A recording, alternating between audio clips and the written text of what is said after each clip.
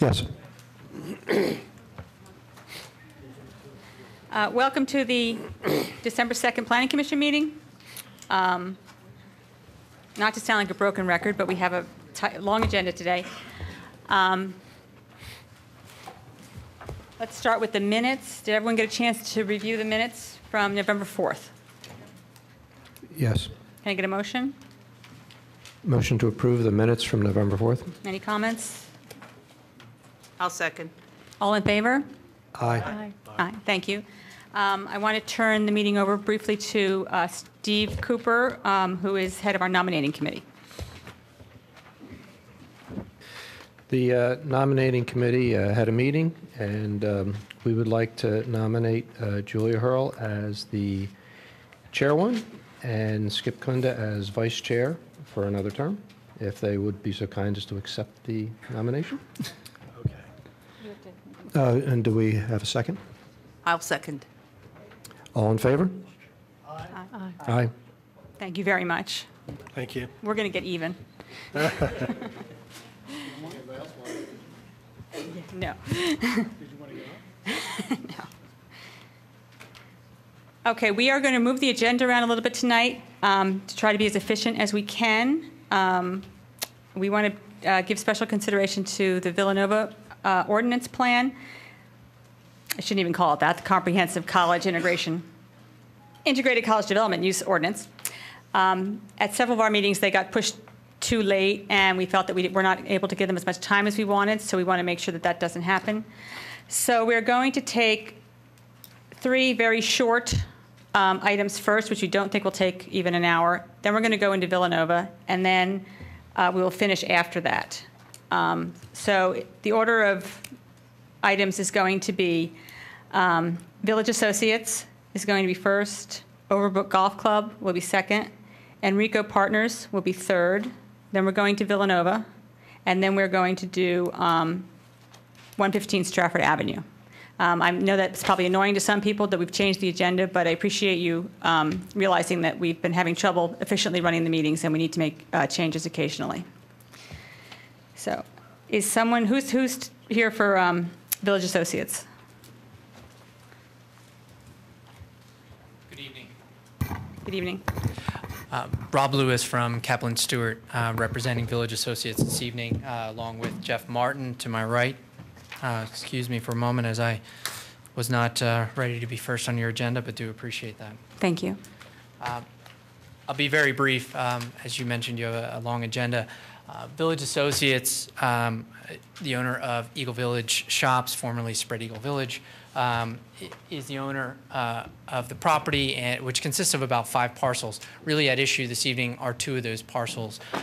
You may recall that in 2010, they were before this Planning Commission and before the Board of Commissioners, and in that project, they obtained approval for the relocation of the Valley Forge Flowers shop. That project has been completed and really is a showpiece in the township. Valley Forge Flowers is now looking to expand and will be able to do so on site effectively within the footprint of an existing building that is there today.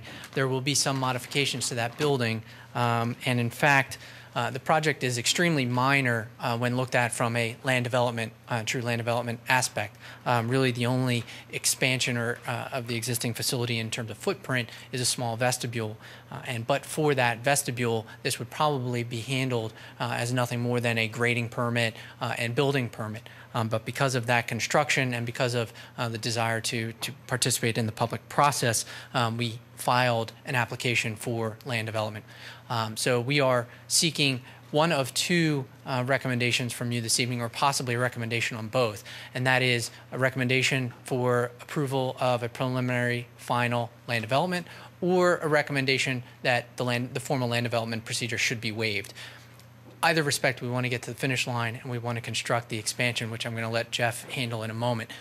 So how we term that? Just state the 2 options again so everybody gets that. We have filed a preliminary/final land development. So there could be a recommendation for approval of preliminary final land development, or in the alternative, a request for waiver of the formal land development process. And then we would simply be processed as a grading permit and building permit. I'm going to stop talking. Allow Jeff Martin to walk you through. Thank you. We love it when people do that. a very brief PowerPoint presentation. One, showcase what was done, and then show you what Jeff has come up with for the expansion. Thanks, Rob. Hopefully you're all familiar with the Valley Forge Flowers project in the Eagle Village shops. I'm Jeffrey Martin from JTA Associates Architects, right here in Wayne. This is an expansion of an existing business.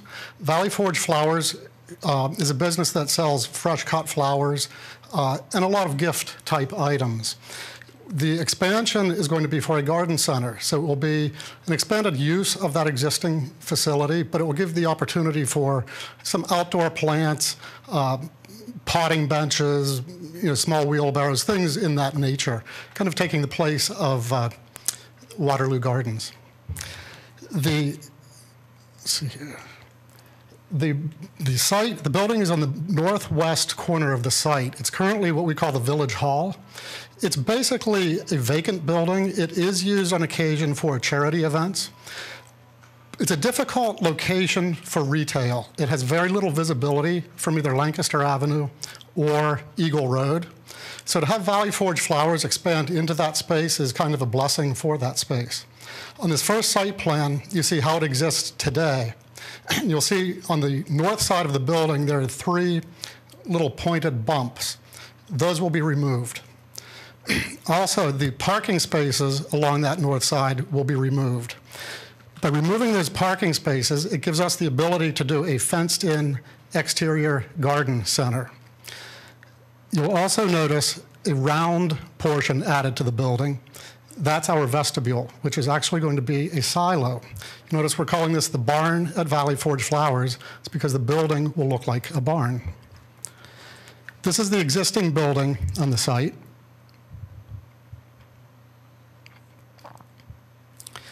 This is Valley Forge Flowers that was completed just over 2 years ago.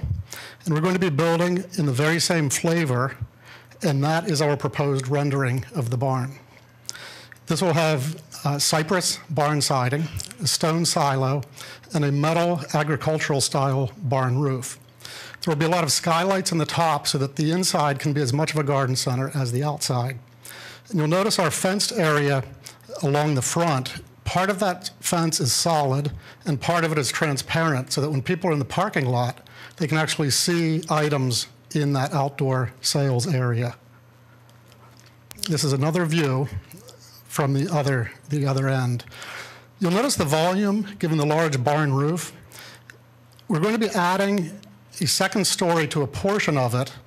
When you look at the plan, the left 2/3, so as you come through the round vestibule, you'll come into a very large open space with skylights above. The area from the staircase to the right is going to be a lower ceiling at about 9 feet with a second floor above that. You'll notice also in a little area that we've labeled the Gelato Cafe. Valley Forge Flowers has a small cafe where you can get a cup of coffee or a sandwich or a salad. In here, you'll be able to get a little cup of gelato or a cup of coffee. The second floor, you can see from the staircase to the right, is mainly going to be for all the mechanical equipment. At Valley Forge Flowers, we did all geothermal heating and cooling. We collected the rainwater for all the flowers. We used a lot of recycled materials. We're going to be doing the same thing here. So that second floor has pumps for the geothermal system and the air handling units. Given the volume, we also have a walk-up attic. They'll just mainly be storage. So that's our presentation, if you have any questions. Thank you very much. Okay. Roger, did you have anything that you felt was important to bring up at this time? No, just to add what they said, there's going to be a net reduction of impervious surface on this, and as they spoke, they're going to reclaim a majority, if not all, of the stormwater on this for reuse for the plants and the other applications. So I really don't have an objection to waiving the land development process if you so choose. They still have to go through the grading permit process and conform with the stormwater ordinance. Okay, thank you. Is there any public comment?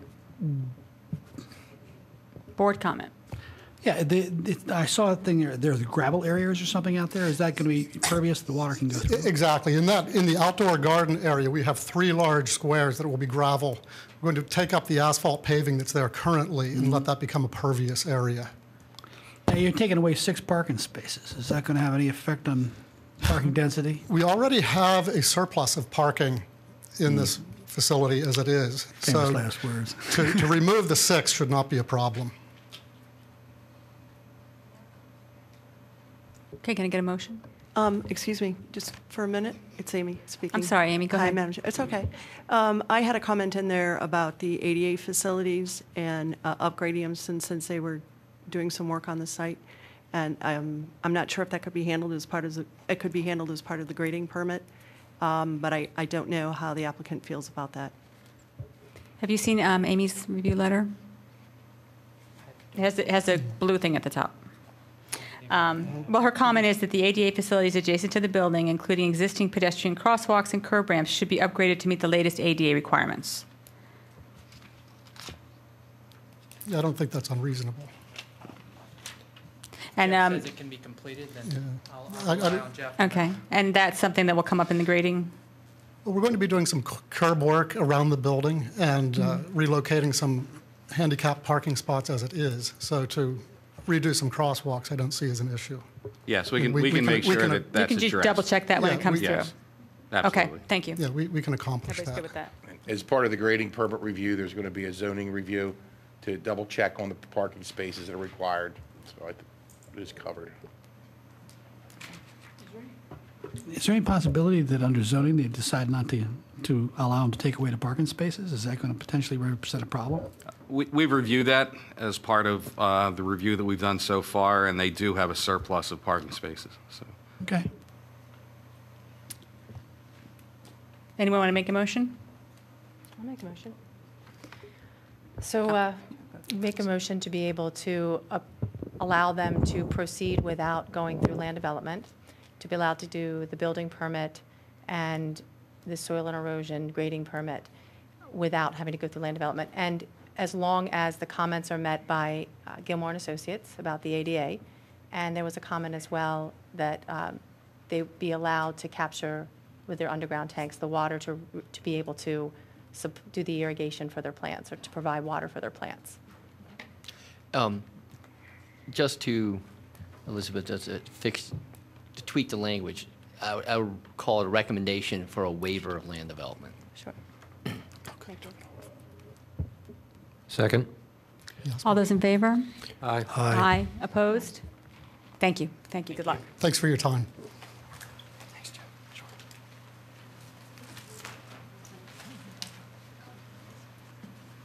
Okay, who's here from Overbrook Golf Club? Thank you. Please step up. Julia, Yes. I'm a member. I guess I should recuse myself. Wait a minute. 1, 2, 3, 4. Okay. Thank you, Steve. Good evening. My name is Fred Fromhold. I'm an attorney and represent Overbrook Golf Club in connection with an application that is being made to the zoning board and for which your recommendation is required under the applicable ordinance. What the club would like to do is provide a new golf cart barn on the property in which to store golf carts, which up to this point have been stored outdoors and exposed to the elements. What the club would like to do on its 130-acre site is to install the barn in the location where the existing carts are kept, adjacent to the golf club facilities, and Dave Fiorello is here from Momini and Associates will show you where that is located on the plan. But by way of a general description, as you're probably all familiar with Overbrook Country or Golf Club and the buildings that are on the site, and they're very much at the heart, internal to the property, not on the periphery, not near Godfrey Road, but at the end of a driveway that ascends a hill from Godfrey Road. And it is in the location of the existing carts next to the golf club facilities where the building would be constructed.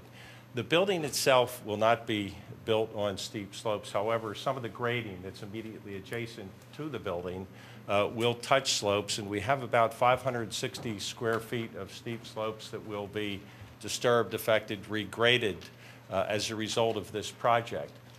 We have met with Township staff to review the application and to determine those slopes for which zoning relief will be necessary, and we have a plan that will show you those little pockets that together comprise 560 square feet. There are some other slopes that are a little bit uphill from those slopes, adjacent to those slopes, that will also be disturbed, but those slopes have previously been disturbed in connection with the grading that was done for the area in which the carts are now stored. And under the Township Ordinance, as interpreted by the zoning officer, and we've met with other Township officials, that area is not regulated by the ordinance. Those are unregulated slopes because they have been previously disturbed. So what we'd like to do is show you a plan, and it's on the wall now. As you can see it, in the center of the 130 acres is a circle that goes around area of work, and it is at the center of that circle where the carts are now stored. And you can see that that is a considerable distance from Godfrey Road, which is on the west side, or the lower left-hand corner of that particular plan. And that is where the golf cart barn will be. Now, we have another plan that zooms in on this particular portion of the club's property that shows exactly what will be disturbed. And what I'd like to do now is have Dave Fiorello come up and describe to you those slopes that will be affected and where exactly they are, for which relief will be sought from the Zoning Hearing Board. We have a hearing before the Zoning Board that is scheduled on December 19th. And just so that you know that the building itself, the barn building for the carts, will constitute a land development because it is the improvement of a non-residential property for a building. And it will require a land development application, and we will submit a preliminary final plan. And like the last application that was presented to you, we will be requesting a waiver of that land development process in connection with that plan, and it will be for you to make a recommendation in that regard at the appropriate time. We're not asking for your recommendation on that request tonight. We are asking for your recommendation as it relates to our request for a variance from the Zoning Hearing Board to disturb the 560 square feet of steep slopes. Dave? Thank you, Fred. Dave Fiorello from Amending and Associates. Around 2004, we had prepared a grading permit plan and submitted to the township for the construction of the existing golf cart storage area. Right now, it's just a macadam paved area with a small retaining wall. Downgrade a little bit of the existing clubhouse. Golf carts are stored down here, and they, when they're ready for use, they're brought up the hill for the members to use and then to take onto the cart. What I have shown in this dotted or dashed purple area was the limit of disturbance associated with that original grading permit. So generally, you can see I've hatched the areas of steep slopes through this area. I have delineated the area within that area of disturbance in a different color to define the areas that were disturbed as part of the original grading permit. The original grading permit showed that limit of disturbance, and now we have a little bit of areas down here that will be disturbed as a result of the construction of the new building.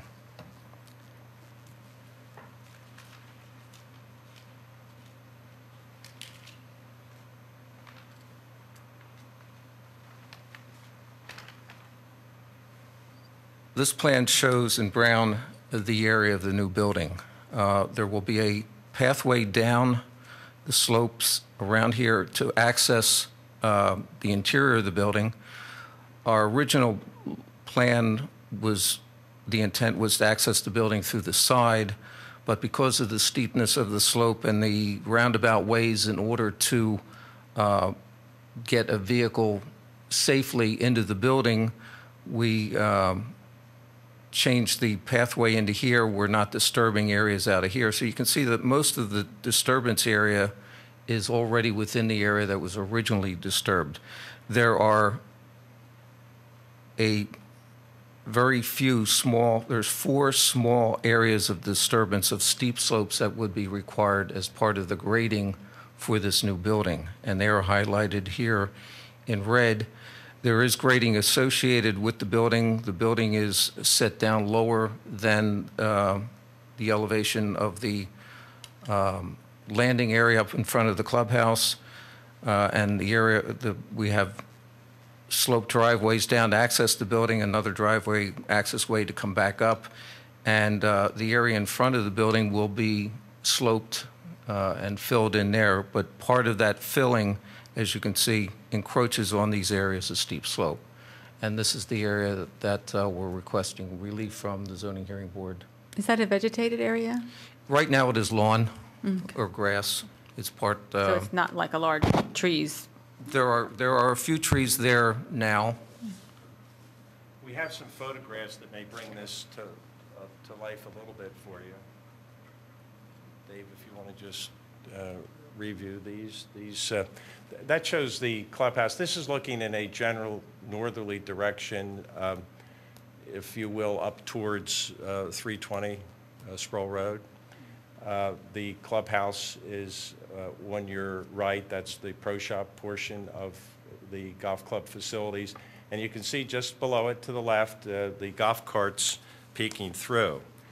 And if you go down slightly below that, you can see where the golf carts are, and there's an expansive golf course to the left out towards Godfrey Road, and the clubhouse facility is on your right. And as you go down into the area of those trees is where we begin to get into the steep slopes. Going down the hill just a little bit further and looking back up, again north up towards 320, you can see the slopes come off, and those pockets that comprise 560 square feet are in that area. This is a view coming back looking general southerly direction, now back towards away from 320 down the hill, and the club house is now on the left, and the golf carts you can see are now on the left, and where the carts are now is where the building would be nestled into that area of the property, and the slopes that are affected fall off towards the right. And the stormwater facilities will be located in connection with this building, but again, out of the steep slope area. They will not be in the steep slope area. And then finally, just another view which shows the golf carts and the expansive golf course. So this facility will not be highly visible, if visible at all, from How many of those large trees will you lose? There'll be a total altogether of 8 trees being removed. Okay, and then you'll replace those, or you have a plan for landscaping? Yes, Julia, they'll have to conform with the Shade Tree Commission on this. Yeah. So when the time comes. And we will be going to the Shade Tree Commission. Incidentally, I meant to mention that Mr. Ted Moser from Overbrook Golf Club is here as well this evening. He's on the building committee if you have any particular questions about the building itself. Okay. But we would certainly be back to you in connection with the land development application. Thank you. We do ask for your favorable recommendation on this application. Okay, thank you. Thank you. Roger, do you have any comments? No, I don't have anything to add to that. Is there any board comment or questions for the applicant? I do. In effect, what's going to happen is the moderately steep slope will become much steeper, but build out a little bit further for the building foundation. Is that correct? I'll let Dave answer what the regraded slopes will be. The regraded slopes will be a 3-to-1 slope. Right now, they're a little bit more than 4-to-1. It'll be a lower slope? It'll Less be steep? steeper. 3 to 1 is steeper than 4 to 1. Okay. And it'll also be moved a little further towards where those trees are, or in place of where some of those trees are. Well, those trees will come down, and as you saw in the photographs, there were a couple utility boxes that control the sprinkler system for the golf course. The toe of slope is just at the base of those utility boxes. And you're requesting a waiver for what, exactly what you're requesting the waiver for? For a variance from the steep slope? Variance from the steep slope ordinance to disturb areas of steep slope. Now, It's section 112 in the zoning ordinance, item E. your ordinance doesn't differentiate between natural and man-made. We know these are man-made. We had some soil testing done to show that the area had been filled at one time. We know they're man-made, but again, since the ordinance doesn't differentiate between the two, we're seeking that relief. Thank you. Thank you. Any other board comment? Yeah, I have a question. Doesn't really pertain to the waivers, but I'm just kind of curious. Is it going to be a flat roof or a peaked roof? It's going to be a flat roof. Okay. Have you considered a green roof at all on it? Yes, they did. My understanding, the costs were astronomical. Okay. All right. Thank you. Can I get a motion? I'll make a motion if you would. I move the Planning Commission recommended the zoning hearing board that a variance to the steep slope requirements, was it 112E of the zoning code, be adopted, be approved. I'll second. All those in favor? Aye. Aye. Opposed? And abstaining? Abstaining. Okay, Susan and Steve are abstaining. Thank you very much. Good luck. And Regina, I'm sorry, and also Regina. We have enough? Yes. Thank you. Thank you.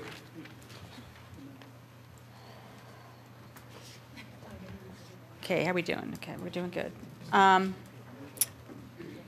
Enrico Partners would be up next. Who's representing?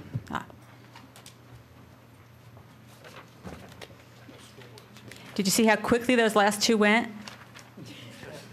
Did you see how got here? Do you see how succinct they were and how they moved right through their presentations? That's great. Well, Okay. I'm Mr. hoping Falcone and I were hanging out together earlier. so. Welcome back. Hopefully, we'll be just as quick, and I think we're well on the way for that. So, my name is David Falcone with Saul Ewing here on behalf of Enrico Partners.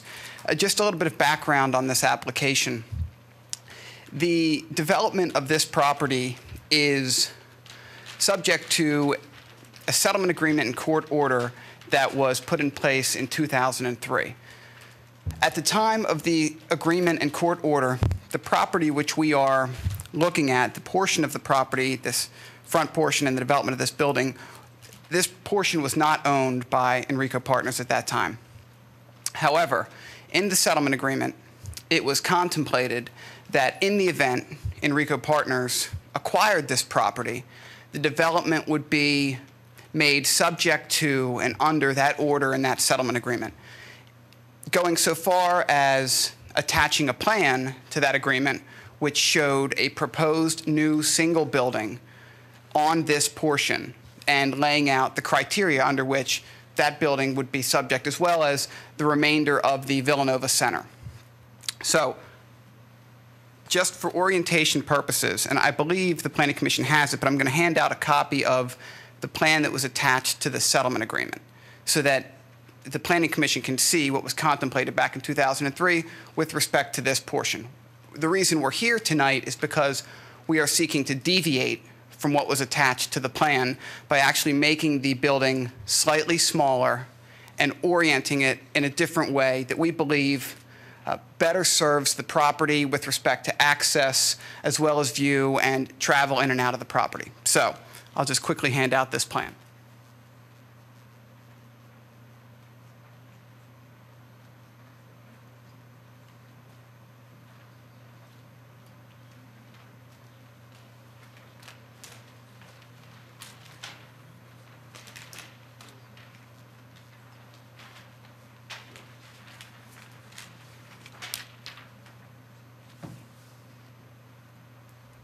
Again, just for reference purposes, the portion that we are discussing is this portion I'm identifying with the pointer right now. This is on the settlement plan. Here's the proposal. The difference, again, is slight deviation in size. The approved settlement plan showed a building 32,300 square feet. The proposed current plan shows 31,730 feet. The criteria pursuant to which the Villanova Center was subject to at that point are shown both on the proposed plan and on the settlement plan with respect to other items. I have with me here this evening our engineer as well as a traffic expert. We submitted an initial plan that showed a slightly different layout for this proposal. That plan was reviewed by the township engineer in October. After receiving the township engineer's comments, we thought it prudent, instead of coming back to this commission, to address those comments, meet with the engineer, and revise the plan accordingly. We did that, and we resubmitted a plan to be reviewed again by the engineer. After that review, he's put out a new letter, which I believe is included in the Planning Commission's packet, which essentially has alleviated most, if not all, of the issues pertaining to the original review. One of the items that was listed as kind of a to-do after approval, not at this level, but presuming you recommend it and it gets approved at the commissioners, was supplying the township with a copy of the easement that we had executed with SEPTA. That's been done and has been delivered to the township. So I would certainly defer to Roger with respect to his comments, but I think the new letter is indicative of the work that's been done on the plan and that we've been responsive to the township's request. Short. That was pretty short. That was good. Could you put the, move the plan over a little bit so we could see that? Thank you. Do you want me to just take it off, this little one? Yeah, that's fine. Okay. Because we have it. It was more background information than anything. It's not being considered, so. Okay. Roger, did you have anything?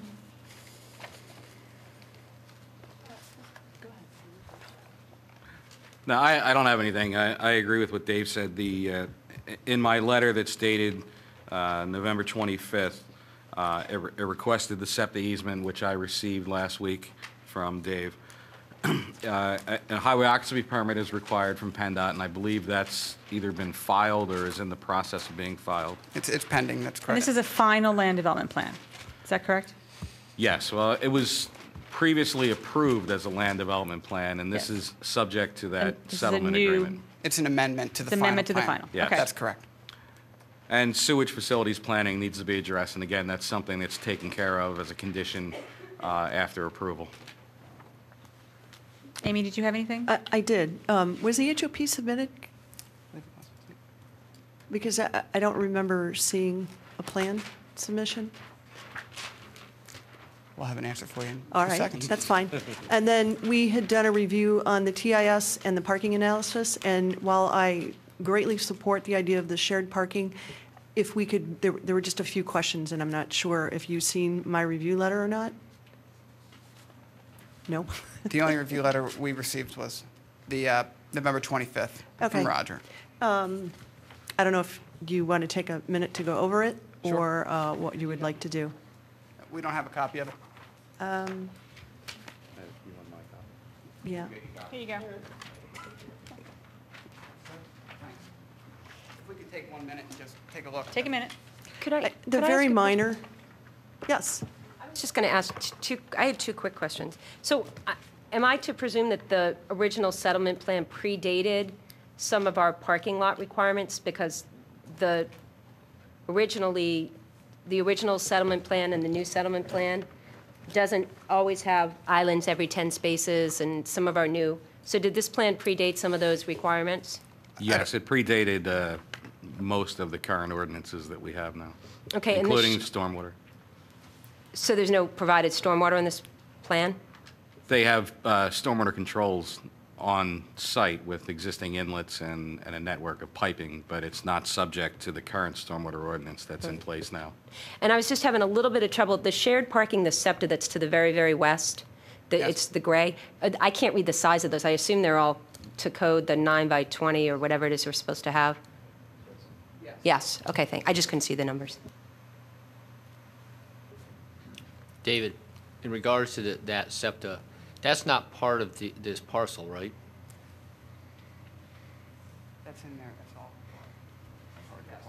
Yes, it's off the parcel. It's off the parcel, and it wasn't part of the original submission or the original settlement agreement? Was not contemplated under the settlement agreement. Okay. Are you providing, does that portion of this plan, the portion on SEPTA, does that comply with our current ordinances? So it meets parking size. What other requirements would you be? Such as stormwater?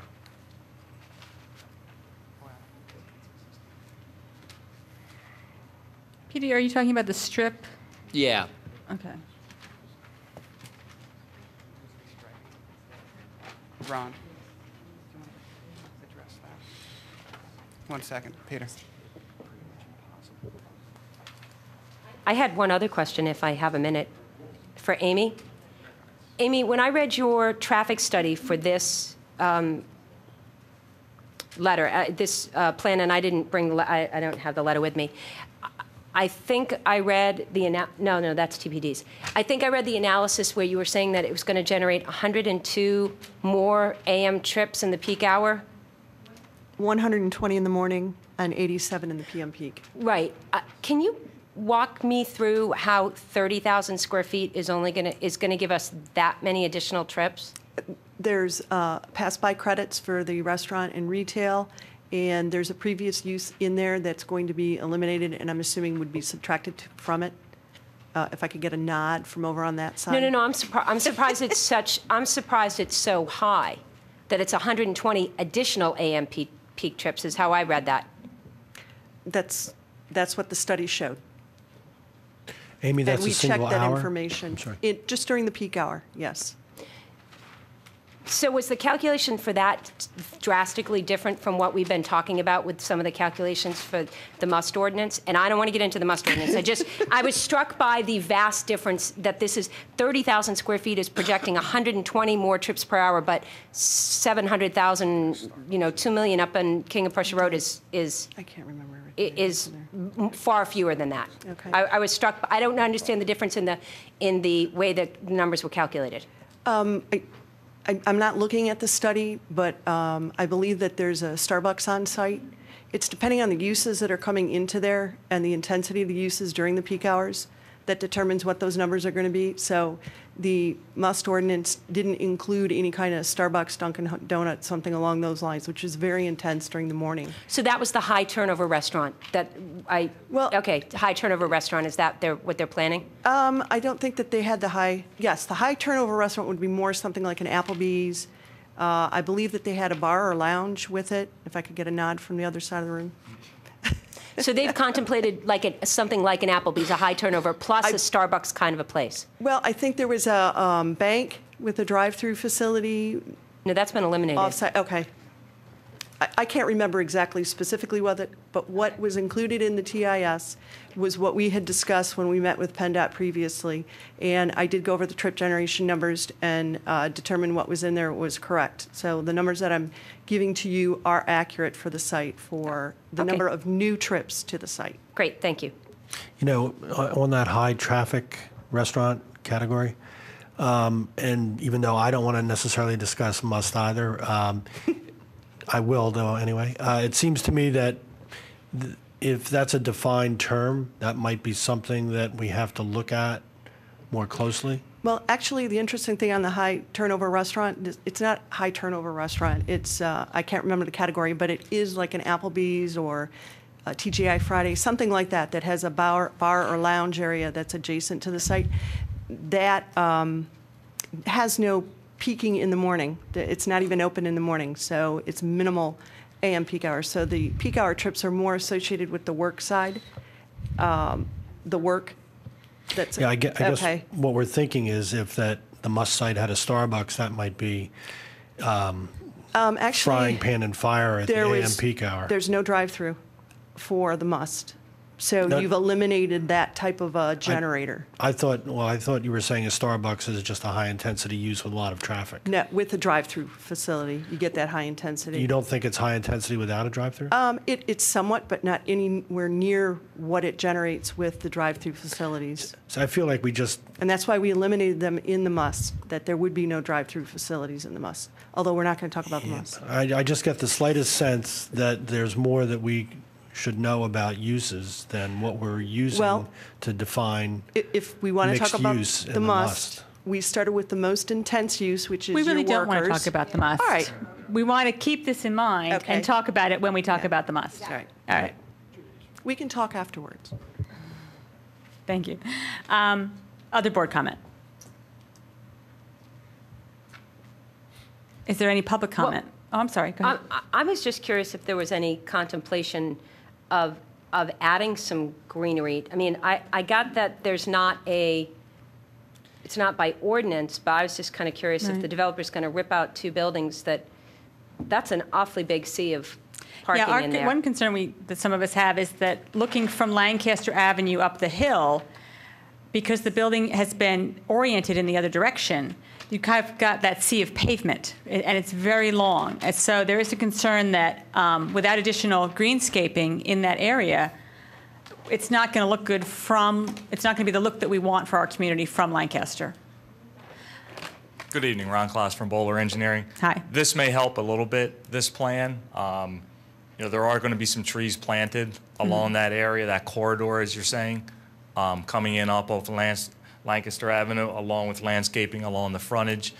We did meet at the end of October with your Shade Tree Commission. We talked about street trees along the frontage. We were going to plant a couple of the required trees along the frontage of this, what I'll call the corner piece, or the piece closest to the railroad tracks. There were 7 total street trees required. The balance of the 5, the Shade Tree Commission agreed that maybe it makes sense to spread those out across the frontage, since there aren't some trees closer to the Kenilworth Road side of the site. So there's some streetscape that's going to be planted all across the frontage, as well as up that, what we're calling the corridor, the main drive aisle entrance off of Lancaster Avenue. Okay. Peter, I guess.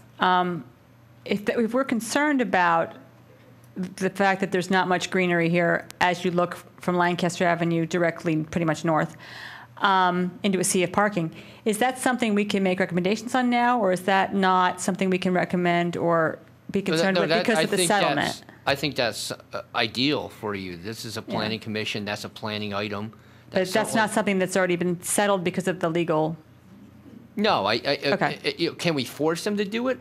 No. I don't think so, but I think certainly it's something you can recommend. Mm-hmm. And if something that you might want to recommend to the Board of Commissioners, that if this plan needs some sort of waiver or something where the board can say, well, yeah, that's fine, but we'd like to see more trees.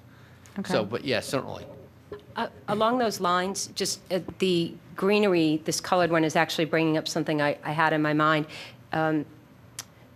If I'm working in the buildings that are to the east, and there's a new restaurant in there, and in particular if there's a Starbucks, I'm envisioning people wanting to walk across. Is that a hash mark for a crosswalk? And did you consider putting that more at the front of the building where people are likely to pull in to, say, go into the FedEx or a couple of the stores there, and keep their car there and just walk over to this building rather than get out, come out, drive around over to this the other side of that driveway, which is a very congested area when I go in there. It's tricky maneuvering right there at that light. And there was 2 reasons. One, there's a grade differential towards the front of the site, whereas towards the rear of that building on the right-hand side as you come in, there's not.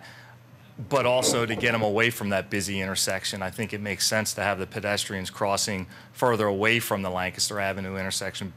As you said, that is a pretty congested area at times. So will there be a sidewalk along that building? I call it the FedEx building, but you know what I mean. Yes, there is sidewalk there, and then a striped across the drive aisle would be pedestrian crossing area, and then pedestrian crossing continuing through the proposed parking area to the new building. I have a couple of questions, and they might be for Amy. Rob, could you just maybe point that out where that crosswalk is, please? Thank you. Yes, and I wanted to clarify that PennDOT will require a crosswalk up on Lancaster Avenue at the signalized intersection, up off Lancaster. Okay, so it's great having that second driveway in there because most people aren't going to walk out there, and I think that it concentrates your pedestrians so they know where they should be crossing. As part of this plan, will you also be addressing the left turn lane coming from the west headed east on Lancaster Avenue, because it's very small right now, and that's going to be tough to get in there, but we have a bridge that's in the way, so we really have a hard time getting another lane in there because of the bridge abutments. So that's going to be a difficult piece. And so that was one. And the second one was the signal timing of that light is very long, so you can have a really hard time, especially if you're in the FedEx parking lot, turning left to get in to wait for the line. So, because it builds up back close to where the crosswalk is sometimes, and then if you're in the FedEx parking lot, you can't make a left to get into that traffic, and with the volume of traffic coming in, it's going to be really difficult to get out, and it's a really long light. So do you guys, who will be addressing, and at what point will that be addressed in terms of the timing of the light and how to make a left-hand turn? That was one of the comments that we made, was that there were some queues on some of the, and stacking problems, and it's going to have to be a coordinated effort between the township and PennDOT. And we have had some meetings with PennDOT to discuss those very issues. At this point, we haven't decided exactly how we're going to handle that.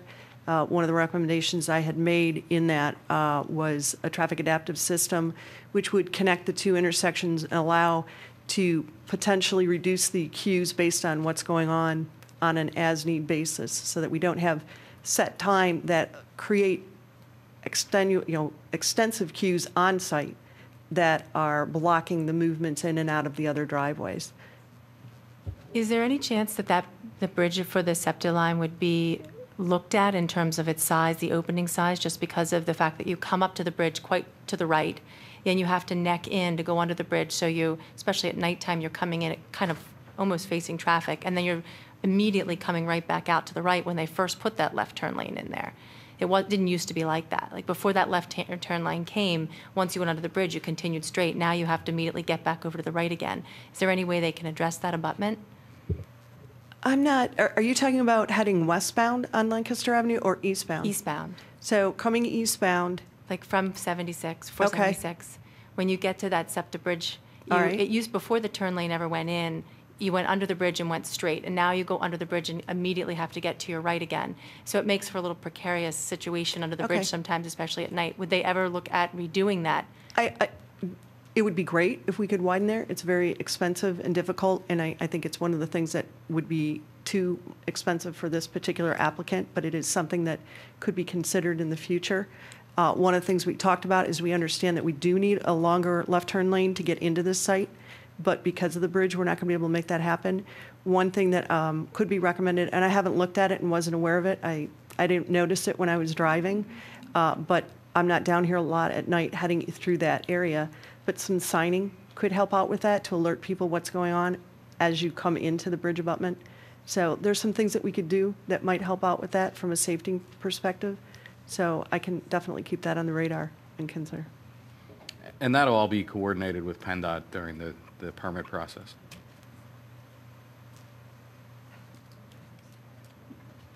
I have sort of an off-the-wall question for you.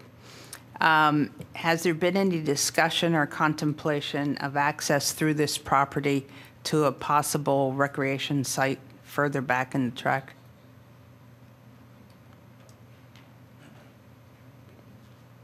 I'm Jerry Holtz with Enrico Partners. I have talked to Township Manager about this. It was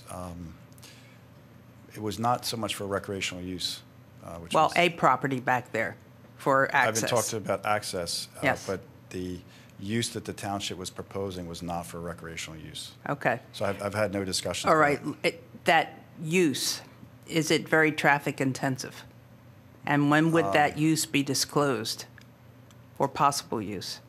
I have no idea. I've had no discussions other than just. You want to jump in, Steve?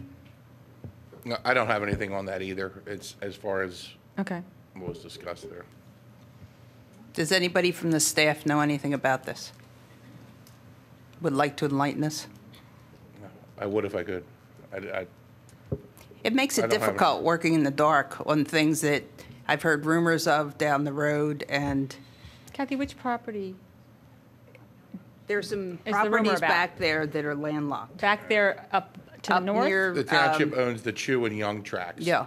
One which is accessed off a county line, one Okay. which is more landlocked, which this could, I guess, possibly be an access to. Right. At one time, they were talking about it years ago for a park and ride. Okay. And I don't know that that would ever work, but there's been other rumors since then, and I was wondering if there was any discussions regarding that. No real discussions, no. Okay. All right, thank you. But you are certain that it's not recreational? Yeah, the use was not recreational. Are you under a confidentiality agreement? No, Can it was a township use, What was that use? Public Works. Okay. Any other board comment? One other comment. I saw, I think in the traffic study that you have excess parking. Since you have excess parking, would it be possible or could it be considered to expand what look to be grass islands to a slightly larger size to accommodate a few more trees? Or that long grass strip up there, that would certainly break the upslope. To block the, That would be a little tougher, I would think, but Where are you referencing? maybe not. Where are you referencing? Well, okay. Okay, there's two little islands right there that are part of the view shed from Lancaster. And if you have excess parking, if you just took out one of those spaces, or possibly one of the two spaces in between, you could expand those grass islands to accommodate shade trees. So put kind of one more in the middle. Or make the two larger. make both of them larger, large enough to put in some significant trees. Right.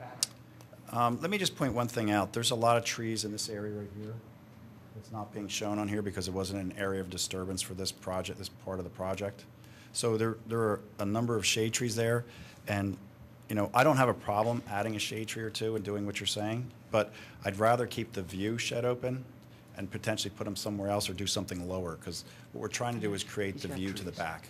Okay, and there is a lot of lovely landscaping back there. So, I'd be happy to put a island in there, so to speak. Just, it's a lot of paved area. I would be happy to do that, Sure. but I'd rather keep it maybe potentially lower. Reduces the heat, it's aesthetics. Are you taking out the fence? You must be between the, where the wine store is and this building? Yeah, essentially the grade, it'll be all one now. So, you're not going to have a fence. There's no wall. You're going to change how are you going to fix that grade? It's pretty significant. It's actually, I'll let Ron talk about it, but it's actually not. I mean, go ahead. Because we're redeveloping the whole area from front all the way to the back, there's enough area in there that we can make up that grade change over that large distance or that longer distance. So it's not the intention to raise this building up to meet the back, but rather to smooth out that the grade difference from the front to the back? The finished floor will be a little bit above where it is now, but the grade transition actually occurs behind the building. No, I knew that. I can picture it, right. Back through this area. Right. Okay. So on the parking, we did get a comment from Amy on that, and to the extent that the parking numbers are acceptable to the township, reduced or whatever that might be, we would be happy to expand our islands. But they would have to be, the numbers would have to be approved by the township as acceptable under the settlement agreement as well as under the plan. So we would have to be mindful of that. But if it's acceptable to the township, we have no problem expanding the islands. Do the parking spaces that ends of which are on the SEPTA property, are they already there? There's some paving along there, yes. Okay, and so it's not actually a change, you're just repaving, restriping what's already there? Restriping, paving, right, and entering into the agreement, the easement agreement with SEPTA, which we formalized and submitted to the township. Thank you. Is there any public comment?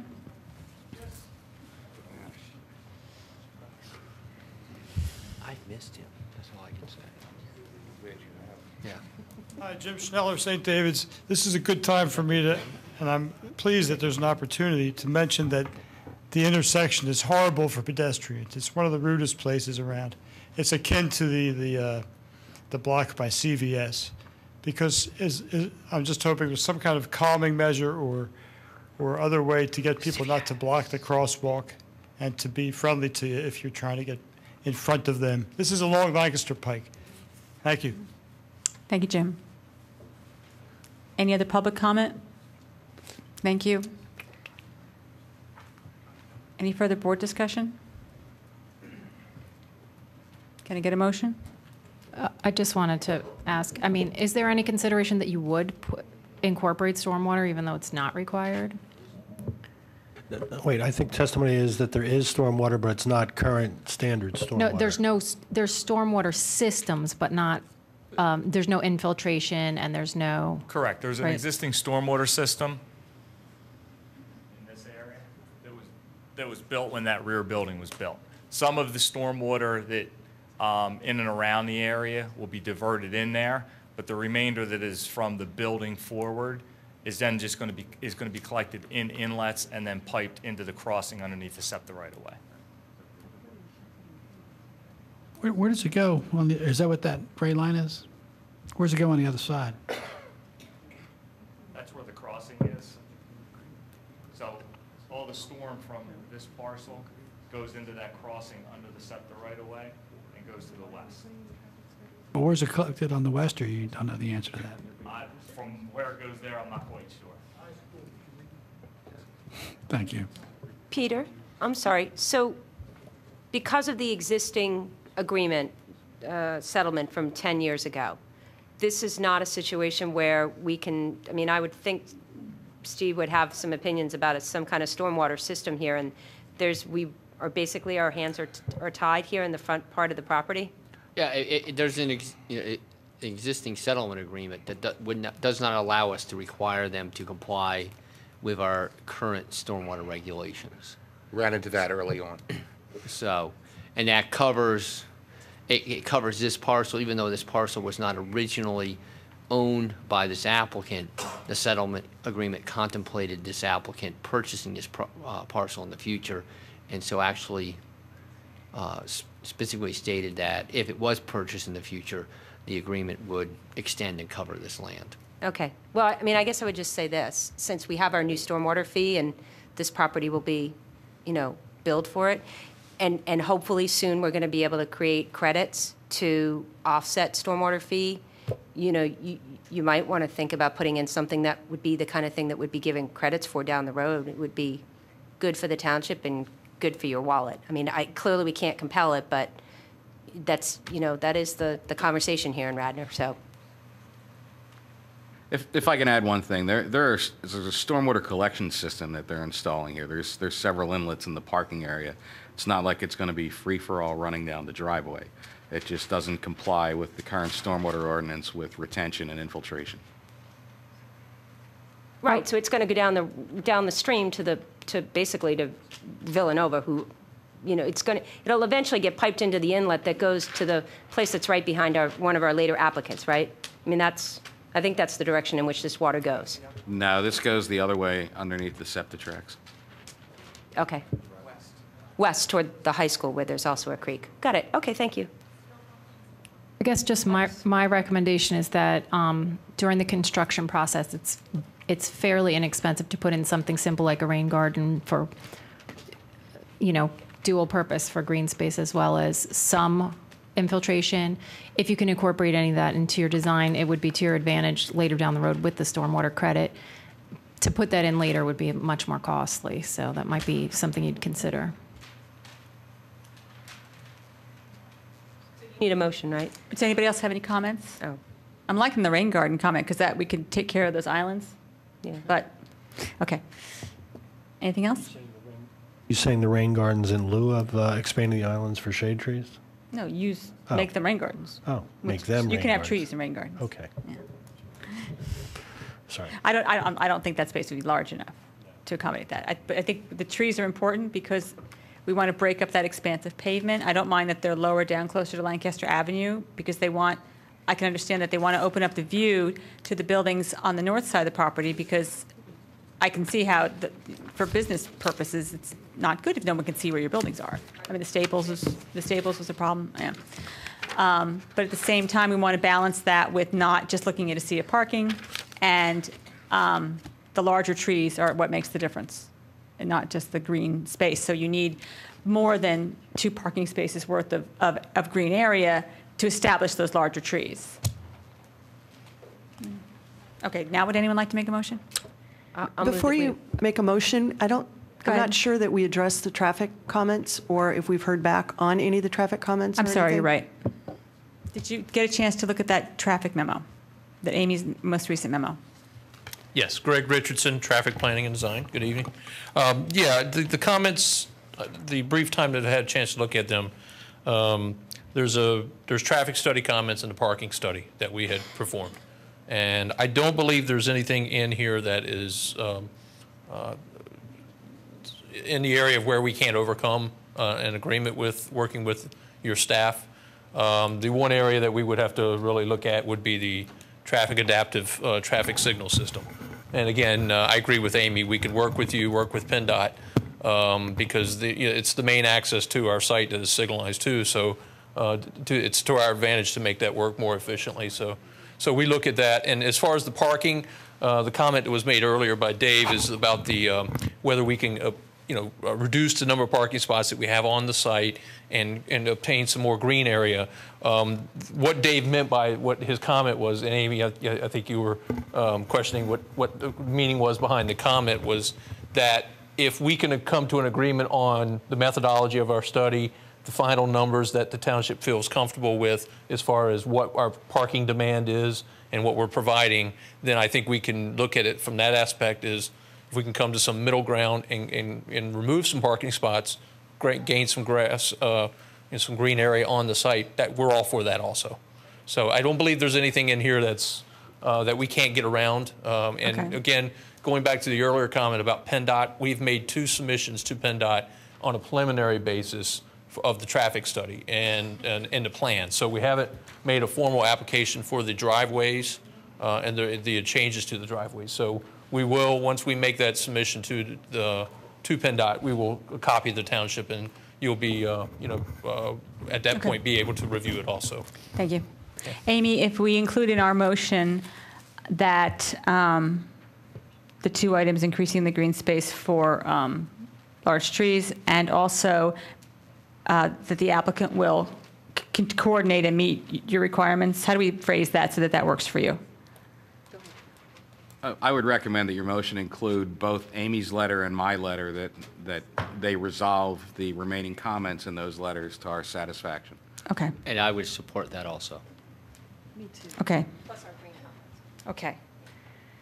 Who would like to make a motion? I'll make a motion that we recommend approval of the plan as proposed, conditioned upon meeting Gannett Fleming's letter and Gilmore and Associates traffic letter, and that the applicant work with the township to incorporate some of the green suggestions that we've made about increasing green areas and incorporating more trees, and to consider all stormwater mitigating factor, ideas that would, I think would really, it's going to benefit you when the stormwater fee comes. So we can't make you, but it would sure be nice if you would do it. And that's my recommendation. My motion. That was lovely. Thank you. I would just add is the Gannett Fleming letter of November 25th, 2013, and the Gilmore Associates letter of December 2nd, 2013, since there are multiple letters. Thank you. Can I get a second? Second. All in favor? Aye. Aye. Opposed? Abstentions? Thank you. Yes. Thank you. Did I write on it? I don't think so. Okay. You can keep it. Everybody get out your CIDC. Does anybody need a break?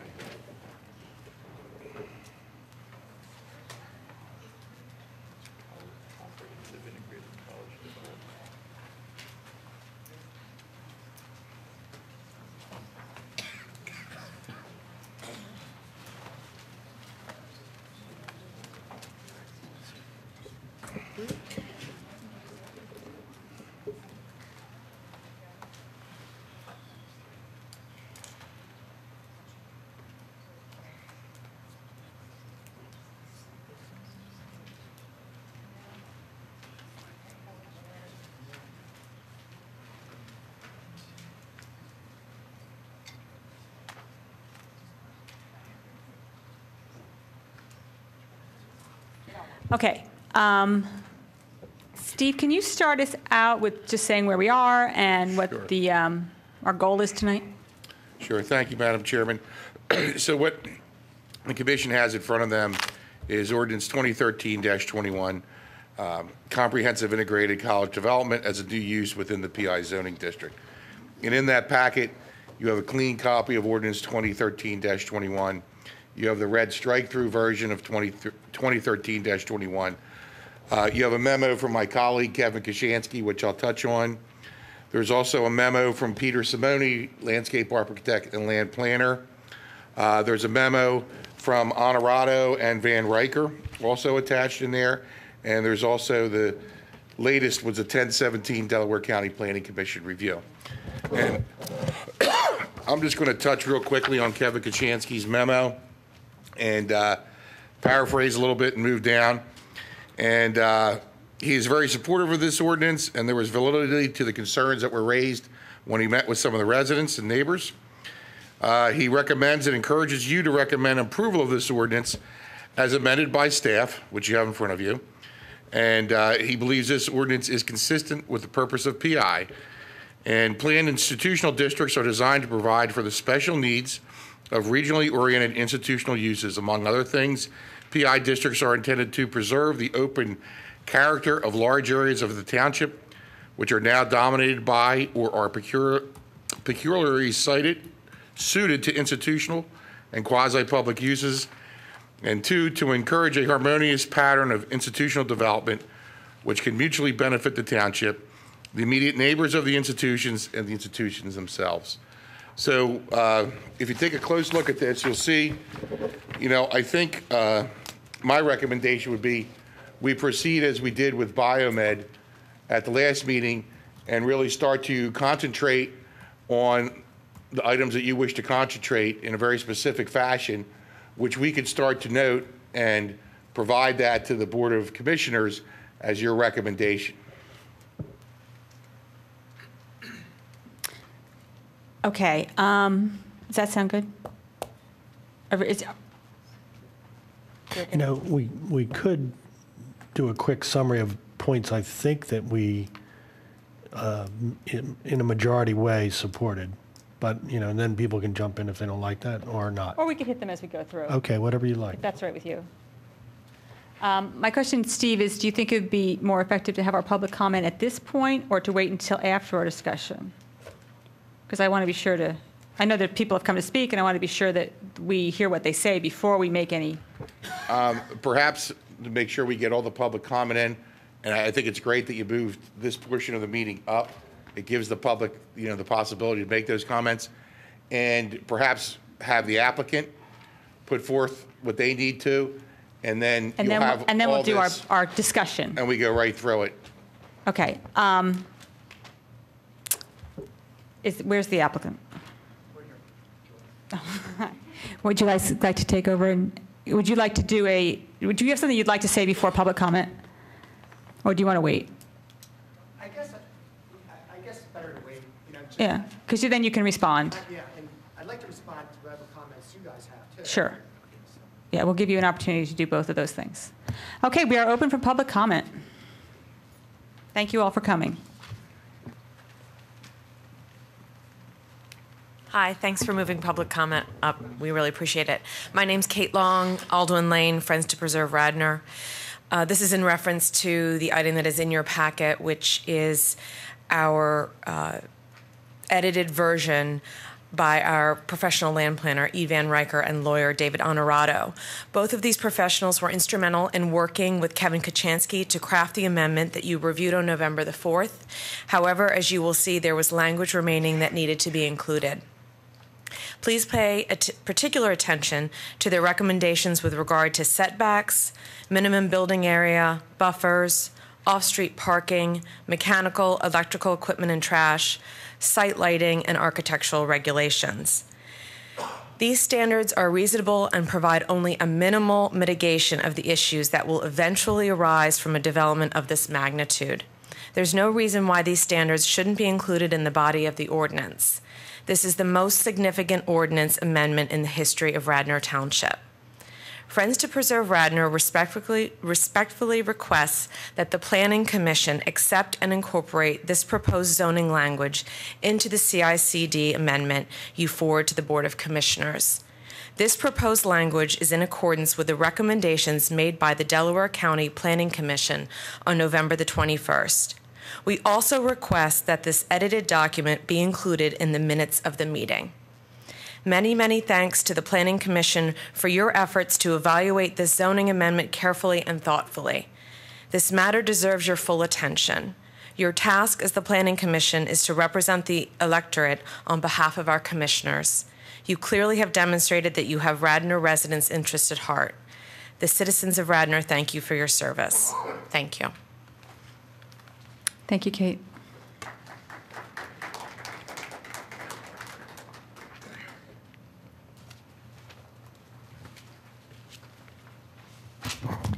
Good evening.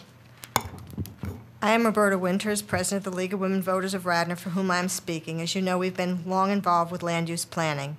And as some of you may know, on November 27th, the Delaware County Council unanimously adopted a resolution for a comprehensive policy framework plan known as the Delaware County 2035. This document provides a vision for the county and includes policies for development, redevelopment, conservation, and economic initiatives. The plan also provides townships, including Radnor, with a framework for strategic use of public resources to improve the quality of life for all its residents. According to the report, the plan also integrates previous planning efforts with, quote, current revitalization and preservation strategies that will guide municipalities, developers, preservationists, and others in setting priorities for where and how the county should prosper during the first third of the 21st century, unquote. Following a brief review of this document and its well-delineated maps, the following questions are raised. Are the proposals before you consistent with the shared countywide goals encompassed in this document? Is a more densely populated activity corridor a desired outcome? If enacted, how will proposed development impact proposed greenways and open space as delineated in the plan? The Villanova area is deemed a transit hub that is accessible by bus, train, and trolley.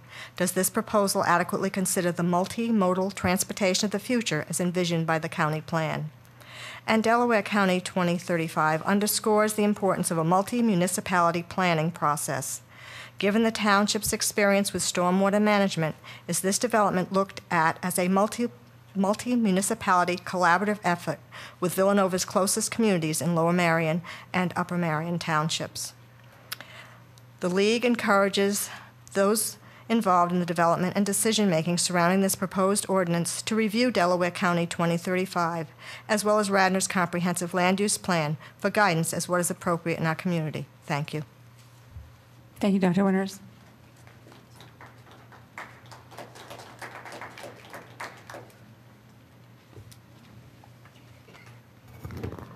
Hi, I'm Patty Barker. I live in Rosemont. I'm chair of the Garrett Hill Coalition.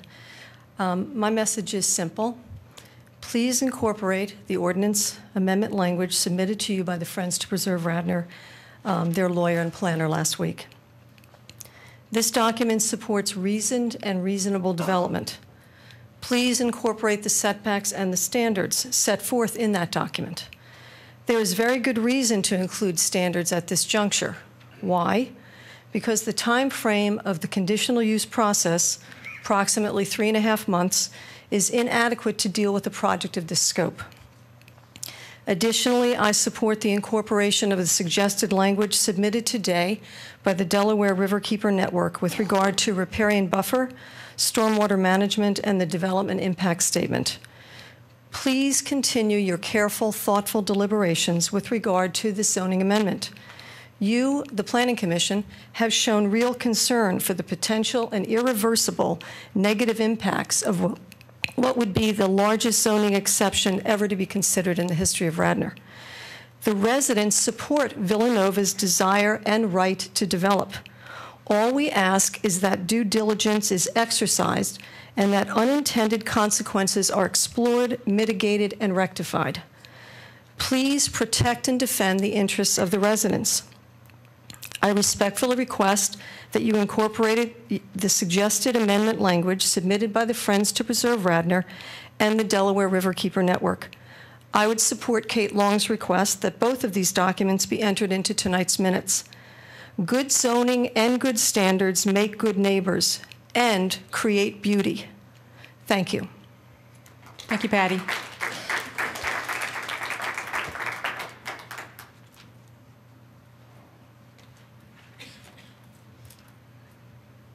Good evening. My name is Philip R., Meredith Avenue in Rosemont, and thank you for allowing public comment on this, especially at this early hour.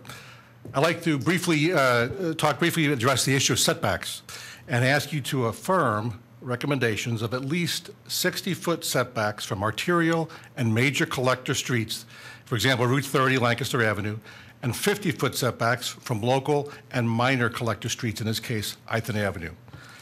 Now, at this point, I have a handout, a map I'd like to give to you guys.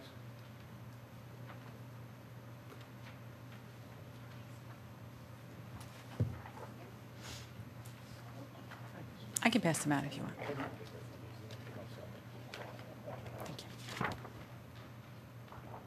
Mr. R. Can you hear me? Can you put up the screen there so I can help? Mr. R., do you have a copy for the secretary, Sure. per chance? Definitely do.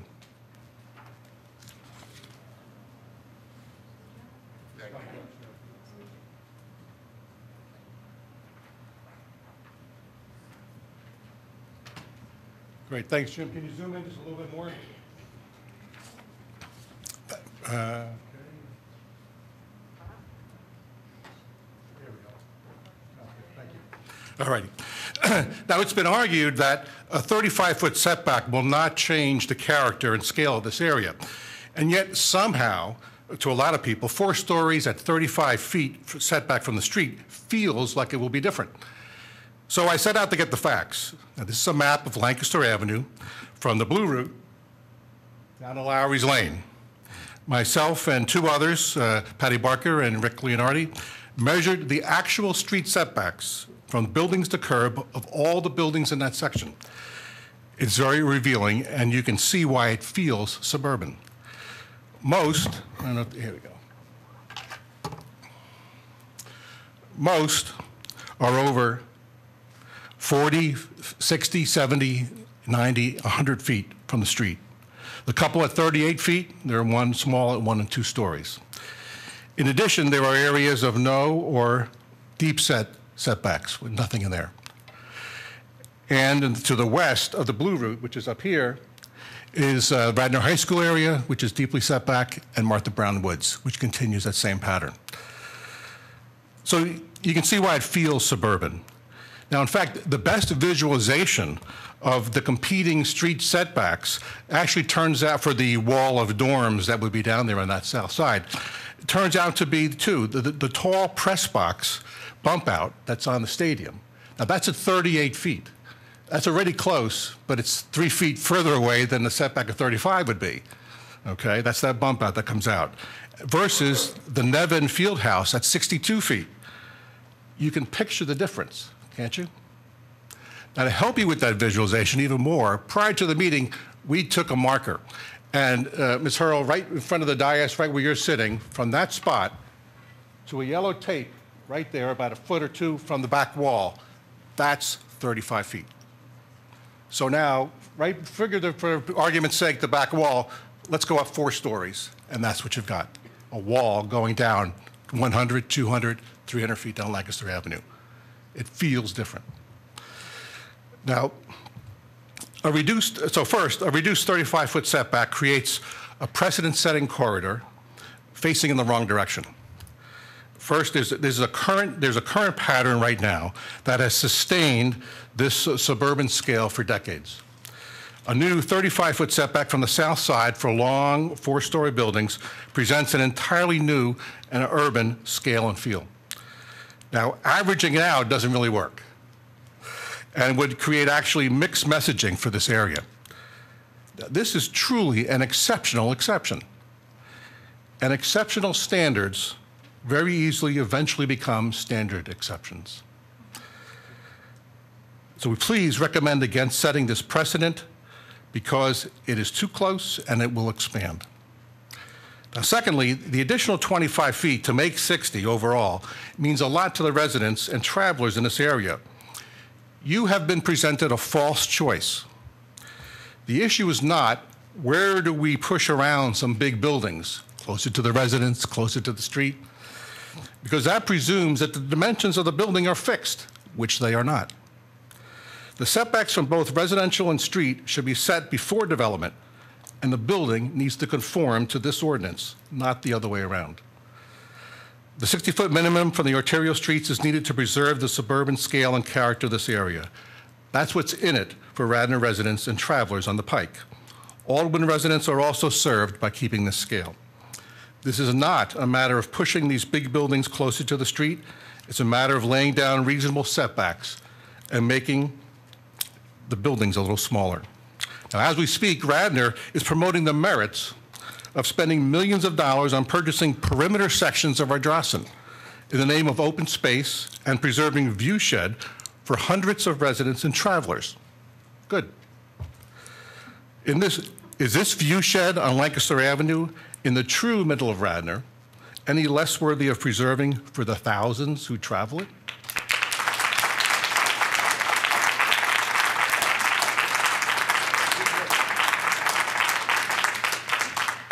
Now, lastly, of course, I'm sure the 25 feet means something to Villanova. So let's see what it would be. Now, these would only affect the 6 north-south wings of the 2 buildings. Let's do a little ballpark analysis. 25 feet, I'm going to guess, is a half a suite. It's probably less, but let's be aggressive and say it's a half a suite. Times the 3 floors of a dorm space, because the first floor is retail. Times the 6 wings, times 4 students per suite. Maybe it's 3, I'll say it's 4. That's 36. That means 3 dozen students out of 1,165. That's just 3%. Surely this is not an unreasonable burden on any development plans. And if it is so, surely the highly competent architects that they've hired can find a way to fit in 36 students into a building in that spot. So please strongly recommend reasonable and necessary setbacks for this precedent-setting zoning exception. Nobody's talking about stopping development. We just want to be able to live with it as neighbors, as a township, now and in the future. Thank you for your service to the township. Thank you.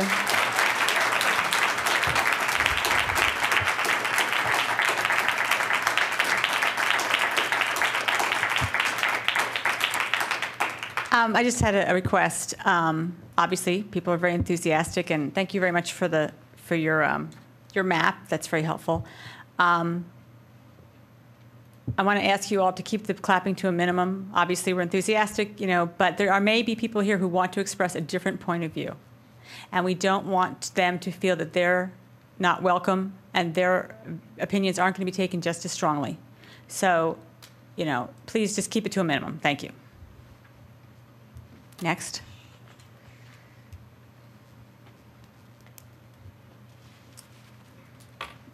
Jim Yiannopoulos, 15 Braxton Road.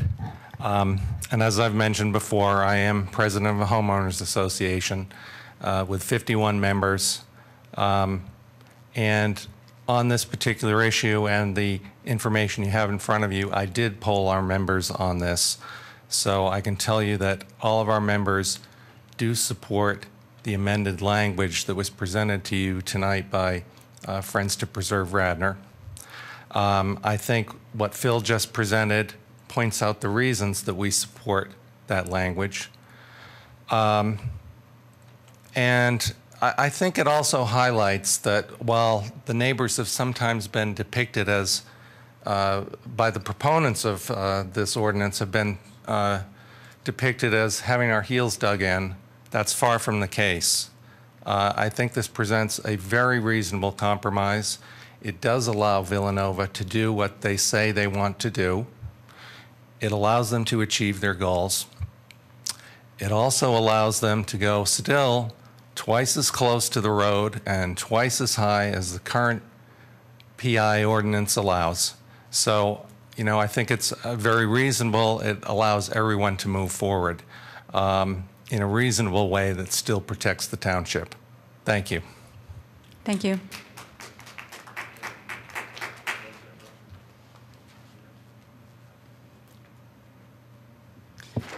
Maya, some of us didn't get your notes in time to read them. Did you bring copies? I attempted to, but I was at another hearing all day long. Okay. I have 3 copies with me, if that'll do it. Mrs. Van Rossum, if you could, the recording secretary could make copies because we don't have them either. Oh, we did email them to the township today, and they were Okay. emailed by my attorney, so it wasn't the normal bounce back of every email I sent. We just, staff doesn't have them, I don't think the board has them, so. You have yours, okay. We have one. Some people have them. Oh, I did, yeah, no, I have it. This is the one sent by Thank your you, Maya. colleague, Go ahead. right? Pardon? Sent by your colleague today. Yeah, it was Yes. it's sent by Jordan Yeager with Right, Kurt and yep. Hefner, legal counsel. So I do apologize for that. We did attempt to get it to everybody today. And I also hope that you have, which we did send in, the 11/11/13 comments that we submitted, in which we talked about the issues of stormwater buffer, offsets for open space offsets, and concerns about the impact statement language and its shortcomings. What I did when it became clear that the township staff was not going to be taking these to heart in terms of giving you the kind of language we felt was necessary, we, the Delaware Riverkeeper Network, was necessary to genuinely improve the ordinance and address our concerns, I did hire one of my experts on stormwater and legal counsel who works with municipalities to craft language that you could use and adopt whole cloth as we propose into the proposed ordinance and address the issues that are of primary concern to the Delaware Riverkeeper Network. So I'll just go through them. I'm not going to go through the specific language. You're going to have it, and when you get it, you'll be able to digest it fairly quickly. I don't think you need me to go through it. But on the issue of stormwater runoff, we have said multiple times that there should be enhanced stormwater management requirements in the proposal.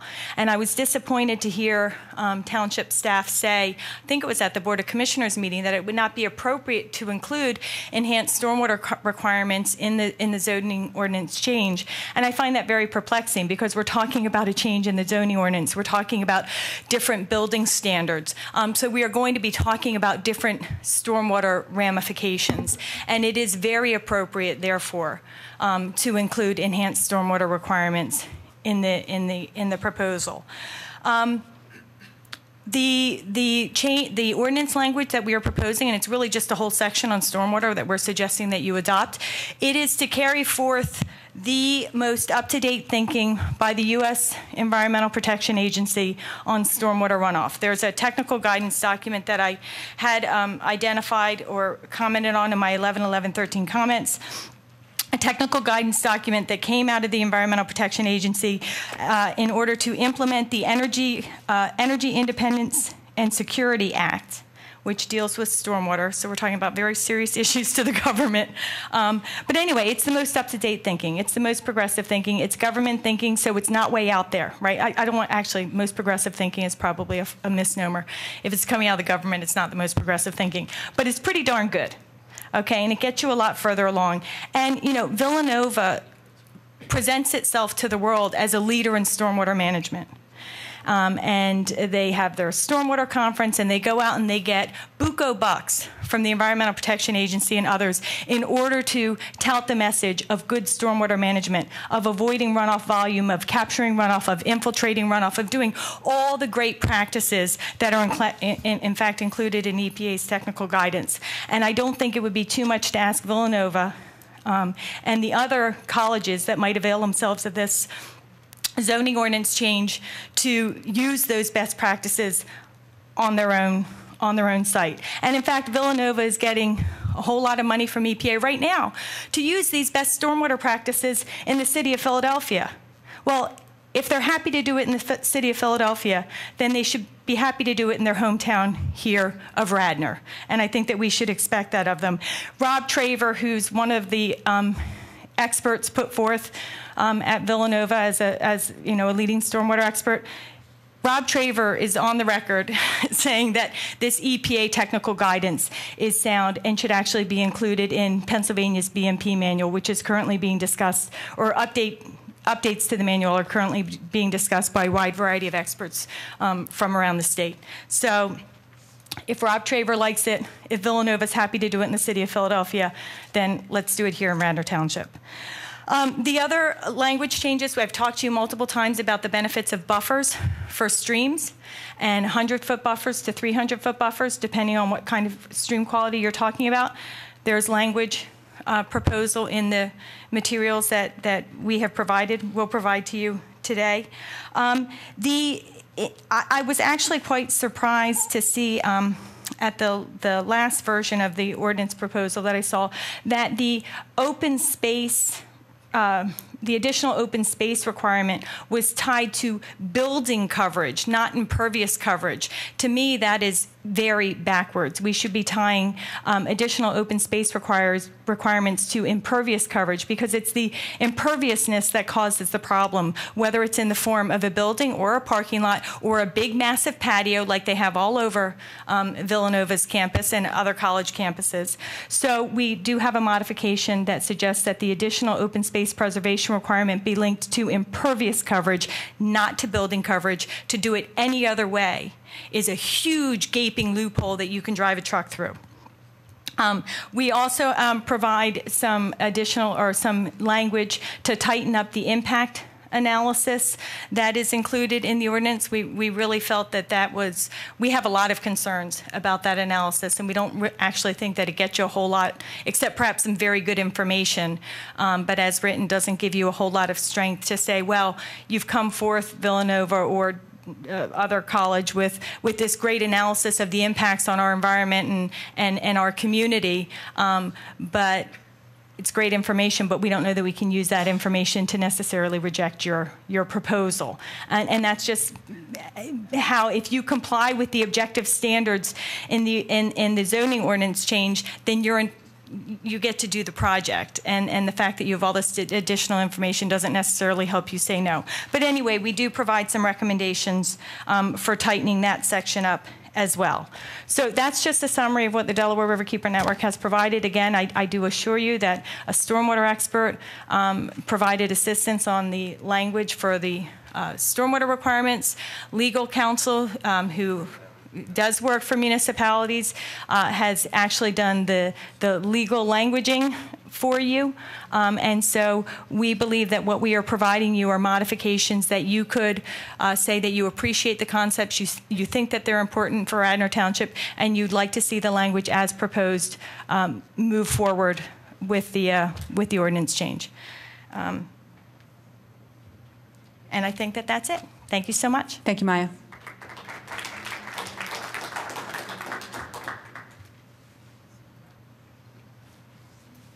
Hello, Jim Schneller. Happy to be addressing you again on this issue. As you know, I'm not exactly a proponent of the proposal, and as a legal matter, I still question the fact that Villanova has been given such a wide berth, and I question the very fact that the time frame has been so short and the public input has not been heeded, with all due respect, in the way it would be in a typical proceeding. I'm afraid that the bias here has disillusioned most of the residents of the township who pay attention to this sort of episode. I do believe it's a travesty the way that the zoning would be suddenly changed in such a huge way. I think also that the fact that the staff has been allotted so much time, so much of our resources, that the project clearly has a appearance of special interest, not only coming from the outside, but being condoned. And I'm not here to criticize. I just hope you'll compensate, because this is another reason why you can put your effort behind keeping it balanced and keeping the interests of the residents first and foremost. Because I don't think, especially when the entity is not paying taxes or the commensurate taxes with the infrastructure that they're using, and that includes our streams and our air, that they should have one iota of special treatment. As a few small comments, because you've heard most of mine, I think that you have to look at it, and you are more educated than me in this respect, but you have to look at it as what will foment a conversion of our way of life. I like to come in here and speak on behalf of people who aren't quite in the immediate region, but who use it daily. And you're going to convert Ithan Avenue completely. If you give the kind of leeway that's currently stated, I think will not be recognizable. And that includes the intersection on Conestoga. And of course, we have to laud whatever effects it will have on County Line with that snake-like intersection down under the SEPTA tracks. The other conversion that you're considering, if you don't tighten this up, is Lancaster Pike and the current viewscape, and the very fact that setbacks mean less glut and less blight because they limit the amount of effect that's going to happen. And without criticizing, but certainly there's been no description regarding the fact that if the current setbacks are permitted, or even a 60-foot, and I believe that you should put 90-foot as a goal. If the university is going to continue to use it as a hedging point, make it 90 so that the ultimate 60, which has been so nicely researched and was presented at the Planning Commission, the Delaware County Planning Commission last week, takes hold. However, what hasn't been mentioned is the fact that even if a 90-foot setback occurred or a 75-foot setback occurred, you're going to have one side of Lancaster Pike having a far different appearance than the other. And as citizens and longtime residents, we're just used to that pleasant feeling that it's a balanced street and that we've got some kind of a government making certain of our comforts and what we see as we drive or walk. More so in both respects, and overall, this is going to be a large conversion of pollution. Our ears are going to be polluted. Our comfort is going to be polluted. That's for drivers and pedestrians. We're talking about large percentages of decrease in our comfort level in sight, also in smell, in our lungs, in the nature surrounding us. And I don't think that we can just say, well, it's the university. Well, they're going to get their way. I ask you in all ways to be strict. There must be a policeman or two amongst you that really wants to be strict. Please do so. That's a term of speech for, enforcer. I'm wrapping it up, honest. Finally, as a particular fault I noticed that could be easily corrected, if there is currently an issue with having too close a setback from a public transportation line, but then the neighbors along Aldwin have a situation where they would, if there was just a 20 or 30-foot setback created, which I don't think matters at the eastern half of where the site is right now, just make it a 30-foot setback from a public transportation line, unless there is an R5 nearby, in which case it shall be 100 feet from that zone, rather than measured from the SEPTA tracks 30 feet, give it 100 from the R5, which even if it's across the SEPTA tracks, non-inclusive of the SEPTA tracks, you have a 100-foot setback. I am also a Route 100 rider, and I have to tell you that the ride... Remember you said you were wrapping up? The ride, yes. The ride will be disturbed for what is one of the most beautiful trolley rides in metropolitan America. And with these current setback changes, you'll have buildings for another 200, 300 feet. Last and not least, I'd like you to know that the proposed must zone, MUST, is not across the Blue Route and somewhere in Ohio. It's right here in our lap. So you have to consider them together. I think you could table your decision pending the must. I think many commissions would. Thank you, Jim. Is there any other public comment? Okay, thank you very much. Nick? And Julia, all I really want to address, I know the front yard setback, I know that's an issue before the board, so I'll address that now instead of waiting later. One thing, and I must commend the neighbors, they did a lot of work on that, but remember setbacks are measured from the right-of-way, not from the curb line. Normally your right-of-way is about 15 more feet inside the curb line. And in fact, the CICD development will be obligated to comply with the ultimate right-of-way, which is 80 feet. So 40 feet from the middle of the street, actually. So it's not from the curb line, it's actually further in when you measure setbacks. So those buildings actually are closer to the right-of-way than is indicated there. Excuse me, Nick, if you don't, Just, can I ask a question? So from the curb line, how many feet is the building? I would say it's probably about another 15 feet approximately. So Normally, it's 50 feet from the curb line? Yeah, because normally the dedicated right-of-way, I believe, along Lancaster is probably about 50 feet. Is it 60? Okay, so it's 10 feet actually then.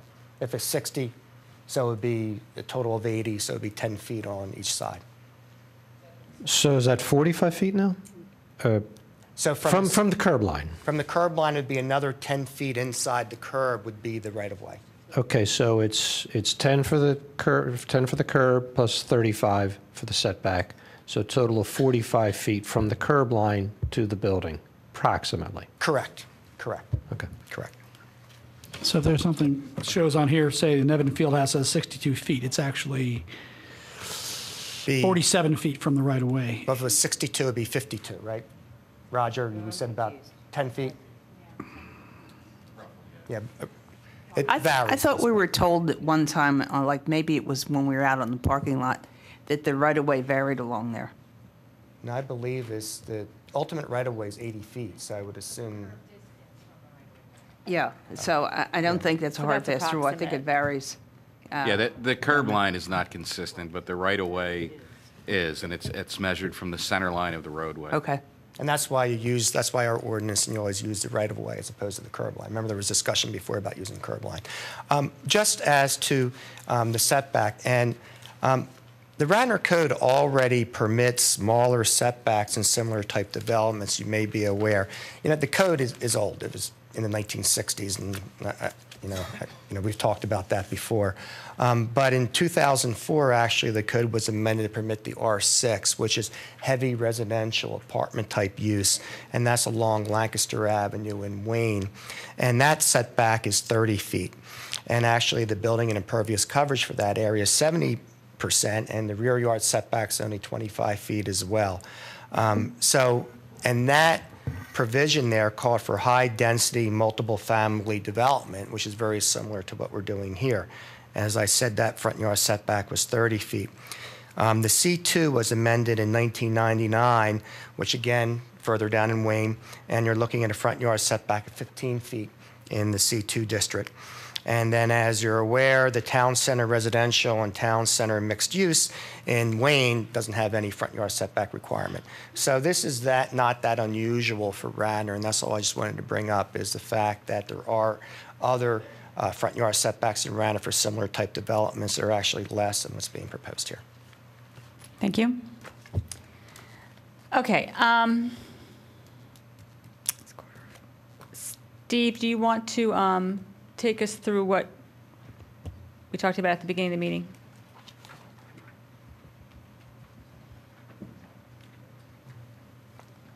Let me check with the board. Do you want to have general board discussion now, or do you want to go ahead and jump in sort of paragraph by paragraph and have our general discussion as part of that? Would that be more efficient? Does anyone have a preference? My only concern with that, and you know I'm one to dig in and do all the details of an ordinance, is that I guess personally, I'd like to have a sense of in which direction the board is leaning so that I can understand if the context of the conversation is supporting the ordinance, but we'd like to see these changes, or we don't support this ordinance because of X, Y, or Z. And I don't know if that will make a big difference or not, but I don't know that I want to spend 2 hours, 3 hours getting into the nitty-gritty of it. I think, as we just, you and I have discussed offline before, do we want to be writing this entire ordinance? Is that even appropriate? I mean, although neighborhood groups and private citizens have spent lots of money to do that on our behalf, so thank you. Well, I think whether we generally feel favorable or not favorable towards the ordinance with changes, either way, I think we need to get our comments out there for the Board of Commissioners, because they need to know what we think and what our positions are. Okay. And of course, also how we vote. But I think either way, we need to go through. Okay. And I don't think we should write ordinance. I think if we come to a stumbling part, I mean, there's some very specifics we've been working on. Obviously, the setbacks are going to come up. Some of the other, we know some of the topics that are going to be discussed, and we may want to make recommendations for a specific number in some cases. Okay. But for instance, we may want to say something like, we would like for Maya's, the Delaware River Keepers Network's comments to be incorporated. But I'm not going to sit and say, well, I like this one line from That's my them point. and this one Right. line from them. I'm just going to say, we think this is important. We want that to be incorporated. Right. If this is approved or not approved. But either way, we Okay. want to make the point that that's important to us. All right, well, then, that's fine.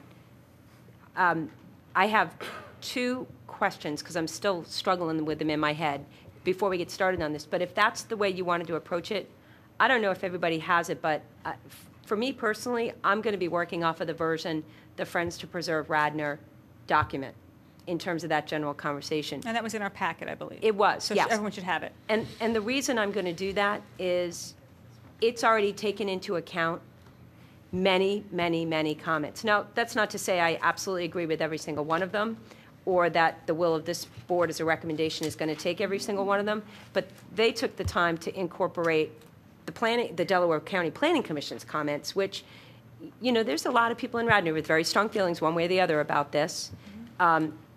I continue to feel the burden of this could end up at Cabrini or Eastern as well, and what's good for Lancaster Avenue is not necessarily appropriate for the very suburban area of those two universities. So I'm still trying to take a step back and think about that big picture. And I think that in many, many respects, the Friends to Preserve Radnor one is a good starting point. I mean, I have Well, we both could in certainly front look of at two pieces of paper at one time. Exactly. That's. I mean, we have to. You know, I got it. Our ordinance is before us, and theirs Right. is a recommendation that we're going to consider. Okay. They have a lot of great points. All right. But we have to eventually speak to the proposed ordinance in front of us. Can I ask my two quick questions? Yes. Okay. One's a question for Nick. It's a Villanova question, which this map reminded me because I've had the question on my mind for a while. How many acres is the 10 to 15 that's proposed in the CICD? How much of this, does your 10 to 15 acres truly go all the way down to the edge of the property that is almost to 320? Church Drive, across from the chapel. So your 10 to 15 acres that's proposed in the CICD is that portion's 13 acres? It goes from the parking lot across from Jake Nevin. You know, Yep, that's yeah. the parking lot on Yep. Ithan, and it starts there at that at the edge of that parking lot, the eastern edge of that parking lot, and it goes to Church Drive. And which that's is how many acres? 12, 13 and change. Okay, that's okay. And then when we get to setbacks, I don't have to do it right this second. I keep, every time we talk about right-of-way, what concerns me is that if I believe, and I believe over time the width of the road will change such that the curb is going to move, how do we account to making sure that visually it doesn't feel like we have the building right on the edge of the curb? Because yes, it was in keeping with the right-of-way, but the curb moved. And it's just in the back of my mind of what's the best way to deal with that. So, thank you. Could I make a suggestion? Actually, I have a quick question for Nick, kind of related to yours. So, Nick, if what you're going for now is 13 acres, and this is allowing up to 15 acres, can you add that other 2 without coming back to us again? No. No, because you get one shot. If you notice. One in the shot, ordinance- so in the 13 and then you're ordinance, done? Yeah. Exactly. Okay, all right. That's in there. All right. Pretty positive. I know it was in there. There's been so many different drafts, but I know it was one. At one time it was 1. I mean, that was even in our draft. At least in our draft it was 1, because we knew that was a concern. All right. My other suggestion was maybe we can work from the inside out, starting with setbacks, since that would sort of set up the other things, the densities possibly, and You wanted to start with that? Is that if something we the all want to board discuss? goes along with that. Julia, I just want to remind you that you did provide a lot of specific recommendations on this ordinance at the last hearing. And I have them all in my notes. You didn't cover the entire ordinance, but you got, I want to say, about 2/3 of the way through from But the I can't remember back that far, Peter. So, yeah, well, obviously, listening to your conversation, it's clear that that has been an institutional loss of memory here. But we had a long conversation on this at the last meeting. At the end of that conversation, I believe Kevin and I specifically asked you, we need direction from you on how on what your recommendations are, and you then spent about 15 extra minutes going through and making specific changes to setbacks, to the uses, to a lot of the items in the ordinance. So if we change some of those again tonight, are you going to fire us? No, but I just wanted to remind you, Okay. maybe you don't need Maybe to as we go rehoe through those rows. Maybe as we go through things, if you could remind us Yes. and be our collective memory. I will do Do you that. want to do it that way, or maybe? he I would could rather actually go read- through the changes first. What's changed since last time? Well, we didn't get a new. We didn't actually change, staff didn't change it, We didn't get an updated version. no. But Peter says that he has notes, and I have notes, and. Yes. I would sort of like personally to hear Peter's list. And we can take notes on your notes and see if we agree. Okay. I mean, is that okay? Expand on that single issue? Yes, go ahead. Up on the top of page 2, on the clean draft, C1, it says the CICD shall only be permitted by conditional use approval and shall be located upon a single specified site within the applicant's existing campus. Thank you. Okay, go ahead, Peter. That same page, your first change, C, number 2, you wanted to switch it from within the limits of Radnor Township to within the limits of the PI zoning district specifically. On page 3, this is all on the clean version, not the markup version. You wanted eliminated from performance facilities, field houses, stadia, arenas. You also wanted eliminated from retail subordinate. Wait, hold up. Give us some sections. Hang on a second. Sorry, okay. That was DA2. But Peter, hang on a second. We have to go back to C just for a second because I had a note here, and I knew that I remembered this. C8 says any change in use or the addition of a new use or the expansion of a new use shall require a new conditional use approval. And I had wanted to add in, you guys didn't go for this, but, or the addition of more buildings within this CD shall require a new conditional use. And this is where I got the idea in my head that, and it follows up with what Kathy had said, that they're at 13 acres, that they can ask for the 15-acre designation, build this thing now, and add more buildings later, and not have to come back for conditional use. Right, but that may not be on Peter's list if it wasn't something we all agreed on. So we're just going through Peter's list right now. Okay, just Peter's. And then don't worry, we're going to go through everything again. Sorry, okay, so here's the section is D1A2, performance facilities. Okay. You wanted field houses, stadia, and arenas eliminated. Right. Did we also have the comment in there, I wrote that for the primary use of the institution? I don't have that listed. And then under D1B, retail subordinate uses, number 1, you wanted specialty shop eliminated.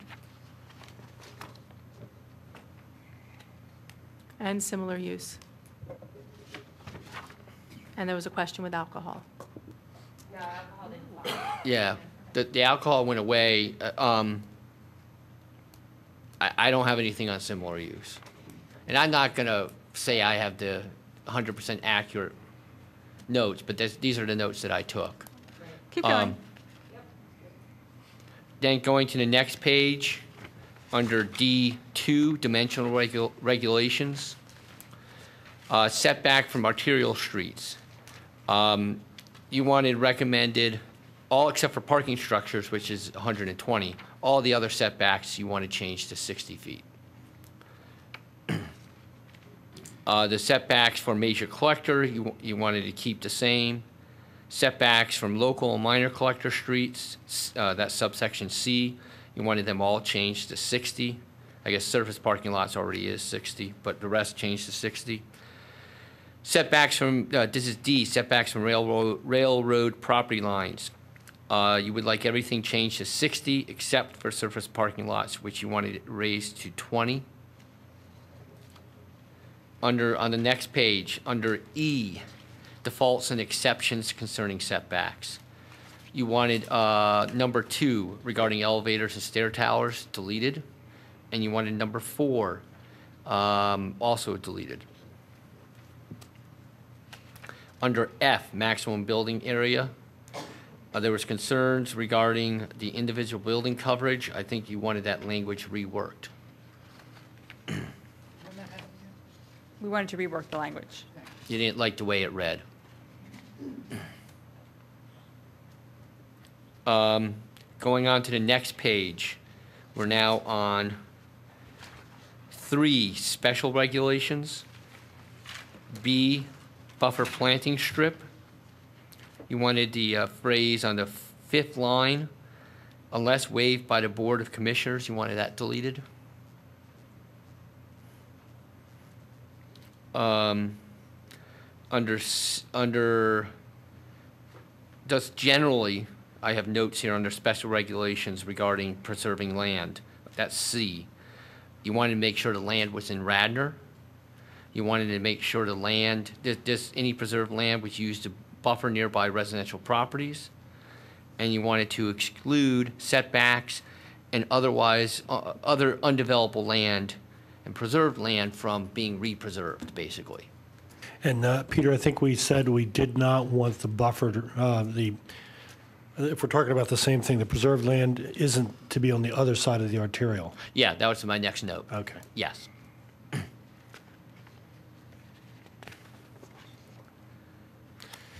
6C. Okay. 6C. And then going to page, what I have is on page 9. This is under F, mechanical, electrical equipment, and trash. You wanted under F number 3, you wanted sound attenuation attached to both those mechanicals on the ground as well as any mechanicals raised off the ground. Under, I think this is a note for me actually, but under I, conditional use plans, number 1, instead of calling it a tract boundaries plan, I wanted to call it a campus boundary plan. And I think that's about where you guys then stopped.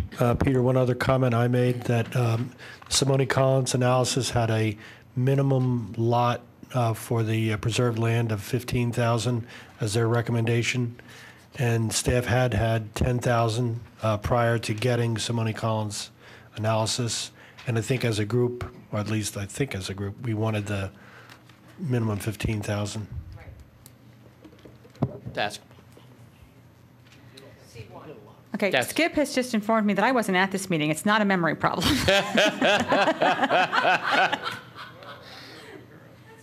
So you're all in good hands. I think we did a brilliant job. Okay. Okay, thank you, Peter. Yep.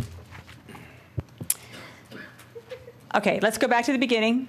Do you want to, I'm sorry, would you like to do that one last page before we, as our first round, or can we just go ahead and start back at the beginning? Oh, red line is more pages. All right, let's go back to the beginning.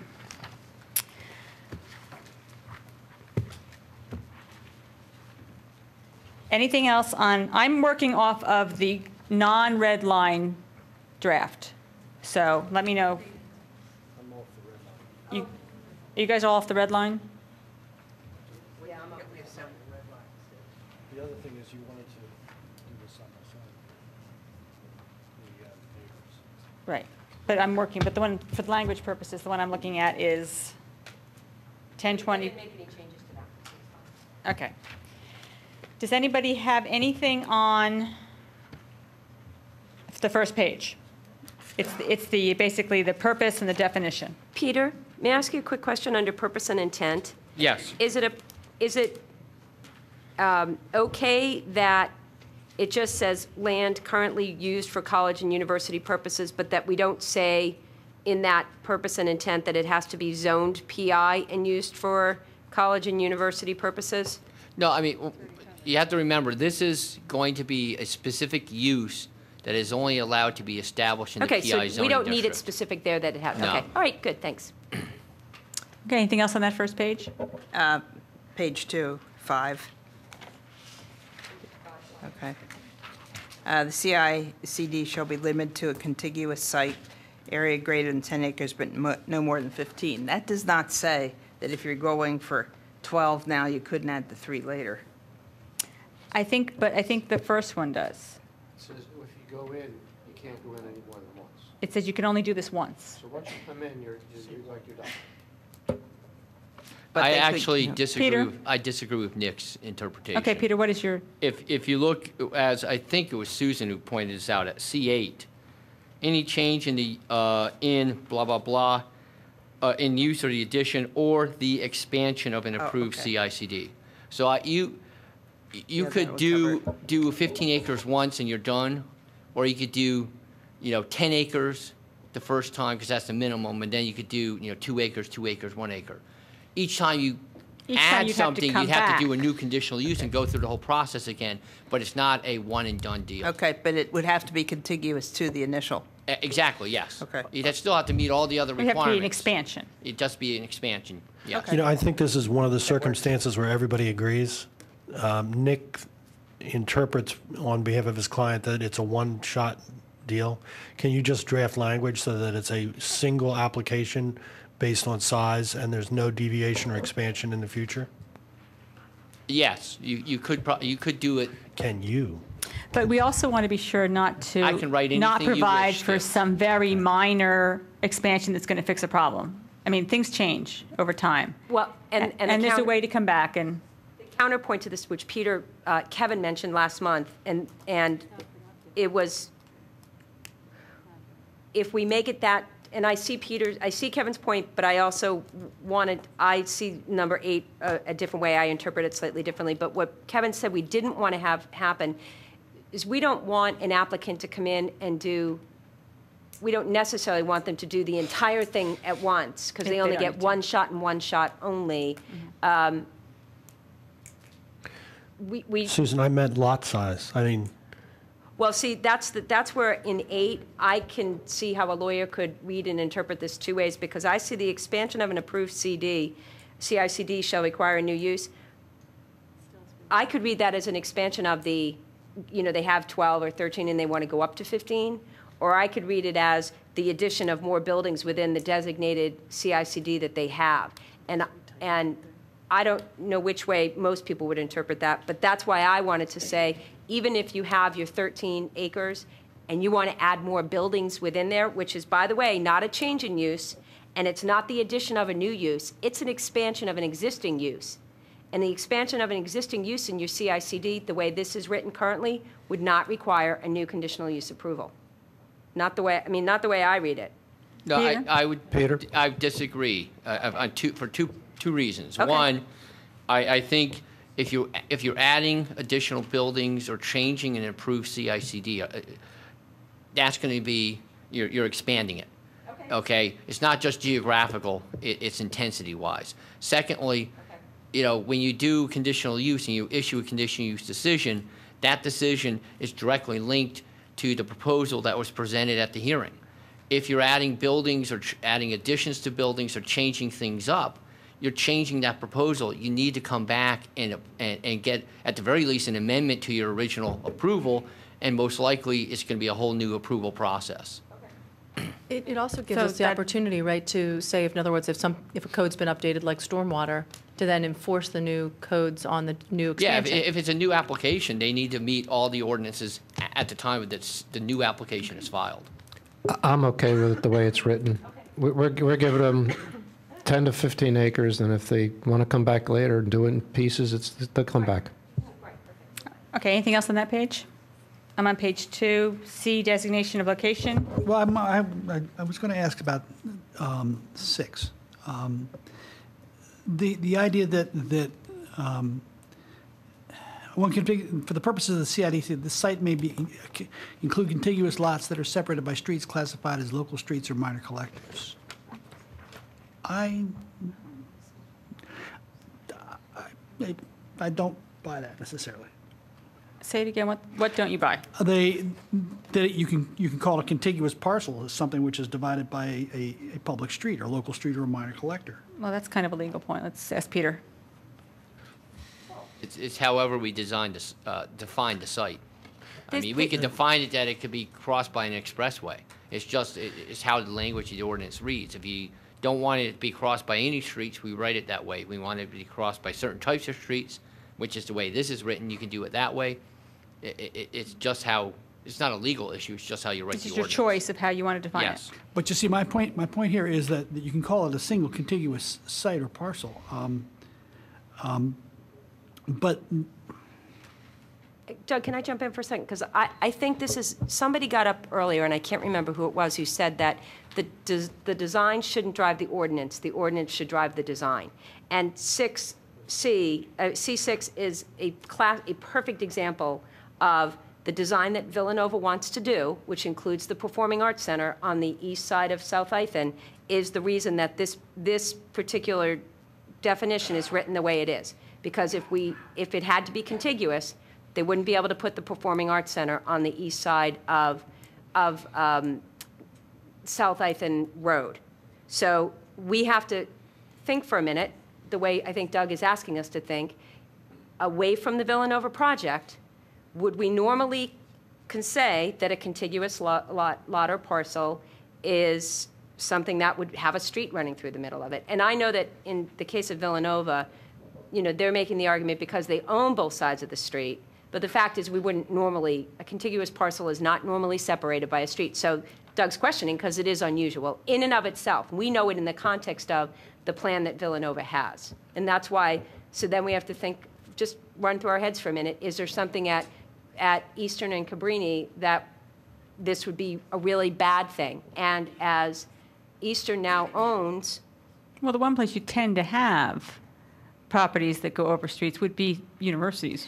Yeah, and colleges. But we have Eastern buying up other parcels in their neighborhood, like Valley Forge. We don't want to create an unintended consequence where they can, I can't remember. Eagle's a major collector, so it can't cross. But Susan, you have to remember, it has to be in the PI zoning district. So even if any of these institutions buy up properties that are not currently zoned PI, it can't be adding those properties in or using, trying to spread this over a series of properties that are not in the PI zoning district. No, I know that, and I'm just, but sometimes you need streets. For example, if you're building a parking garage, you can't necessarily always go out onto the same street. You want I'm not disagreeing. I'm just saying that's why this is hitting us funny, because it's one of those cases where the design is driving the ordinance language. Right. Well, in this particular case, I'm okay with it. Yeah. Well, same here. You're okay with it as it stands? Yeah.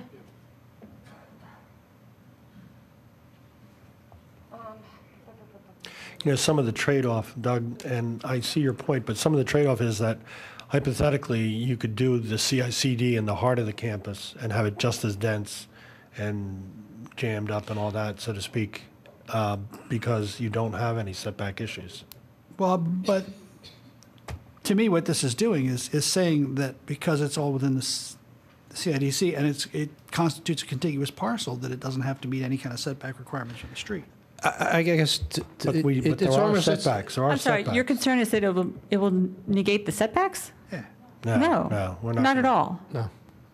All the setbacks would still be intact. It would just be considered one property, one site for this project. It's one zoning classification, in essence, to paraphrase. All right. Worth a question. Thank you. No, because if it did negate the setbacks, that you would, yes, we would have a huge problem with that. Yeah.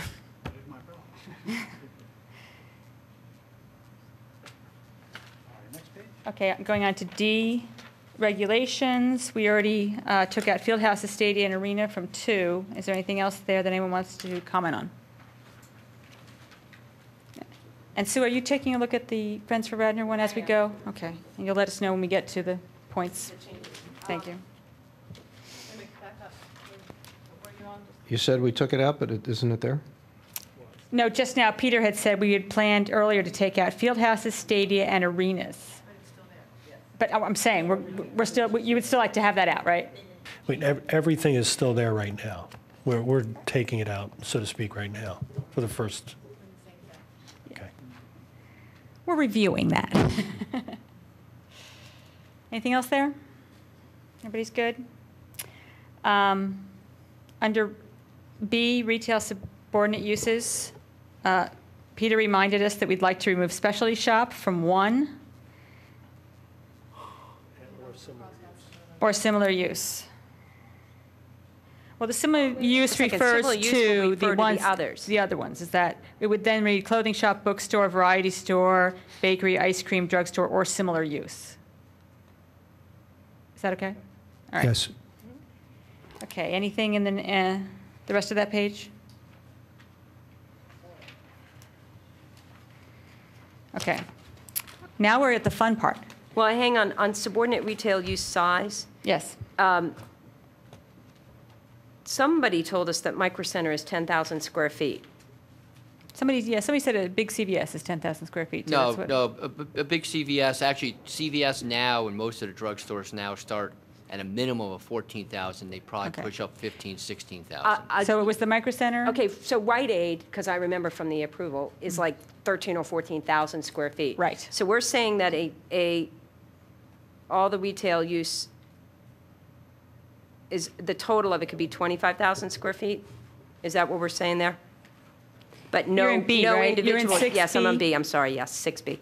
But no single use could be more than 10,000. So nothing would be bigger than about 3/4 of the new Rite Aid. Right.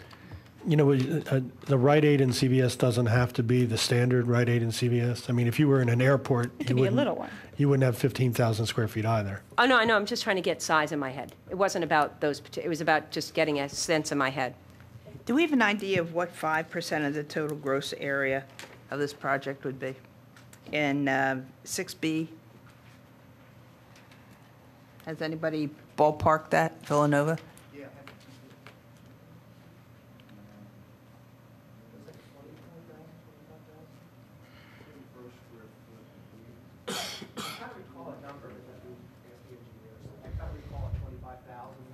Well, the 25 is the 5%, so you mean it's 20 times that. 5% is 25,000. So, so the total square footage is a million. No, 500. So you could have theoretically a max of 25,000 square feet of retail, some sort of retail type establishment. Is that correct? Okay. And Kathy, that presupposes that their setbacks were used, not ours. But to me, the question, and Sue brought it up, is the 25,000 square feet per, Doug, it's not 25,000 per se, it's a percentage, isn't it?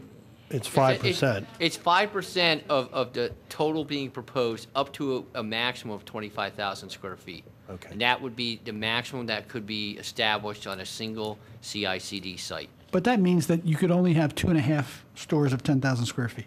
Correct. Yes, tops. And you probably have less. But Doug, we don't want a shopping center under the dorm. Okay. You could have 5,000 square foot store. Which is more likely. Yeah, more likely. I was just wondering if we wanted 25,000 square feet of retail. I know, Remember, it's but retail and food services. It's all the ones. It's all the student services. that would include a bookstore? Yes. A bookstore would not be in addition to? No. Okay. No. All right. Anything, any commercial activity is going to fall under within that 25,000. Like, can I buy a sweatshirt there with a big V on it? Yes, but only within the 25,000 square feet. Okay. Dimensional regulations, we can have a long discussion, but this is the beginning of where Radnor's, the Friends to Preserves is very different in that they have separated, they've made the distinction between something that's up to 2 stories would have, for the most part, a lower setback, these 35-foot setbacks that have been proposed. And if it's 3 to 4 stories, it's, the setbacks are increased, they say 70 feet, which is more than what Delaware County proposed. But it does give some context to have looked at, this drawing that Mr. Ayer gave us in terms of, taller buildings and farther setbacks. So this is the beginning of their stuff. Okay, I already lost mine. Let's talk about 60 and 70. All right, but hang on. Now's my question about setback. The Radnor friends. The right-of-way is not going to change, obviously. So I'm just getting it confused in my head. When the building is set back however many feet from the right-of-way, we could still end up with a building that is looks physically closer and feels physically closer to the street because the curb it could change if the road widens, right? Well, yeah, I mean, that's why you have a wider right-of-way than the actual cartway of the road. I mean, because you're going to have more than one, roads can be widened. You want to have that ability, but also you have sidewalks. You might have, a green strip between the sidewalk and the road, all those things. I understand that that's not the point I'm trying to make. What I'm trying to say is that from But a visual... the right-of-way is going to be measured from the center line of the road. Now, could you expand the road on one side to get it really close to that edge of the right-of-way? Yes, but most likely, if you measure from the curb and you expand it, you're going to have the same problem. So if you measure it from anywhere, the buildings are going to stay the same. If you expand the road's going to get closer to the buildings. I understand that. So this is the part I'm trying to, in my head, figure out what's the appropriate language here. If we want the building setback visually to be measured from the right-of-way, but somehow relative to where that curb is going to move, somewhere in the development, in the process of if they go through this and they go through the development process, at some point there's going to be a traffic study, and at some point PennDOT or somebody is probably going to say, you got to widen the road, particularly at the intersection of 320 and of Lancaster and South Ithan.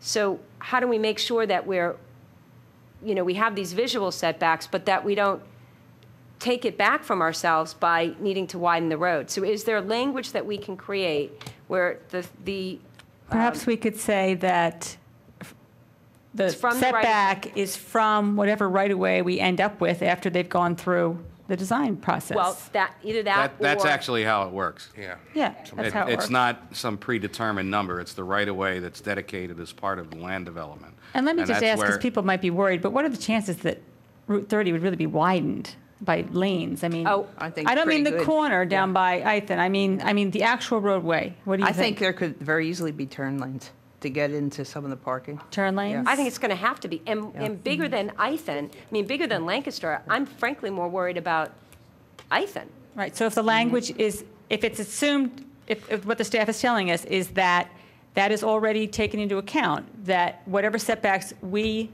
ask for or recommend that end up in the ordinance, whatever those setbacks are, that's from the final design of where those roads are going to be. Ultimate right-of-way. Julia, if I can put this in a little perspective, a lane width is 12 feet.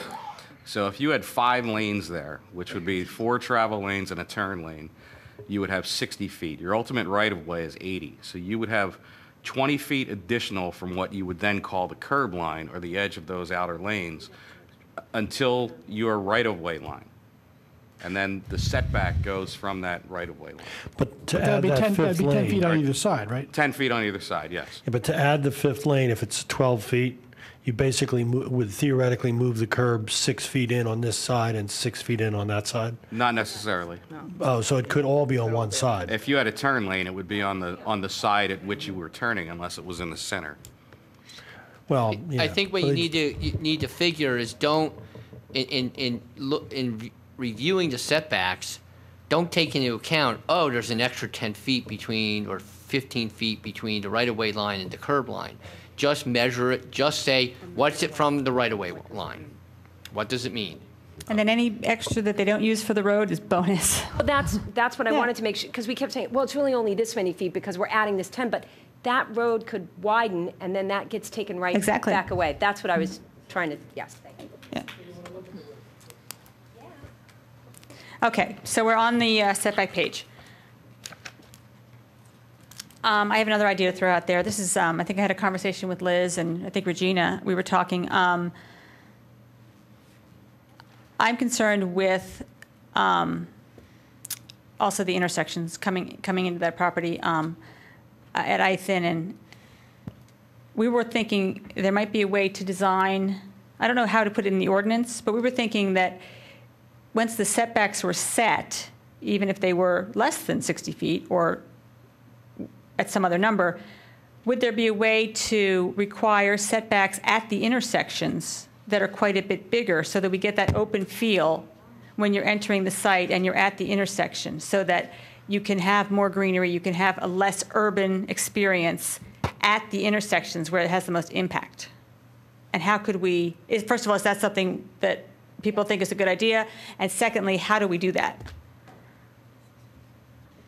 I think it's a good idea. I think it's going to go a long way to making it, to improving Because that it, not feeling like. because one of our goals with the setbacks is not to have too much of an urban look. And I think that would solve the urban look without having to have huge setbacks where we don't, some of us don't think we need them. Madam Chair, there's going to be improvements on Lancaster Avenue, and there's going to be a right turn lane coming into there. And that would require you to set some kind of a triangle, a site triangle or something to that effect on the corner. Is that what you're talking about, is to preserve that? And there's Sort of a going green to be, triangle? Well, you're going to have sidewalks there. You're going to have the signal equipment. I mean, there's going to be equipment there. Right, but There's all no that way stuff around that you're going to have, you'd have in a very urban site also. What we want is that, whatever we have to have, the turn lanes, the signals, and some greenery. We want room for some opening so that you feel like you've arrived. You feel like you're at a spot that's not just... So are you thinking that you'd like it to be some kind of a gateway treatment as you're coming down? Yes. Some kind of a way of knowing that you're... Not as an announcement that you're there. I mean, well, that's I feel the up to pedestrian Villanova. overpass is probably going to make that type of a statement. No, actually more of a compromise, I think we're looking Where are we at? for. Ithan. We're talking about We're Ithan. talking about Ithan and intersection. Lancaster. I was trying to figure out who was speaking. That's what I meant by where are we at? I think you said, where are we at? Yeah, I'm like thinking who was speaking. I got I it. think we were looking for just a compromise at that intersection because it seems like an area that all of us as residents are concerned about, that it's, as much as we'd like to see some improvements there, it's an area that will feel very closed in, and that maybe there's some areas where we could give a little bit in order to keep the openness at the intersection. And so we're looking for some guidance as to where we might be able to give on some setbacks in order to keep the openness at the intersections and heavily traveled areas. Also because the largest building mass there would be the theater, which is fairly close there. And we'd like, I'm not against a large theater personally, and I know we're not talking about the ordinance as much now as the plan, but at the corner, I think we need relief from that building massing. There will be additional lanes there that aren't there now. So with those additional lanes may be additional right-of-way, depending on how many lanes are required after they're completed their traffic studies. Once that additional right-of-way is in place, then the setbacks, then again, go back from that additional right-of-way. So it may not be as close as what you're picturing now being out there. Is it in the code that when we set right-of-ways and we have sidewalks and areas where there is pedestrian traffic, that is not going to be outside of a right-of-way, and then that for the liability then falls back? You know, the right-of-way is public areas to walk. So that has to stay, that the sidewalks have to stay in the right-of-way. So in other words, if the street comes to meet the right-of-way, you can't knock the sidewalk back into Villanova. Or I'd have to look up the specifics of that, but I don't believe that the sidewalks must be in the right-of-way.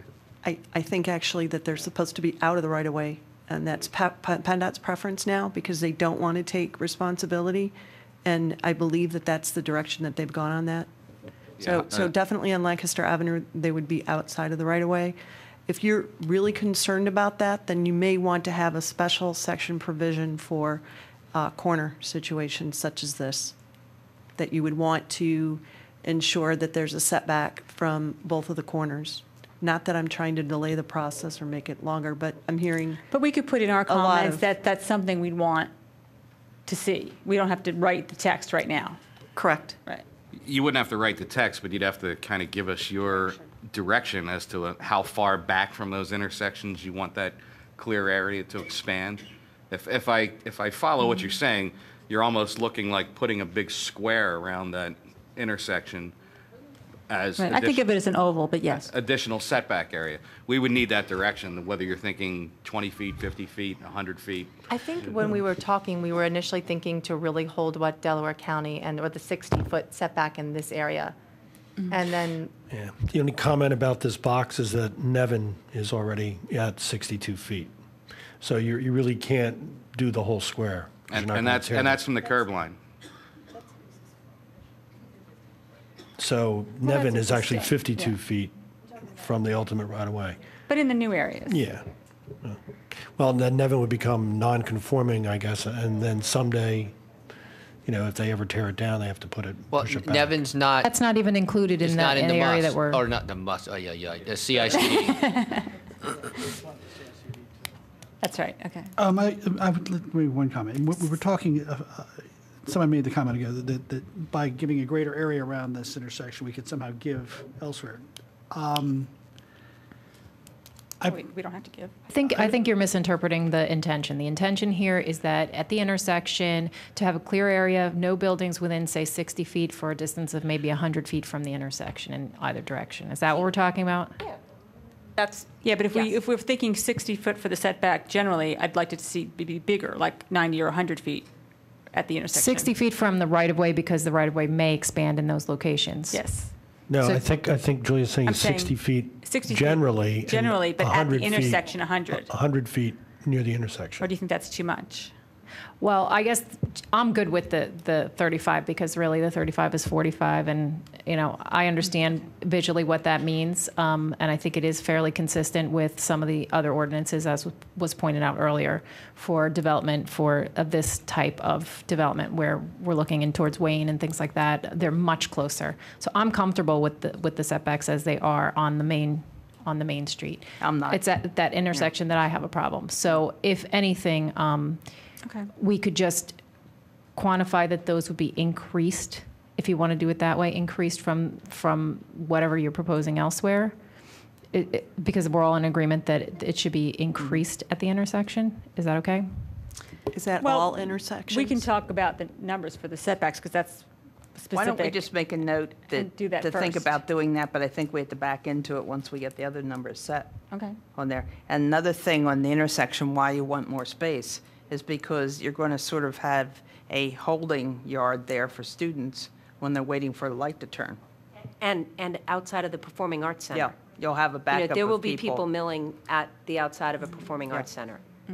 So rather than having them ooze into the street, they'll be more condensed in whatever that open area is there. The other thing is, I am absolutely not in favor of 35 feet, citing Wayne, because Wayne is a commercial district. Yes. And I think Wayne, I have never been of that philosophy. I'm sorry, I don't agree with it. And I come from a retail background.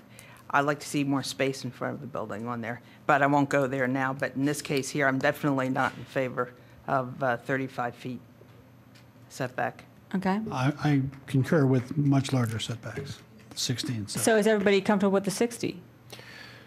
At least. That's where we were at our last meeting that I wasn't at. Well, we know we're going to have 3- and 4-story buildings at Yep. minimum. Yep. So I would say, looking at what the neighbors had presented, they were at 70.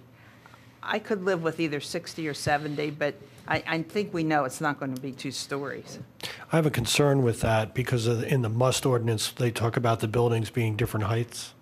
So what would prevent a project from being 2 stories the first 30 feet and then suddenly going up to 4 stories and being a continuous building? So I think I don't have a problem with them being at 2 stories. I don't think we should separate it by the number of stories. I think we should just pick a setback. That's normally what you do in planning, so. All right. Well, should we? I'm we just pick a looking number? for. I'm looking 60, for. 70? I'm looking for if we're going to agree on 60 because that's what we talked about before, or if you'd like to try 70. November 4th, majority went for 60. That doesn't mean that the majority still feels the same way. Well, let me see a show of hands, an informal vote. Who's happy with the 60 is for this this? Along as both arterial and minor? Or just? We could do for- it piecemeal. In 2, dimensional regulations A. That's arterial. Yes. So right now we're talking about arterial. That's Lancaster. That's the only arterial there is Lancaster. Right. About 65. I'm more toward less, I'm on the less than 60 camp. You're in the less, well, let's stay at 60 then, since we've got some in these. Saying. Okay. I don't know where anybody else is. Okay. And then we leave in the parking structures at 120 feet, is that correct? I think the applicant was happy, or the staff was happy with 120 feet, too. Okay. And just take a look at all those. Do you want anything to be different? Or do you think we could do, for instance, 60 for all of those? Does anyone want to recommend a different one? All in A, that list in A. So they're all 60 besides the parking structure, which would remain at 120? Yeah.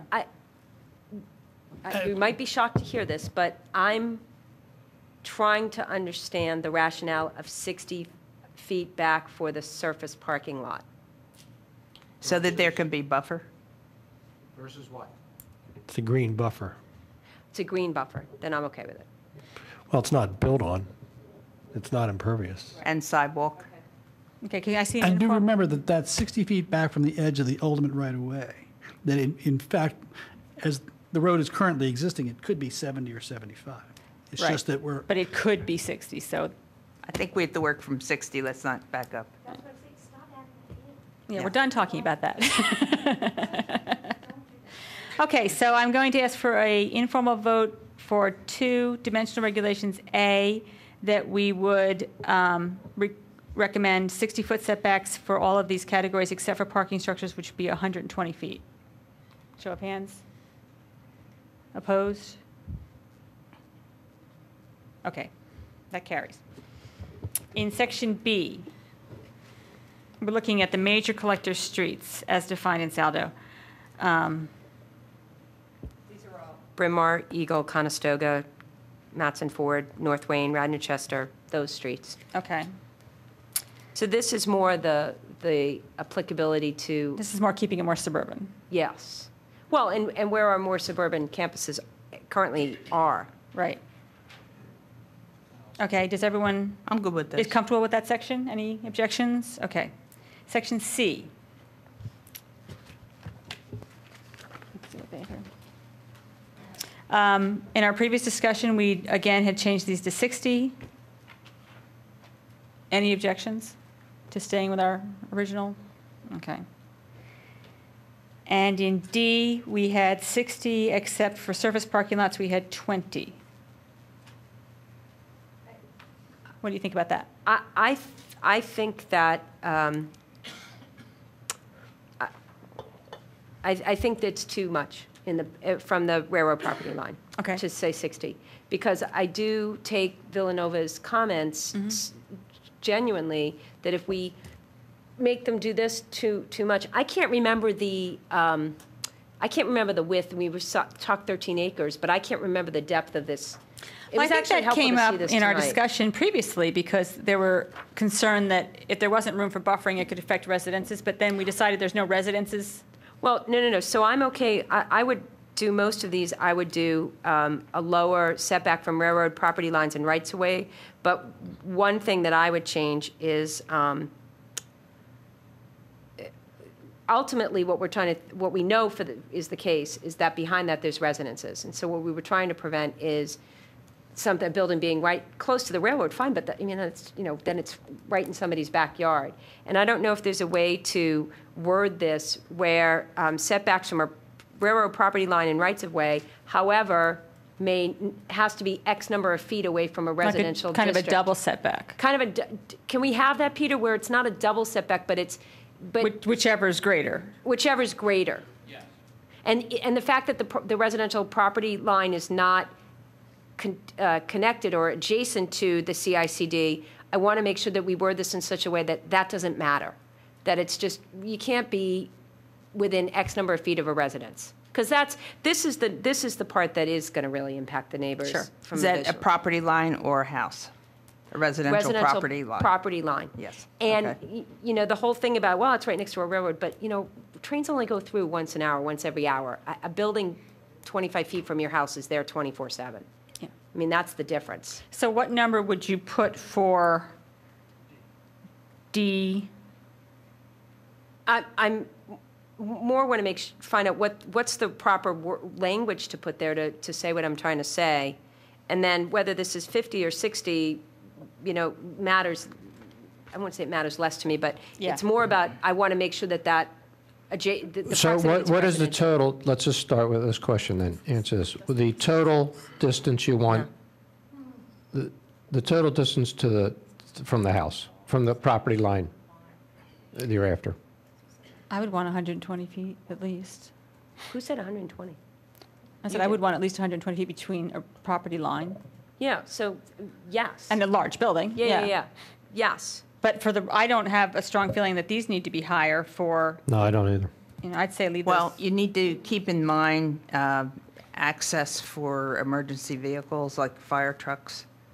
Because if you have a tall building, which you would have in an academic facility or housing facilities, you might have to get a ladder truck behind it. Mm-hmm.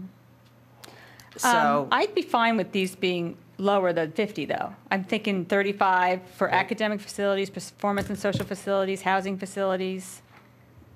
You know, the you need original buffer.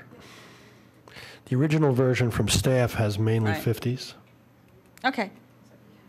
I mean, you could stay with staff, except, to the extent you don't like the surface parking lot. Well, do you or- want to stay with what we have from staff and add the setback from residential? a residential property line? I'd also comment that the neighbor's version is got a lot of 50s in it also. Okay. So what are we doing 50 for everything, or? Just leaving it the way it is and adding a residential property setback, well- whichever is greater. We shouldn't Well- leave it 5 feet for surface parking lot. I also don't think we should leave parking structure at 30. I think it should be 50. I agree. Okay. Julie, I have two questions. Yes. The first one is, we had a public comment about the number of beds that would be eliminated if their plan went into effect, and the comment was 36 beds. Was this based on their setbacks? In other words, if these setbacks are instituted, because at one point Villanova put up a plan that showed what the building envelope would be if they had to conform with some setbacks, and I don't quite remember what those setbacks were, but by right. So what's their building envelope look like after this? In other words, the public comment was It's that a little bit smaller than a it would little have bit, been. but only the 36 beds. In other words, the comment, the presentation I thought was very well done about the comment about how many beds they were losing if they followed, I assume, your setbacks on this paper. Is that correct? Is Philip, right? Is this I think that's only the setbacks from the arterial. from the, I think that, I don't think your 36 had to do with side yard or rear yard. He's But I shaking don't his think head. we can let the number of beds. I understand. I'm trying to get Drive a us. picture of what their building envelope is left with. I mean, we got to see All right. what they're left with there. And is there a place now that we can write in as section E, note E, that the corners, Yeah, the corner. and that we can say maybe if they can give us some at the corners, because there was some objection here to, 60 feet on Lancaster Avenue where we're not near any housing or anything like that. Maybe we can go a little bit closer to the road there, giving their potential for building envelope, but allowing us more space at the I corners. think their building envelope's fine, You have personally. to remember that the by right was like 475 beds, and this CICD is like 1,300. I mean, there's a lot of room to maneuver. You know what I just noticed? Friends to Preserve Radnor actually added an E. I just glancing down and noticing it, where they left all the setbacks from the property lines and right-of-ways in, but then they put in a line that said, in all cases, setbacks from a residential district shall be a minimum of 50 feet for buildings that are 2 stories or less, and 100 feet for buildings 3 to 4 stories. So you don't want to do the two-stage thing, so this is saying basically 100 feet back from a residential district. Yeah, let's go with that. Yeah. Well, they added it as an E, so I guess my recommendation to you, Julia, Yes. is that we would incorporate the language as written in this FR2P, that's what I keep calling this thing. Well, we can just say it, we don't have to. Yeah, whatever, refer just to it. write that. It's in there, it's written well. And then on the, Julia, the problem with that is you need to remember for Villanova, there's that tongue of residential district that goes into their site. So that would have a profound effect if you do it but are from there the residential. properties there, residential If you properties? do it, no, well, that's what I'm saying. If you do it from a residential district, it clearly would have a profound effect upon Villanova's plan, if you do it from a residential that wasn't my property, intention. That I think all the residential properties are over Okay. the rail That's what we line. meant. That's fit. Yeah, I hear what you're saying. Yeah, but, one of the things of the CICD is to basically eliminate the need for any waivers. But maybe one little waiver could creep back in. Yeah. Even I told Nick I would This support wouldn't that. be a waiver, Skip, it would be a variance.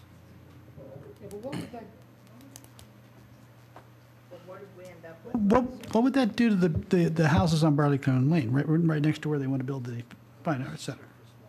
If you have to have that 100-foot setback. I don't know where you are, Doug. I think that's, isn't there a field in between? That, I think there's a big field there. I don't think that's an issue. Okay, so everybody go back with me to D. Yep. We're going to leave most of them where they are. We're going to increase surface parking lots. Yeah, we want enough for like access, so that's 20. We are going to add an E, which is the 100 feet from residential properties, and Peter will find the right wording for that.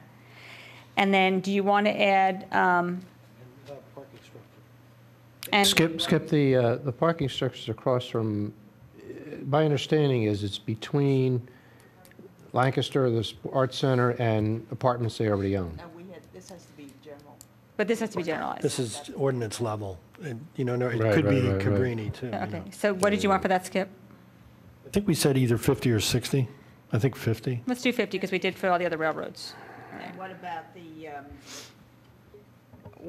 the accessory variance? uses and surface parking? Surface was 20?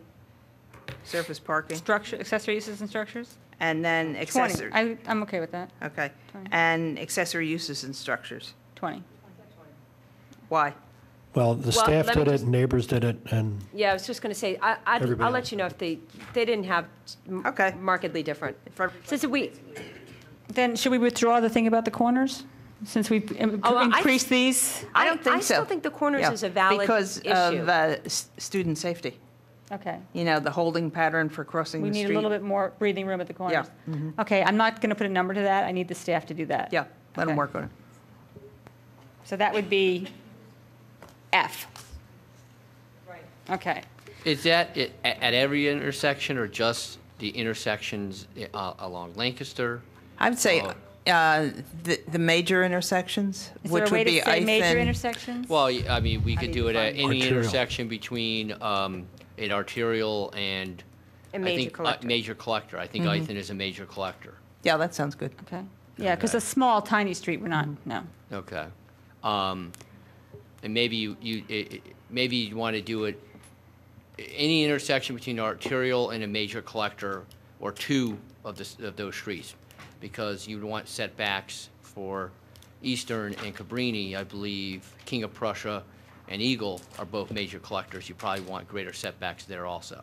What is Do we know Ithan? that I'm Ithan is a sorry. major collector? I believe so, yes. So don't we have a setback for a major collector already? Isn't that B? South Island's a minor collector. Yeah, no, it's a minor collector, actually, looking We'll at work this. on that. Work on that. I'll- You know what we want. I know what you want. I'll figure something out. Okay, we are taking a 5-minute break. Thank you. Okay.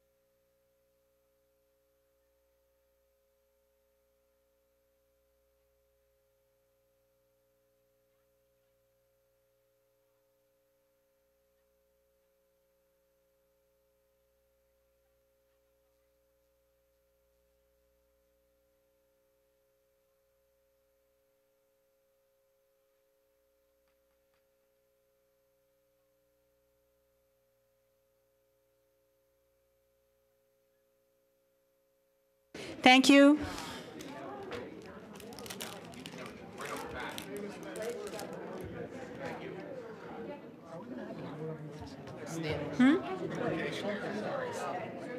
What?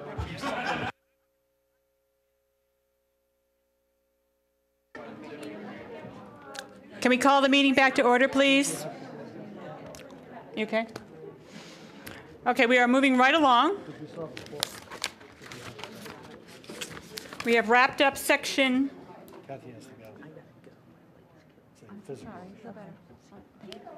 We have wrapped up section 2 on page 4. We're moving on to page 5. Do any board members have comments on page 5?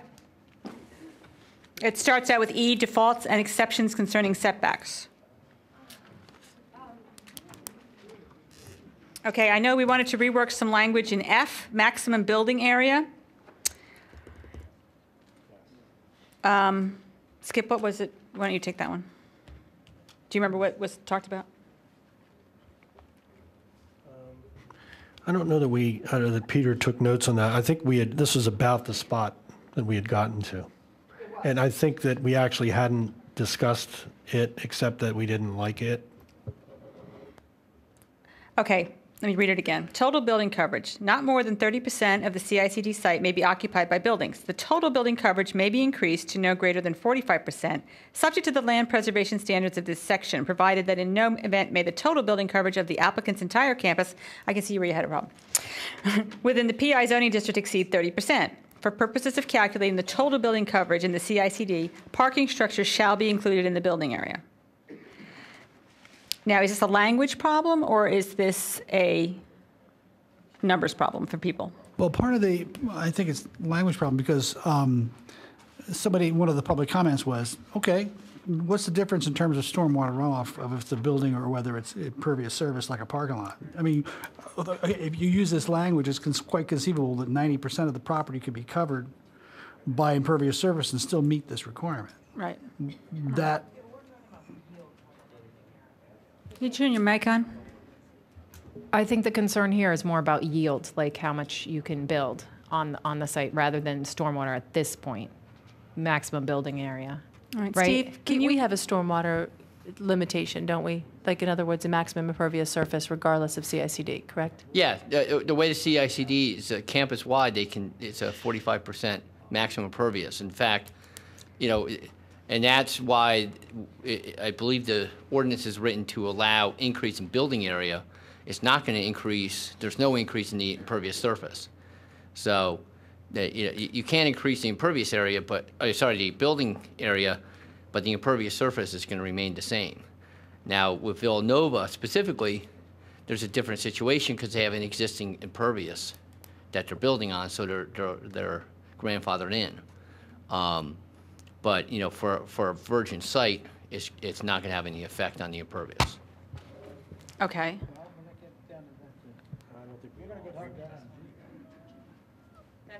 Hold on, we need to back up to E. Sorry, but we had crossed out 2 and 4 at the last meeting. Because 4 contradicts what we just did, what we made up as E in subsection 2. Dimensional regulations, we said 100 foot from residential properties, and number 4E contradicts that. Right, so we want to remove that, right? Yeah. So okay. We want to continue to remove E2 and E4. Thank you. Why don't we leave E4? It says no setbacks shall be required regardless of the zoning district when it's got the. When they own both sides. No, that's not separated by roads, railroad property lines, or rights of way, but that means you could have no setback and the house is right on the other side of the railroad tracks. But the house is owned by the applicant. Well, aren't we writing a general ordinance? And couldn't Yes. this be Eastern and Cabrini? Same thing, it still would be, the house would still have to be owned by the applicant. Well, I mean, you guys already recommended to delete this, so Yeah. it's kind of a strange argument to be having, but just recognize this only applies to lands, adjacent lands that are owned by the institution who's submitting the CICD application. Well, not by third parties. On the off chance that the Board of Commissioners doesn't take every single one of our recommendations, No. the one thing that very much concerns me about this, about 4, if it doesn't end up getting deleted, and we talked about this for the years that we worked on PI, is that if this doesn't say where the proposed CICD is adjacent to other PI land owned by the applicant, that is how institutions are going to end up creeping into neighborhoods by buying up property like they already have in neighborhoods. So that was our very, very, very strong recommendation is if this one isn't deleted, we need for the Board of Commissioners to understand that they've got to stipulate that it has to be other PI land owned by the applicant, because otherwise it's total neighborhood creep. Peter? Doesn't I think, once again, I think this was put in here due to the tongue of land on Villanova, the tongue of residential land.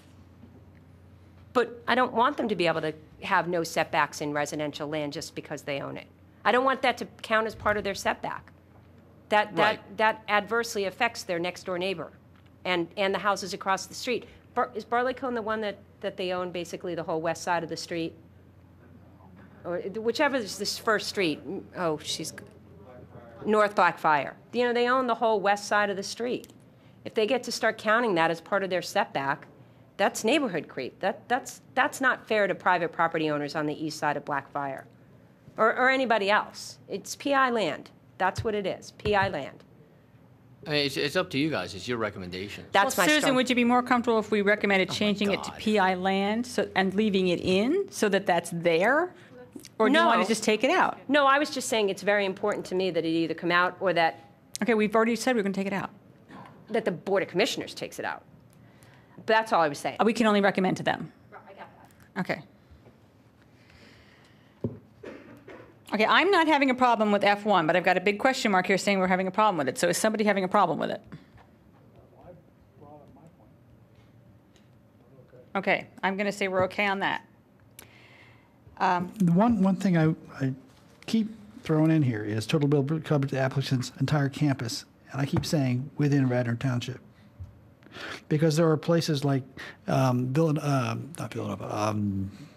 Forge Military Academy. A big chunk of their property is actually in Chester County, and if we don't want them to be using open space in Chester County to offset heavy development in Delaware County. So you want to add in Radnor Township? Yeah.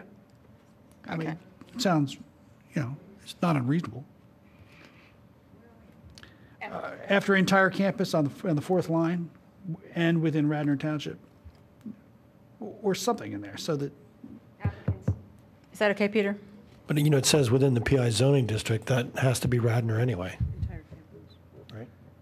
Yeah, that's fine. Just let me read, because I'm trying to figure out what that PI zoning district is referring to. Okay.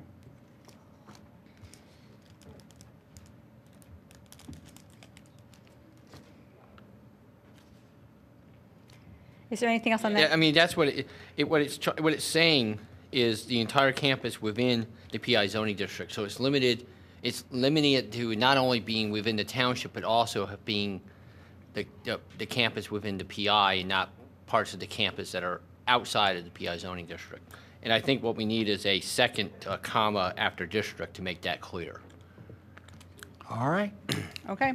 You're the lawyer. Anything else on page 5?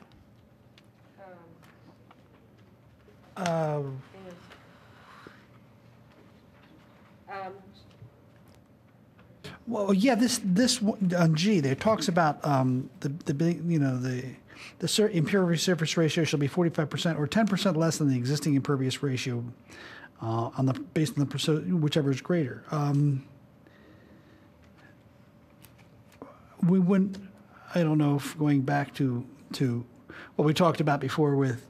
Like when we talked about the Villanova train station, and they said that the stormwater drainage issues ought to be as if that, compared to as if it had been meadow or undeveloped land, so forth. This is impervious surface. It's not stormwater. It's two separate things. They're related, but as far as zoning controls go, we're just talking about impervious surface here, not stormwater controls. Do we talk about stormwater in this ordinance? No. That's Saldo. Well, couldn't we, in this case where we're exceeding 45%, require that additional area to be considered as, for stormwater management to be considered as meadow existing condition? Well, that's going to be something that's going to be, I think, in the stormwater ordinance or in Saldo. The thing you have to remember here is we're dealing with, once again, looking at the Villanova site. It's a pre-developed site. It's grandfathered as far as impervious goes, my understanding. And I think that site is like 90% impervious because it's completely paved over. Well, I agree. So they could arguably put do 90% on that site. As far as impervious surface, they could rebuild the site to 90% because it's already grandfathered into that amount. Well, it's grandfathered in if they don't opt to take this new designation. If they choose to use this as a CIDC, we can require them at that point, if they opt into the CIDC, to consider anything above the 45% that's impervious to be considered in the existing condition to be a meadow in order for stormwater management to be accommodated. And that I think is a fair concession if they're getting clustered buildings and all these other opportunities to improve the stormwater management controls on that site. But following this conversation? I followed the conversation. I'm not sure that right there is the place to put that. Well, later down in special regulations is where Maya Van Rossum is proposing that we incorporate all of the Delaware Riverkeepers' comments. And when we get to that page, I was going to make mention of it. So that might be the place to address. Well, I think what the proposal there is entirely to cover all conditions. This, I guess, is for me more of a compromise because in this case where you're exceeding the 45%, it triggers this additional stormwater regulation. If you stay within the 45, then you are kind of back with our existing stormwater regulations. Our existing regulation. So we need to figure out where we're going with that. Do we feel strongly enough that we want to put it on everything, or do we want to put it in the case where we're more than 45%? Make us a recommendation. Well, what I was saying is that the ground cover used in determining the existing, this is from Saldo now, not zoning. The ground cover used in determining the existing condition flow rates for the developed portion of the site shall be based upon the actual land cover conditions. So this goes back to what we talked about with 115 Strafford.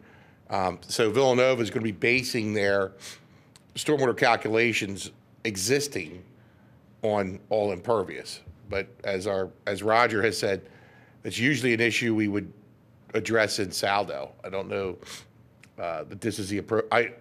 I'm 100% for it. I'll tell you that. But I don't know if this is the appropriate place. I guess the way I'm looking at it is if they're taking this option, we can make that contingent upon stricter stormwater regulations. And do we want to do that for the entire process, or do we want to do it in the case where we are at these high impervious cover percentages? So I guess I'm looking for direction from you, how you feel about that. Do you want to limit it to these areas, or do you want to? I feel like it's more likely to be incorporated if we limit it to these areas. I agree with you, but I don't feel strongly about it, so I'm wondering what else everybody thinks. I just think that we can address that when we get down to Maya's. I'd rather let it wait. I don't think we'll be able to do Maya since some of us have only had it for an hour. I mean, maybe you had a chance to read it completely, but. I read through it. It's very, very, very technical. It's more about incorporating. They're very technical. I mean, there's a whole math formula in there that it's very technical. I don't have the expertise to evaluate it. I'm taking people with way more years of experience and expertise on that this is, and I don't even think that, I don't know that Steve would disagree with their approach to it. It's not our existing stormwater ordinance, fine, but now would be an opportunity to make something better where we can. I don't want to get into long conversation. I'm just saying that I don't necessarily need to read and understand every technical aspect of it to get the gist of it, that all the things she explained about the way to approach stormwater management, we have an opportunity to improve it. I We think should there's a improve lot it. there, but are you comfortable with endorsing it tonight? That's all. Staff has not had a chance to. Yeah, I think that to review take that. a whole different approach to stormwater management, and when we already have a stormwater management plan, and maybe the things that the river keepers are recommending would be good for the township, maybe our other systems are working better. I don't think this is a time to just suddenly switch to a different system without, reviewing it and having the staff figure out what would work best for our township. Well, it seems to me that we could, when we're finished with this tonight, assuming that we're able to actually get to the point where we say we want to do this or make a recommendation about it, we can say we also, we strongly recommend that the Board of Commissioners take into account the recommendations made by the river that'd be keepers and perfect. incorporate them. Yeah. That way, it's on them. If it screws up, then it's But we're our not going to fault get into anymore. details here because we don't understand it enough. Right. No, absolutely. Okay. I still feel strongly that in the case where the existing condition is impervious to the point where we're looking at exceeding 45% as the build out, that there should be some stronger stormwater regulations. Do you have something in mind? I threw it out there like Say it again a couple so that I times. have it. Well, you said returning to meadow, but that whole thing, or what The portion? existing condition that exceeds the 45%. Part that exceeds. So if you're going to exceed 45%, anything above and beyond 45% that's currently impervious would instead be considered as meadow for existing condition for calculations. I'm fine with that. Does everybody I'm fine follow with that, that? too. Yes. So, thank you. I mean, And then we can put it in there. I think because you're looking at redevelopment that's going to make sense for the institution, that we need to look back at how that impacts the streams and things like that. Okay, thank you. I'm turning to page 6, unless someone stops me. Have we changed with the technical wording? No, I didn't have a problem with it. We added Regina's comment. Okay. I'm on page 6. What are you on? I'm on height limitations. First word, chimneys. I'm fine with the height limitations. Does anyone have to make a comment? Okay. Well, the Friends to Preserve added in a line, I think it's an I, they just said, in no event shall a building exceed 4 stories. Did we get to, are we more comfortable with stories or with height? Height, I think. That has the more impact on people off-site. Okay. I think that's a backdoor way to take flyloft out, though. Flyloft is still in there. I mean, the add-on, no event shall a building exceed 4 stories. Well, first off, you have to be more precise with the language because you have to talk about utilities on top, things like that. Yeah. Okay. So I'm for leaving it the way it is. Yeah, me too. All right. Building length and spacing. The only thing, just to clarify something that Go ahead. we want to put the words, shall not exceed 65 feet above grade, because there was she had some confusion last time as whether that 65 feet meant above the. Isn't that We were what our talking about ordinance that means? for our Drawson, where it's all very hilly and everything. Oh, I'm sorry. It's always measured from grade. It's always measured from grade. There was a little confusion as to whether that was from the top of the building or to grade, and I think we're fine with that. I think we're fine with it as it is. Well, height is already defined in the zoning code, so that definition would apply to this. Okay, building length and spacing. I'm concerned about having one great big huge long building, even with minor variations. I like the 45 feet between the two buildings. I'm okay with the 30 feet between a parking structure and a building. I don't know how everybody feels about that. I think you want people to be able to use the parking structure. Sure. So it's like a little bridge or something. We're okay. I think the Delaware County talked about how 6-foot offsets weren't enough. My recollection is. Yeah. Yes, when we did. That's what they said. Yeah, they still said it's not enough. There's a little asterisk in our red line version. Is it in your black line? Or did that go away? No. In the clean, it went away? Okay, good.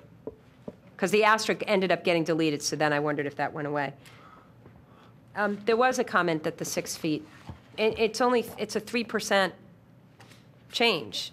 And with a 180-foot long building, that's not much of a change. I'm just looking to see what they said about it. Well, for 180 foot, it'd be larger than 6 feet. Because the 4-to-1 ratio would apply. So divide 180 by 4, and that's what the indent would have to be. Oh, okay, right, the Okay. minimum, so it's a minimum I of didn't 6 feet. understand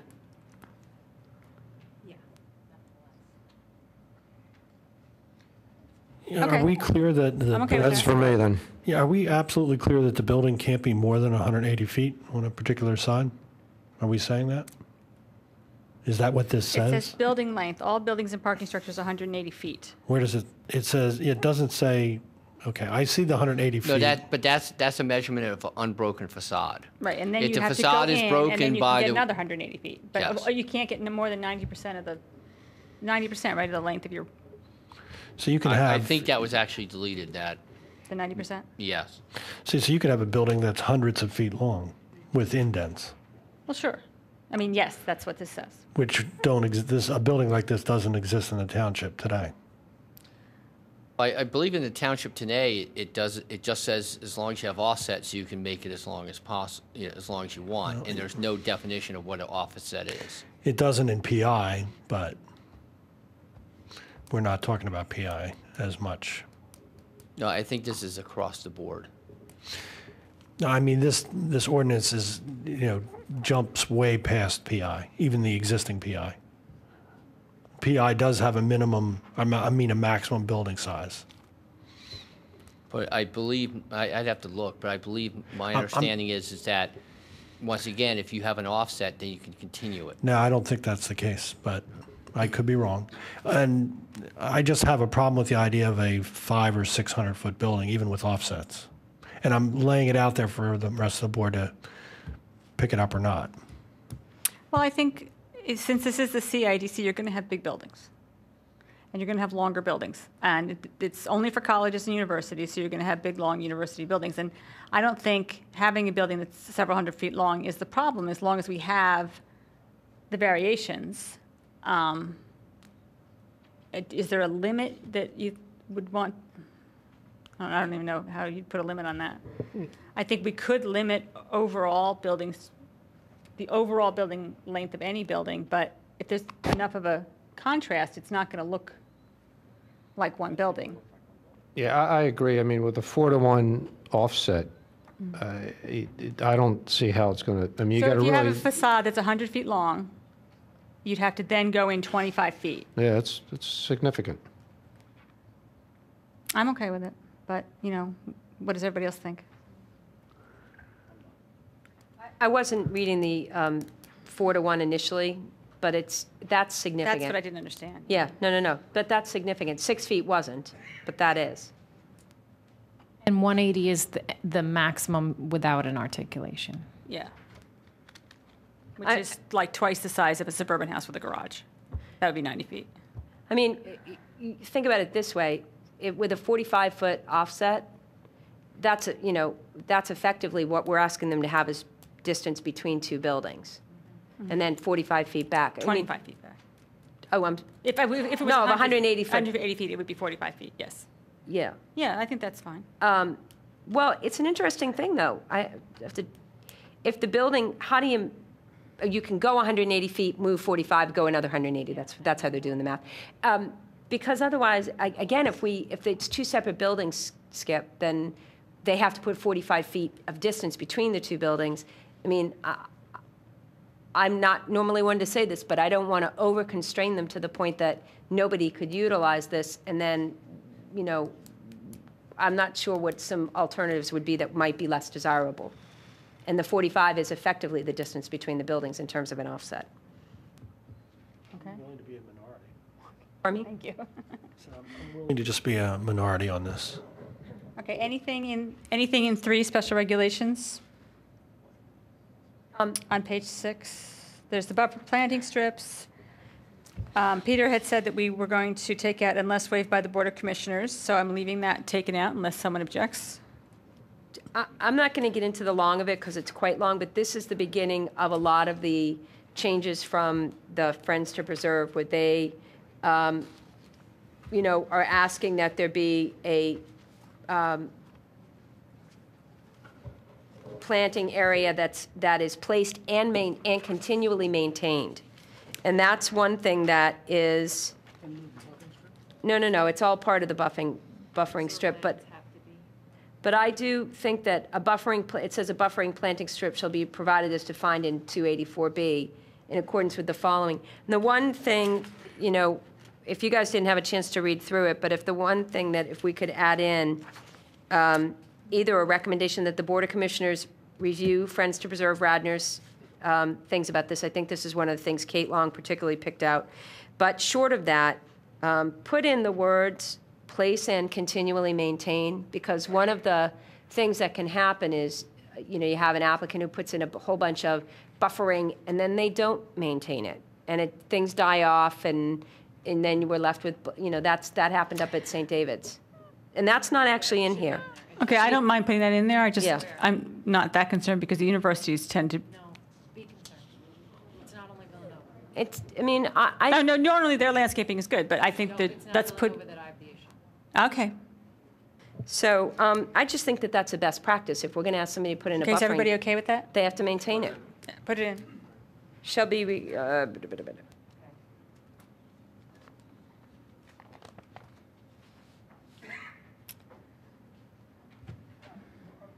I'm on page 7 now. Now, would you read to me 3B, the first two sentences? Because what it says to me right now is that there's no buffer planting strip or screening required. And other properties, you know, of the applicant, I guess. Do we care? Because that's what it says. No buffering, planting strip, or screening shall be required within the CD or between the CD and other properties of the applicant.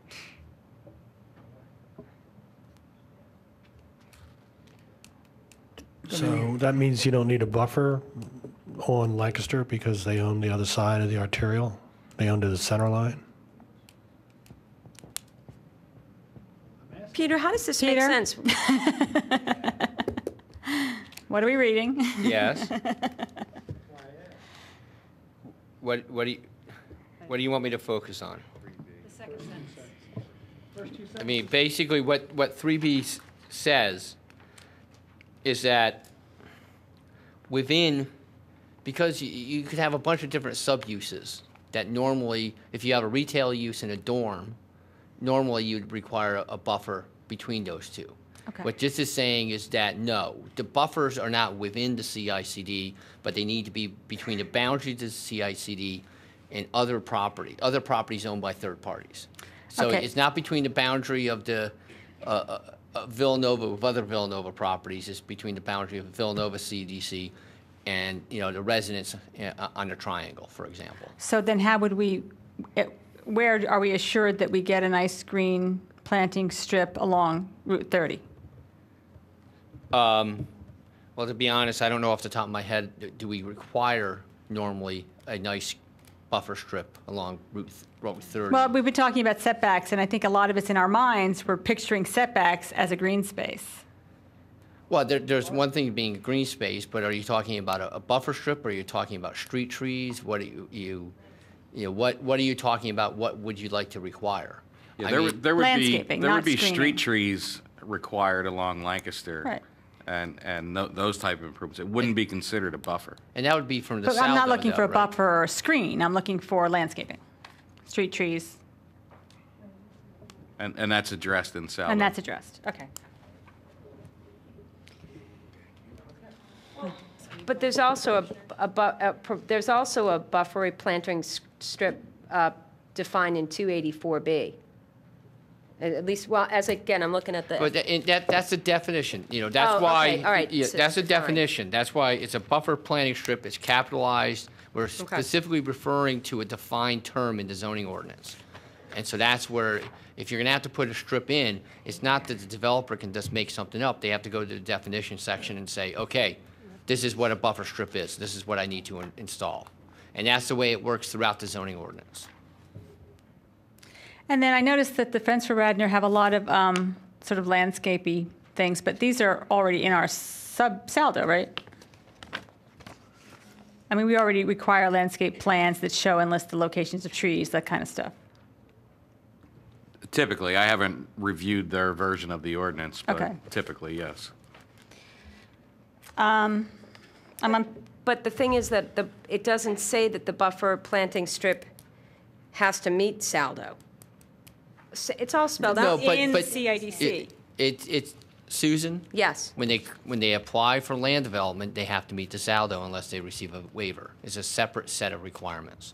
I understand that, but then there's also that line where it says if stuff in here is inconsistent with other parts of the ordinance, Yeah, this one. we've specifically deleted saldo. Okay. For that specific reason, that Okay. if they don't comply with saldo, Okay. they have to ask for a waiver to that provision, they don't automatically get out of it. All right, thank you. Okay, now I'm moving down page 7. This is where we talked about where the ground is in terms of, you're talking about C, requirement to preserve land, or were you already past that? Sure. Right, and so we were going to add, it had to be in Radnor, right? Well, we were also going to say it couldn't be across an arterial. Actually, I would go further and say it can't be across an arterial and it has to be contiguous with the CICD. But maybe that's not. But somebody might have a 15-acre parcel and want to make the CIDC, then the land would have to be preserved elsewhere. The other issue, remember, also is that we have that new park and rec ordinance too, where it's either land or fee in lieu. So I don't know, Peter, this doesn't cancel that out, right? Because this is more specific? This No, doesn't is something- trump, The fee in lieu, that's a different type of, but that ordinance will operate side by side with this CICD. yeah, it doesn't conflict. They're dealing with two separate things. Okay. And then secondarily, everybody, how do you feel about threshold is not, it has to be in Radnor, okay? You can't, Right. okay. No, I've got that in here, in Radnor and buffering residential properties. So Skip, what's the objection to, I mean, if they're going to preserve land, they're going to preserve land. Why do we care if it's adjacent or if it's across the street? They're still preserving land. Well, it doesn't seem like it's an affirmative act because it's already there. I mean, you already have all those buildings and the big lawn, and then you can just say, here's the chalk line, this is the 30,000 square feet. So, I mean, what's the benefit of trading off for an increase over the 30% to just dedicate a section of lawn across the street? Well, I mean, can they build on the lawn? Possibly. Well, if they can build But on. see, that side is the 120-foot setback because that's not in the CICD. Didn't we say somewhere that it couldn't be land that is not available for building, that it had to be developable land at some There point? was a Didn't we say that? discussion about whether or not setback should be, I think Susan brought it up, should it be setback land or not? And unless, I think we qualified that discussion a little bit by saying it could be setback land if it abutted residential property. But, you know, Well, can you make a it's recommendation? it's also in here, it's 200 by 200 feet, which is bigger than all the setbacks. Remember, it has to be, the dimensions of it have to be like 200 by 200 feet. That's somewhere coming up. That's in 4. But didn't we say earlier somewhere that it had to be land that that could be developed? Didn't we say that just earlier in the meeting? Where is that? We may have said that in discussion. I thought it was But now's the time something to in, like it was marked in here somewhere. make a suggestion. So we want to make a suggestion. Where was that? Well, yeah, I would. My suggestion would be to leave it alone, and because we're crimping them on a lot of other areas that are important to us, and quite frankly, this seems like we're just trying to extract a penalty out of them by giving them the extra density, but yet we're shrinking it down. So I would just leave it alone because I don't think it matters one way or another. Well, I that thought much. it did matter because the intention of it is to offset the increased development. so that when we're giving additional heights and minimizing setbacks, the yield overall out of the entire campus is not going to change drastically, such that there could be a lot more development than under the existing code. I thought that was the whole intention of this, as well as to benefit the people who are closest to this concentrated development. So if we take the ground across the street off, then they can't develop it. What I'm saying is so that the land that is being set aside is not already land preserved. that they can't be built upon anyhow. Okay, so it has to be land that it doesn't Buildable. have, is buildable. Okay, I'm fine with But that. I thought that was addressed, but I must have No, missed we it. want to, let's I'm not include that. seeing that in here. I'm No, saying that's let's the- We're going to add include it. it. Those are comments you added at the last meeting that I then told you earlier today, that in the last It had to meeting be you in added that it Radnor. has to be in Radnor, that it can't be across an arterial, that it can't be land, that it's otherwise undevelopable. So Those are therefore, all is comments this you've the already place to made. do that then? Is this the place to put them Yeah, in? it would be in this section, yes. Except I wouldn't put across, I would take the arterial one off. I'd take arterial off, yes. I don't want to make it so specific that it's impossible. But you want it to be My buildable important part land. is the buildable, Yeah, yeah. we got it. And in Radnor Township. Yes. Everyone in agreement? You know, Yes. it's 200 by 200 feet. Is that going to stay, I hope? Yeah. Well, no one mentioned it. I'm fine with it. Well, I still Okay. have a problem with the arterial. But if we change it to developable land, Buildable. buildable, I'm not sure that that is buildable land.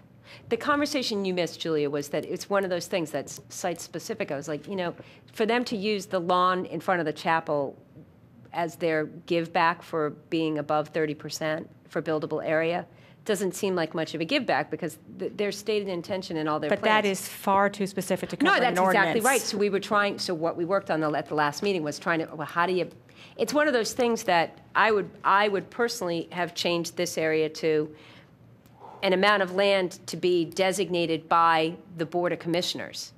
Yeah, Because, but that's just like letting your green area be wetlands, right? I mean, we allow that, don't we? buildable land to be determined by the Board of Commissioners. Buildable land. The reason I say that is that I think in any particular case, there could be a piece of property or a location that the Board of Commissioners might have in mind that would be preferred over something else. We struggled with this last month. It's like We talked about this last year, I feel like. Yeah, So this I is- agree with what you're saying. Buildable land approved by the Board of Commissioners. something where the Board of Commissioners. Yeah, I'm fine with that. That makes perfect sense to me. Is everybody good with that? Okay. Let's move on to parking. E, off-street parking and loading requirements. Does anybody have any comments on page 7?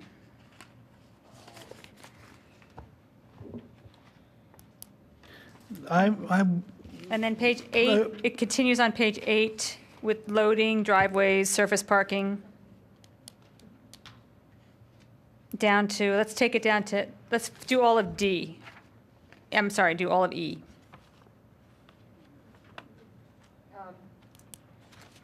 I think Kate mentioned something about off-street. There was a concern about off-street parking, but I don't know how that's, maybe it had to do with the stuff along the railroad, but if we increase the buffer there, Then that should help. yeah. Okay, mechanical, electrical equipment, and trash. Any comments in that section? That should be pretty straightforward. I think that's where Peter had a note about noise buffering, maybe. Above or at ground, yeah, well, okay. So it's going to be, number 3 is going to be if during conditional use approval process, the applicant can demonstrate the mechanical and/or electrical equipment mounted above, at, or below ground level can be located and integrated. All right. And with sound attenuation. Wait a second, And hang with on. sound attenuation? I'm sorry, I missed something about parking. I had a note about this in 3. I'm so sorry. Go ahead. It says the driveways and blah, blah, blah shall have a minimum setback of 5 feet from any public right-of-way. We should be increasing that to 20 so that they can get equipment back there. Okay, except for all areas of access, all driveways, all floating parking surface, or interior should have the minimum setback.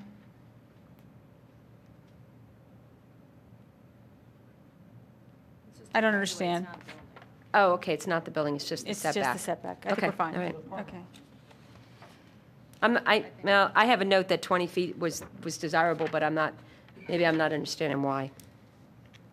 Okay, so everybody's fine with the trash?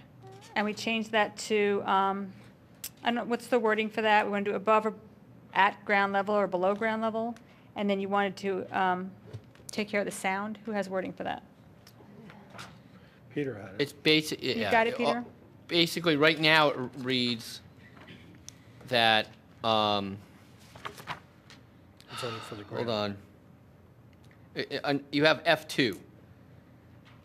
So any ground-mounted equipment must have sound attenuation. But F3, equipment that's mounted above the ground doesn't have sound attenuation, and you, at the last meeting, stated you wanted the same sound attenuation language as in F2 added to F3. Thank you. Everyone's still good with that? Yes. Okay. Anything on page 9?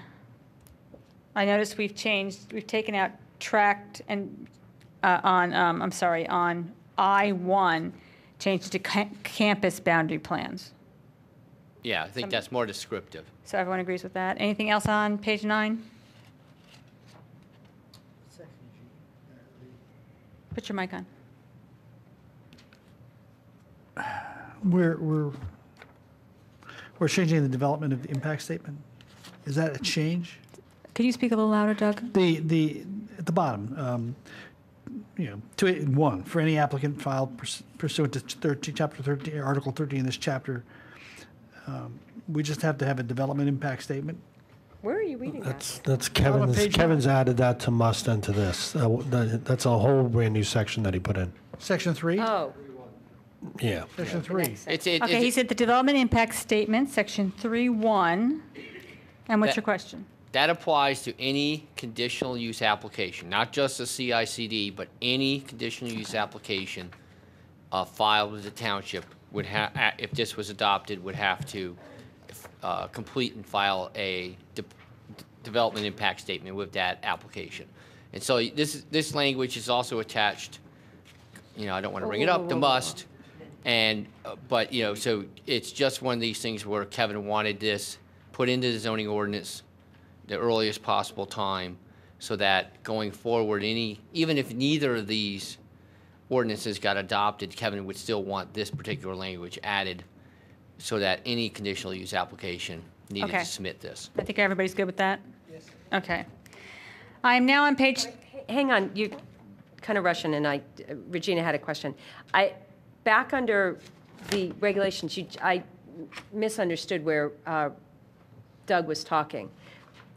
I just want to say, Friends to Preserve Radnor added many, many, many pages about architectural and design regulations that are too long to go over every single one, but I am going to later suggest we incorporate most of it. It's all that design stuff, and that's the section where they put it. So I just wanted to say that. And it's very comprehensive. Okay, where do we normally put design regulations? Generally speaking, you don't have a lot of design regulations. And that's their concern, is that we're going to end up with a building that doesn't, it's all nice that people say what they want it to look like, and then I look at a certain building in the WBOD that's not looking so pretty to me, so. The problem is that every one of us in this room could have a different view of what a college building should look like. And, generally speaking, while zoning is not, you're not completely prohibited from putting in design or aesthetic regulations, there is a limit to them. And to be honest, in reading what is being proposed here, they've crossed over the line that I would be comfortable with trying to enforce. That, just because this is something that we think looks nice doesn't mean everyone feels that way. And it's a very subjective standard rather than objective standard. And I have reviewed certain aesthetic standards for certain corridors, certain districts within various townships, and these being proposed go well beyond anything I've ever seen. And I don't think legally they could be enforceable at this specificity. That's helpful, but between the choice of having none and too many, how do we propose striking a balance there then, Peter? Because, I mean, we don't really have very many design standards. Well, it's, I mean, like I said, you could do some, but I think what these go well beyond what probably would be enforceable.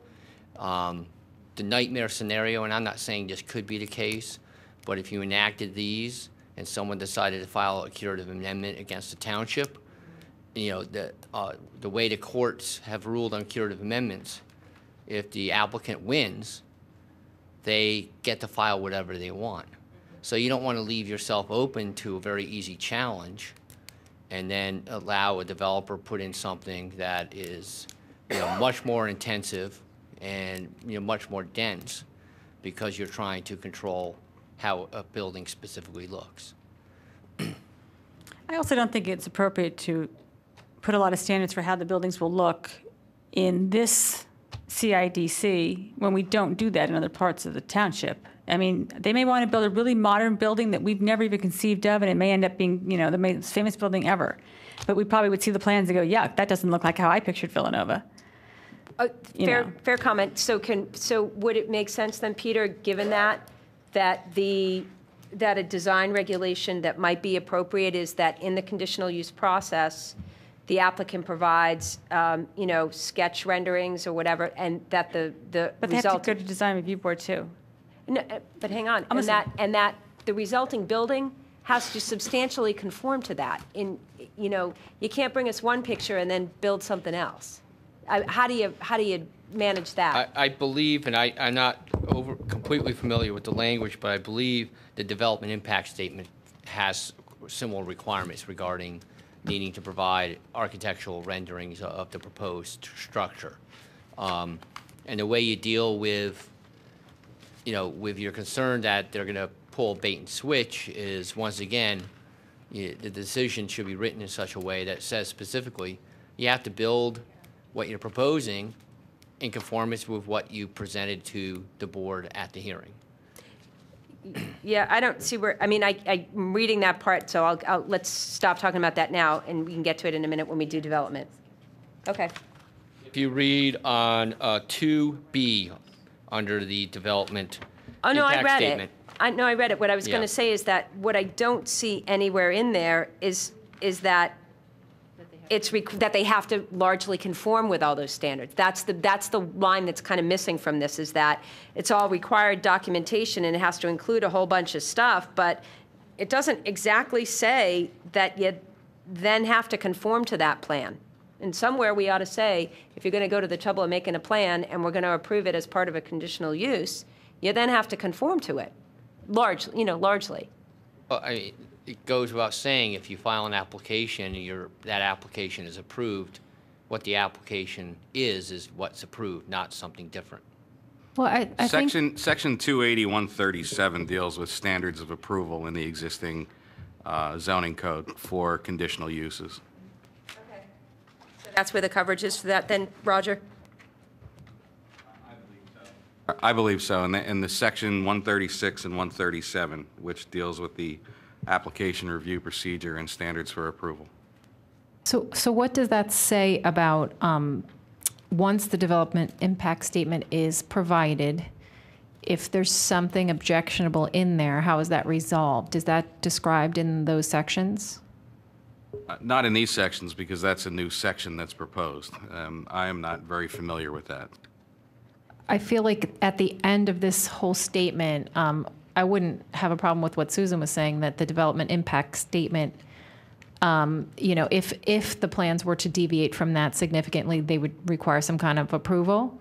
But also that if there's anything that arises from the development impact statement that the township is uncomfortable with, what's the procedure there? I mean, well, is it just too bad, or is it they have to negotiate? How does that all work? You just wouldn't issue the conditional approval if the. But I feel like to strengthen it, it should say that there, that it could be denied based on, you know. Under Section C, if you look on page 10, Section C, there's a discussion, and it needs to efficiently and safely handle the traffic generated by the proposed development. So right there in that section, when they put together that impact statement and provide that to you. If you're not satisfied with how operationally intersections would operate once they constructed it, then you could deny their ability to develop the land.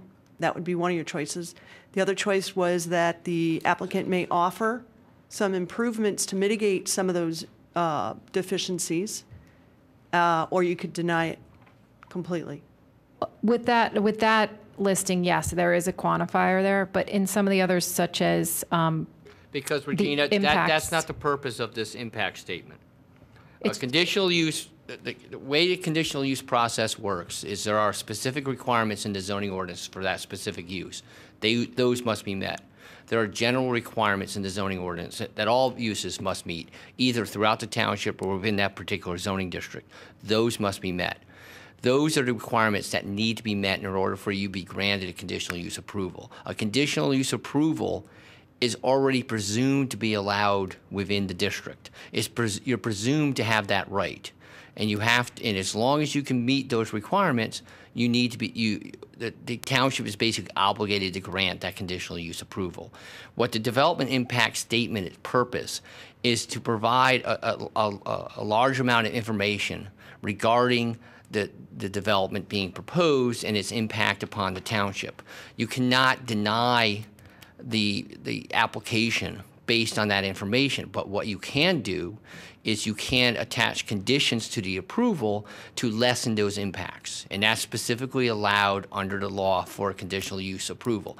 That's why you do this. It's not to have requirements regarding what's being proposed, but it's to try to determine, are there unusual impacts that this particular application is going to create, and if there are, what sort of conditions or limitations can we attach to the approval to lessen those impacts?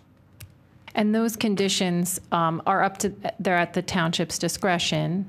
Yes. And but the applicant, it's not optional, it's required.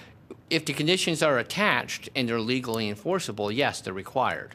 But in order to be legally enforceable, you need evidence why they're needed. You need evidence why they're necessary to protect the public's health, safety, and welfare. That's why you want the developer to provide you with all this information so that you can point to what they provided to you and say, see, the traffic coming out of this is going to be pretty bad. We want this particular condition to attach. So that's why why you have them. This is not designed to be something where, oh, you didn't meet this, you're denied. That's not what this impact statement is supposed to do. Well, that helps a lot in understanding this because I was a little confused as to what the process is, and that actually helps a lot. Thank you. Anything else? Not about that. I have one question for Peter. I had a note in my papers. Peter, the way that this is numbered is 28068.1, and I guess maybe the version I have, maybe we already took out that line about if there's anything in here that's inconsistent with the rest of the zoning, that this takes, that this supersedes it. Is that still in here?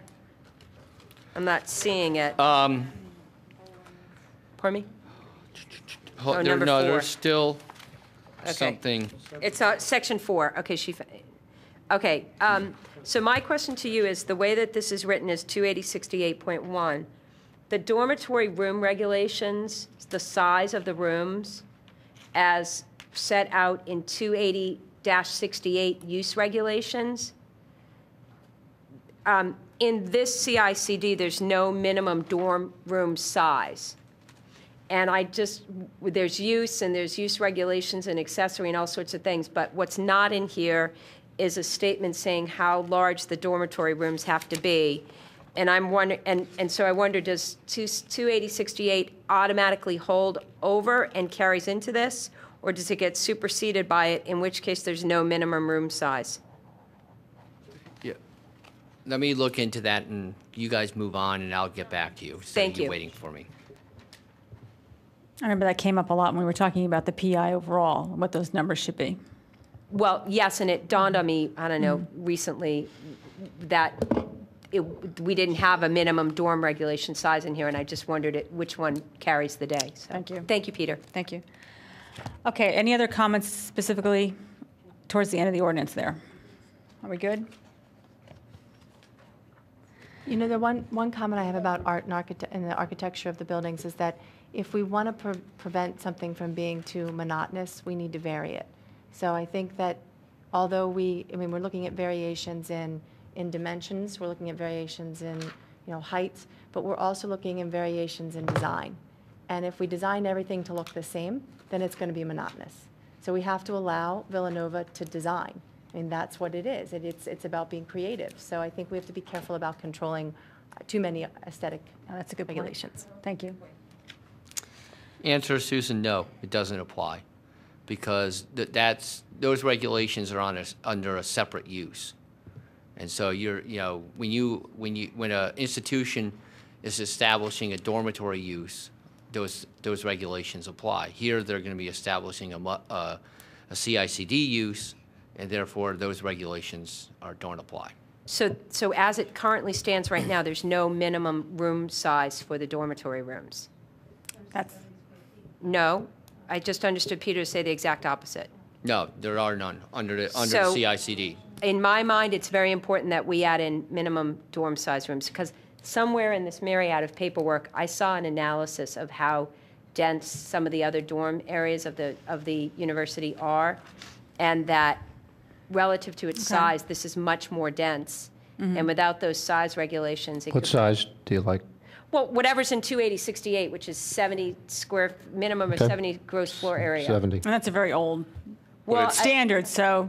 And then 50 for each additional kid. We should have something in here for minimum room size. Well, could we just recommend that the staff find a number? Yeah, I'm fine with that. Is there anything else in that regulation that you also want to incorporate? It's a very short amount. It stuck out to me because of this analysis that somebody gave me about the density of the dorm rooms. No, I mean, because then it goes right into, other than the property maintenance codes and all that stuff for any of the other townhouses have to be met. Maybe 280C3, Peter, of the existing PI regulations. Regarding what about that? It just has to do with property maintenance. I'm not sure that it would be applicable for this. Actually, that is, property maintenance, that's something separate and distinct from zoning. That's going to apply that applies to every property in the township, whether or not it's stated. Right, in the zoning ordinance. In fact, I think in the PI zoning, we've recommended eliminating that. Okay, then I guess it's just the 280C2. If you could work, maybe work with staff to put that wording, and what's the appropriate size? Find the appropriate size. Yeah. Peter, can you give us a little guidance now on how to form the motion for this? Do that. We're not going to do it yet. I just was asking how. The list that you went over earlier, have we already put them all someplace? Well, I have them listed. Your recommended changes, I have them listed on a copy of the ordinance. What my recommendation would be is I have a copy of the ordinance on Word, and I can add all your comments in as a comments to that ordinance and make sure that's then forwarded to the Board of Commissioners prior to them considering this at whatever meeting they're going to consider this at. I think as far as your motion goes, don't go back through all of this and basically just say, we hereby recommend that the Board of Commissioners adopt this ordinance as changed during our review at this meeting. And then I'll go through and make those changes and adjust the language as you instructed me to do, and then pass that on to the board as these are your recommended changes to the ordinance. Okay, can you send us a copy first, or send me a copy first, and I'll send it all to all of you first. Yeah, that'd be great. Yes. And Peter, I think there's some things that we voted on, and there's some things that I think collectively we think are worth due consideration, like all the riparian language that Maya did. Right. So that would be like an And addition to stormwater, all her our stormwater motion, work. I would think. Yeah, in other words, we didn't dissect it. But yeah, I we didn't want hear it to from be- you, and maybe I missed it. As far as the stormwater and the riparian buffer language, I don't remember you guys specifically saying, okay, we like this, we want, we would recommend something like this added, But I did, if I remember correctly, I did say that what we would like to do is recommend that the ordinance, as it's revised or whatever, by whatever we've done to you and what your thing is, be evaluated or considered and basically recommended, as well as incorporating, having the Board of Commissioners evaluate all the other things from Maya and The Delaware River Keepers. Delaware River Keepers, and then the other stuff from the Citizens to Preserve Radnor. Yeah, I mean, we're not saying this thing's ready for prime time yet, but we're saying that it's close enough that they can move forward or something on it. Or do we have to wait till we get the exact wording before we can take another vote on this? No, you guys, it's your job to make recommendations. Yeah. It's, whatever is eventually adopted by the township, that ordinance, that language is going to have to be forwarded to you and the county planning commission at least 30 days before adoption. That's what the state law requires. That's not what we have now. It could, well, the township the board could adopt the ordinance that was originally sent to you. If they make changes to that ordinance, substantive changes to that ordinance, that would then have to be resent to you before it could be adopted. Okay. So before we move forward, I just want to point out that I'm okay with everything we've discussed other than the setbacks. I feel like the setbacks that we've put in there are too restrictive and they're limiting the building envelope beyond what I'm comfortable with. So how do I proceed? Do I vote no then? Because I strongly disagree with that one. That's probably, to me, it's almost like it's a deal breaker. If the motion is for approval, recommending approval, then if that's a deal breaker for you, you would vote no. Yeah, it's not separate recommendations from the members. It's not separate votes on every single change. It's just a general vote on all the recommendations on the ordinance as a whole, and whether or not you fully support that or you don't. Can we proceed with a comment? Can we attach a comment to our vote? Well, I mean, you can make comments, and those can be recorded in the minutes, and the board gets those minutes. But usually the vote is, here are our recommendations. But you could put comments in your motion. And you could make can't you? Well, the planning commission as a whole can make comments in the motion, but normally, But not individuals. It's not individuals. Right. Okay. There's also nothing that would prevent any member, including me, from saying, well, planning commission did this. I can write my own letter to the Board of Commissioners and saying, I voted for this, and I have additional comments saying A, B, C, and D. Yeah, you can certainly correspond. You certainly can show up at the board meeting when it's considered and speak to the board during public comment. You just need to make sure that you make it clear you're speaking as an individual, not representing the will of the planning commission. Put our comments in. That's okay. I just feel like it sends the wrong message if I vote against approval because I think we're being too restrictive in our comments that we want them to incorporate. So I feel like I'm in a... That's we all get stuck in that position Because I want to sometimes. There might vote be for something you want to approval. vote for, but there's something you're hung up on. That happens to all of us. You just have to decide what... But I feel like that's sending the wrong message that... I agree with Regina. So I would rather that issue somehow be itemized. Do you remember like 2 hours ago when I said, be interesting if we had context, are we going to vote up or down? And is the context going to be, we vote to approve the ordinance? Well, now we're deciding. No, but hang on. I think this is part of where part of her thing is, I can only speak for myself. I'm going to vote against it. Not because I don't think it's going to eventually get passed, but because for me, until the vast majority of the recommendations that we made tonight are incorporated into a document, I don't support this because the way it's currently written, I don't support it. And until the Board of Commissioners decides how they want to handle our recommendations, what they have before them is the ordinance as it's written. So I'm not going to vote for it, not because I didn't work hard and because I don't value all of your opinions and because I don't, respectfully disagree with Regina about the 35 versus 60, but because the context for me is that until I have assurance or belief that the Board of Commissioners would incorporate all of this work, it's not an ordinance I would support. Yeah, but Susan, Susan, no, that's not how it works. No, because no. when we make, it sounds like we're leaning no, but if we were to vote yes, we recommend approval with these following conditions. This is why, with these changes.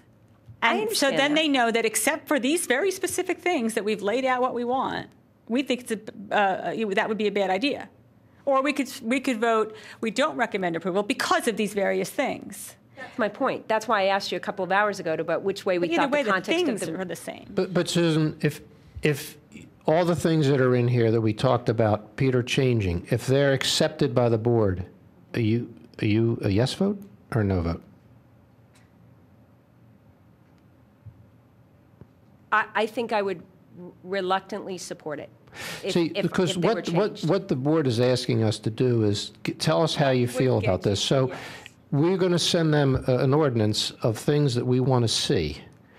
And so we as the board have to decide, is this the ordinance we want to send them? It's kind of a yes or a no. Now, I happen to coincidentally agree with Regina and Elizabeth. So on that, so I've got an issue on the setbacks. I think so that's an issue I'm still struggling with. But it would seem to me that you're behind it as long as you're behind what you're sending them. That's what you have to tell them. Are you behind what you've sent us? Well, that's why I was trying to say, it depends on the context of how the motion is formed. That's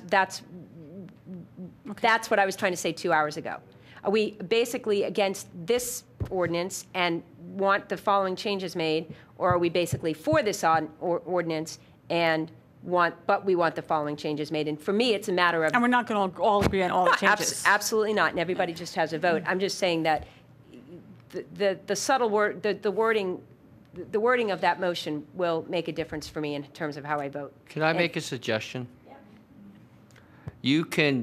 Why don't you vote to recommend denial of the ordinance as written, and that you recommend the following changes to be made to the, even though you're recommending denial of it, you then recommend the following changes made to that ordinance.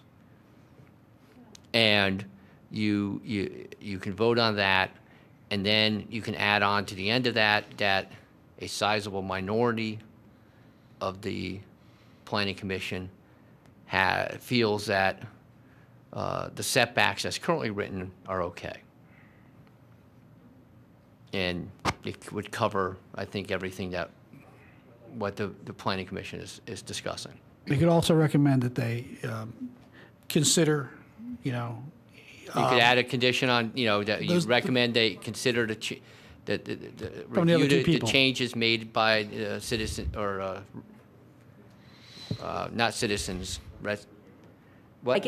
Friends, President Radnor, and the Delaware River Keepers. I think this is a situation where I'd be comfortable with that. Our memo is, for me, more important than which way the vote goes. Yes, clearly. That's what's really there for me, is that I don't want to send a yes and have them ignore our memo. I don't want to send a no and have them ignore our memo. I sincerely hope I understand I think that. you'd have more opportunity or more likelihood that they'll look at the memo if you vote no.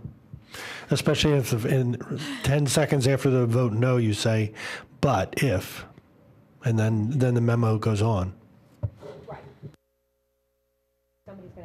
Okay, who wants to make a motion?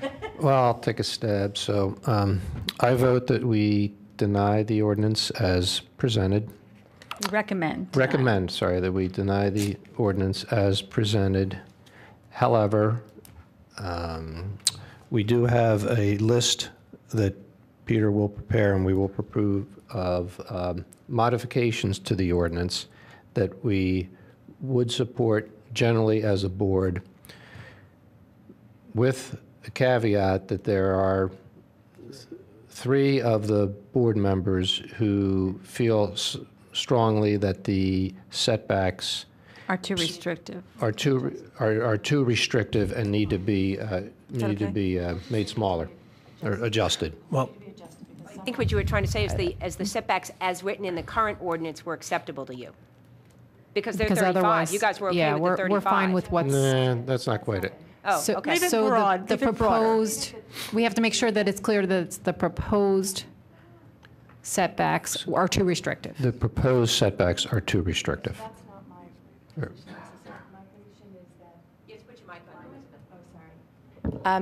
My position is that I think that sometimes we are throwing out numbers and we don't necessarily know the impact of our numbers.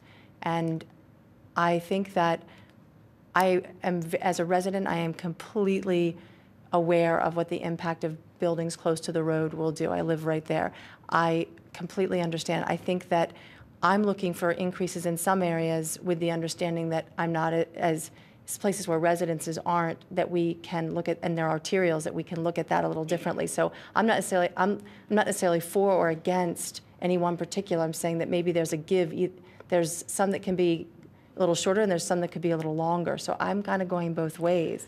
Okay, And I think so- we already had that discussion. I though. understand that, And I but think it that I didn't don't necessarily think that if represent- everyone has a different opinion, We we all can do, put so it in the that's- motion. I think we just have to go with the vote, and then you bring it up again if it comes up again. I think there has to be some language in there that not everyone, it's not unanimous on that one. Could we put in a motion that we want the commissioners to watch the last hour on YouTube? Okay, let's give Steve another shot at his motion there. So from the top, I recommend that we deny the ordinance as presented.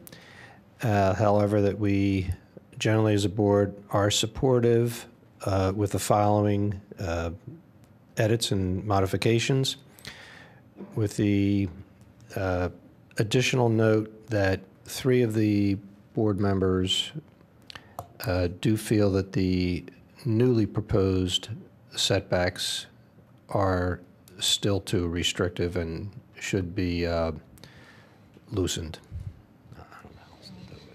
I think you actually have to say something more like, with the exception of the setbacks not being fully supported unanimously or something, because you have a different opinion than we do, right, Elizabeth? It's not necessarily that they're too restrictive. But we didn't all agree on all This the is other like a comments Supreme either. Court opinion.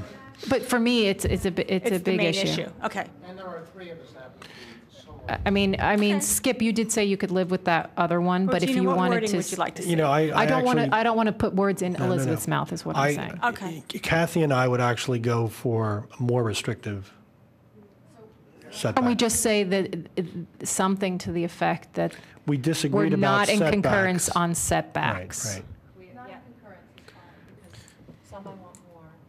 Okay, let me just the majority of put us out there that when you say we're not in want concurrence, 60 or less. then they don't take I mean, our 60 or opinion. more. It's like erasing our. When you say that here here's our recommendations, but we really didn't agree on the setbacks. That's basically not giving them a recommendation on setbacks. We probably should take an up-down vote on the one notion of setbacks and let the motion fall the way it falls. Or why don't we did that. instead just say that the setbacks need to be adjusted? No, because Regina, you're one person who feels that way, but the majority of the planning commission But might what not Skip's feel saying that is way. it's not enough for him either. I He's got the that. other way. You're the upside. You know, in light of He would Skip's have to be comment, bigger. in light of Skip's comment, I think we should just take an up or down vote, yes or no, and let it pass. And this thing's been chewed to death, quite frankly, and they're going to do what they think is. I don't know. I think we're in an impasse, quite frankly. So I mean, 3 of us want less, 2 want more, and 3 are fine the way it is or want more. So I mean, they win. So I don't think we need. I don't know. Guess what? I think it's too. I think Julie, you were trying to say this. It's too much detail to give all that information about that one particular issue when there's a myriad of other issues that we may not all have consensus on.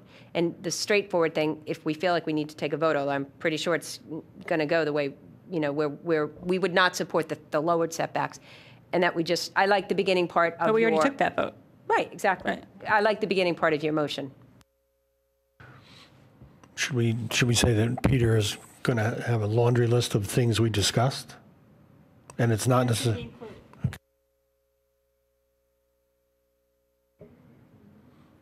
Can we have a restatement, or do you want to start the motion over again, please?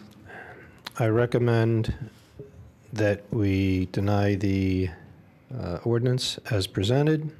However, that the board is supportive of the ordinance with the modifications that will be sent along with it. Would you also say, you also want to add to them that we recommend that they consider the stuff put in by the, okay, do you want to add that to the motion? Is that acceptable to you? I think that's going to be part of what Peter provides in his draft.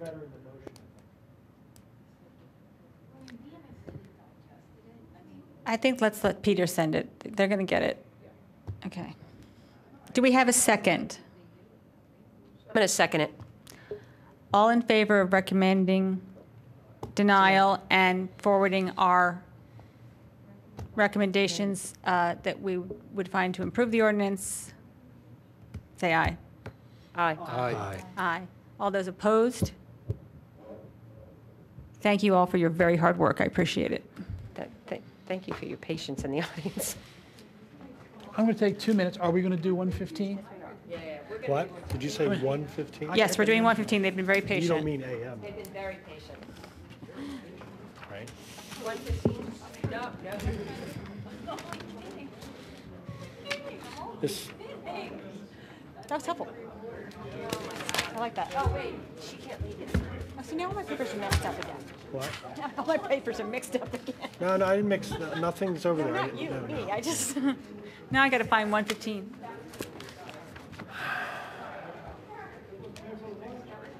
You didn't announce about must.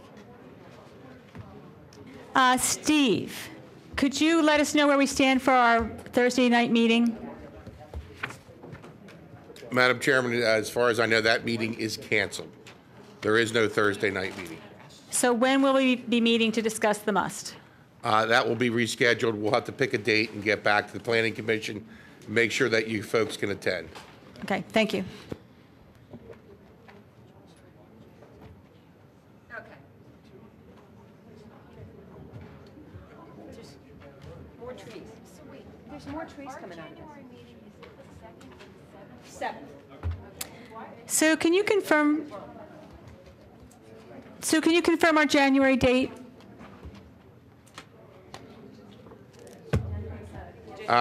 We just got the new schedules today. That was approved. Okay. It's January 7th.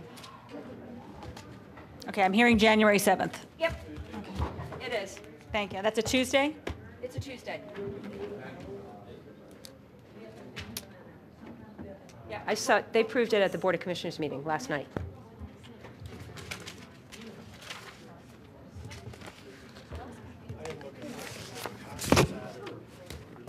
I didn't look.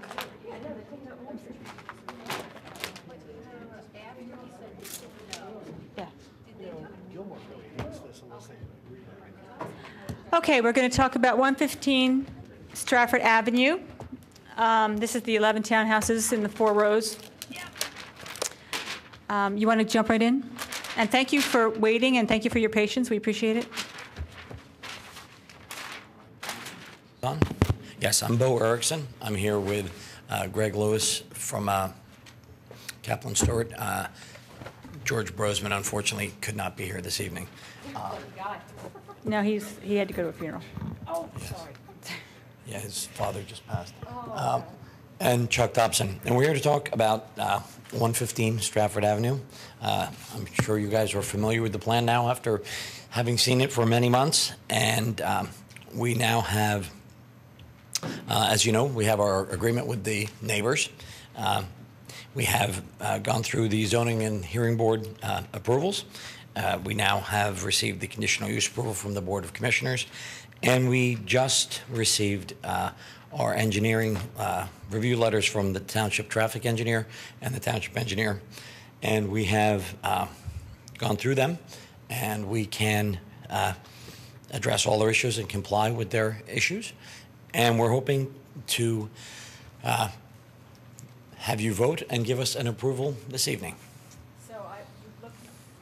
I'm sorry. So you reviewed the township engineer and the township traffic person's memos, and you can comply with all the requests? Yes, and we've worked closely with them and identified all their issues and how we can resolve them and responded to them in writing. And yes, we can comply with their review letters. Thank you. Julia, Peter, go ahead. it's not as simple, unfortunately, as Bo stated. They have received a conditional use approval. The conditional use approval specifically stated that their placement of the stormwater system in what they were calling the open space was not appropriate, and it didn't meet the definition of open space. So in order to address this, they have now moved the stormwater system beneath basically their driveway. This is a substantial change to the plan that was originally submitted as a conditional use. Furthermore, they have actually appealed the conditional use approval, 3 of the conditions attached to that. So for them to say that they have zoning approval, I think is incorrect. Until the conditional use approval is the appeal is decided and the fact that their plan has changed and that's been resolved. Well, hang on, I'll let my attorney address that. I'll let Peter finish. It's my opinion that the zoning issue is not worked out. They have to work out this. They have to work out this conditional use approval and the decision and their appeal of the conditions before we can say that zoning is finalized. Peter, Thank you. Peter, Rob Lewis from Kaplan Stewart. I respectfully disagree. Yes, an appeal from certain conditions attached to the conditional use approval was filed. That was to protect our rights because some of those conditions were relatively onerous in that decision. But there is nothing in the law that precludes us from continuing through the land development process. And in fact, we're required to continue through the land development process, even if an appeal is pending. The case law says where there is a condition that requires us to obtain all of our permits and approvals within a specific time, we are obligated to take this all the way to final plan. So there's no basis in the law to, let me finish, please, just very quickly. And there's no basis in the law to say that we should not proceed and that the township, whether it's the planning commission or the board of commissioners, are not required to process our plan as though there is no appeal. The appeal is a separate and distinct entity. Whether or not the modification to our stormwater facility to comply with a condition that was imposed constitutes a substantial change that would necessitate a new conditional use. One, it's an issue that we're just hearing for the first time now. Two, I would submit it does not, because the conditional use has to do with use, which would have to do with the dwelling units, the siting on the property, and whether or not we substantially comply. Modifying our stormwater so that we now have underground detention to respond to a condition of that approval, I would submit to you, is compliance with the conditional use as opposed to being a substantial change. The conditional use specifically says our plan must be changed to address this comment. We did that. It's not a question of whether or not you are required to go forward with it. It's a question of whether or not the township should approve it at this stage. And it's my opinion that the township should not approve it, that until the appeal is resolved, and until zoning is resolved, it's my opinion that we shouldn't be reviewing this. The township shouldn't approve this, and that it needs to be continued. And I understand if you're making a recommendation to the Planning Commission, that's one thing. Legally speaking, the township is obligated to vote to approve or reject our plan based on the merits of the plan, not whether or not we have an outstanding appeal from the conditional use approval. And we're supposed to be evaluated specifically on whether or not the plan that is sitting before you complies with the requirements in the ordinance, not whether or not we have chosen to file an appeal that may or may not be withdrawn in the future, but whether or not we comply. But the question is, does the plan currently comply with the conditional use approval decision? And it does.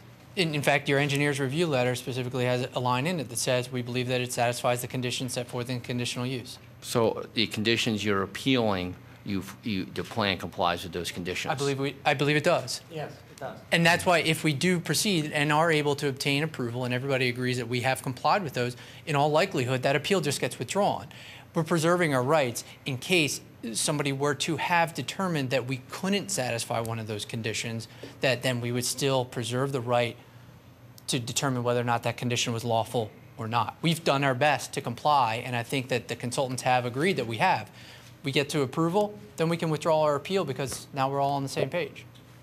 We had to file an appeal within 30 days of the conditional use, and we hadn't had the opportunity to come and make sure that we had resolved those conditions. If we do, we have that opportunity to withdraw it. So maybe that's where we're not looking to get an approval, proceed with an appeal, have a court determine that condition 1, 2, or 3 are unlawful, and then just rip them out of our plan and no longer, show those features. So if the board is approving a plan, we've got to comply with the plan, and we're fine with that. And Roger, do you agree that they comply with the conditions in the conditional use decision? From an engineering standpoint, yes. And has the applicant gone in front of the Shade Tree Commission regarding the trees along the lane? Yes, we have, and we received shade tree approval for our plan, and they even commented that we are going well above and beyond what the requirements are. Yeah. And Doug, we did receive their approval. Were you at that meeting? Yeah, I believe it. Yes, I was at that meeting. I was there. Huh? They received approval. Was that before or after you removed more trees? Because the plan I have today has more trees coming out. It's Since the the same. conditional, well, the conditional use application plan is the one from August, and the one that we have here tonight has about 4 or 5, maybe 6 more trees coming out. Big trees. This plan is the one that the shade tree approved. Peter, does it make a difference that even more trees are coming out since the conditional use approval? Well, that's one of the concerns is that I have, and I don't have a copy of the plan. I can't compare the two. So, I do. Okay. The question, it is a new plan. It's a revised plan. I don't know. I wasn't at the conditional use hearing. I don't know what they submitted at the conditional use hearing, but it's my concerns in a quick discussion with John Rice as he ran out the door this evening was his concerns also that you guys are reviewing a plan that is different than what was submitted to the board for the conditional use hearing. When was the shade tree meeting? Of course it is different because back when we received the conditional use, we received the conditional use, those conditions had to be met. Therefore, we have to modify the plan. We have modified the plan so that it does meet the conditions that we were given, and it does. Excuse Peter. I'm sorry, Excuse me, that sir. wasn't the Peter, is there any harm in us I mean, if the engineer's okay, is there any harm in us, proceeding and voting on this specific plan and? No, I mean you're not to be condescending about it, but I mean you are a recommendatory body.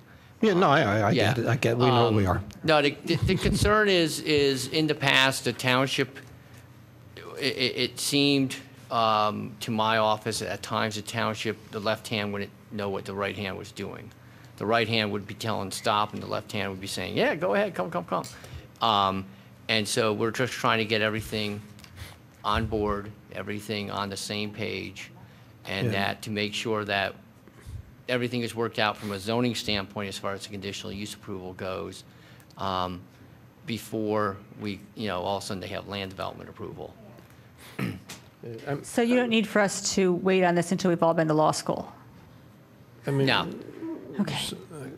No. And to be honest, one of my biggest concern was the fact that you were proposing a plan that didn't conform with the decision. If they do, the plan does conform with the conditional use decision, that addresses probably my biggest concern here. Then we can proceed. Okay, but we will proceed, but what are we looking to do? Like, are we looking to, is this then a final plan? Is this a preliminary plan? Preliminary plan. It's a preliminary. So we would be looking to make a recommendation on a preliminary plan. I guess my question is, if it's significantly different from the conditional use approval, in order to make those requirements, does that trigger then, does it have to go back to No, zoning it- for that? How does, No, because that seems strange that they won't see the final product that they've approved. From a zoning standpoint, the buildings and so forth, none of those have changed. But to meet the conditions, the main one being the stormwater, our stormwater recharge area used to be here in the open space. And one of the comments was they didn't want to have the stormwater management here, so we've moved it out of the open space. That's the most substantial. Is there anything other than that and the trees that has changed since conditional use approval? We've added sidewalk and curbing, which were also in the conditional use. So those are the modifications to the plan. No. I had a couple of questions about the plan. You go right ahead. Thank you. Roger, I read through your November 25th letter. I thought I read it as you were recommending denial of the plan as submitted, but maybe you just meant about a particular aspect on page 1, 2, 3, 4, 5, maybe. It's at the bottom of general comments.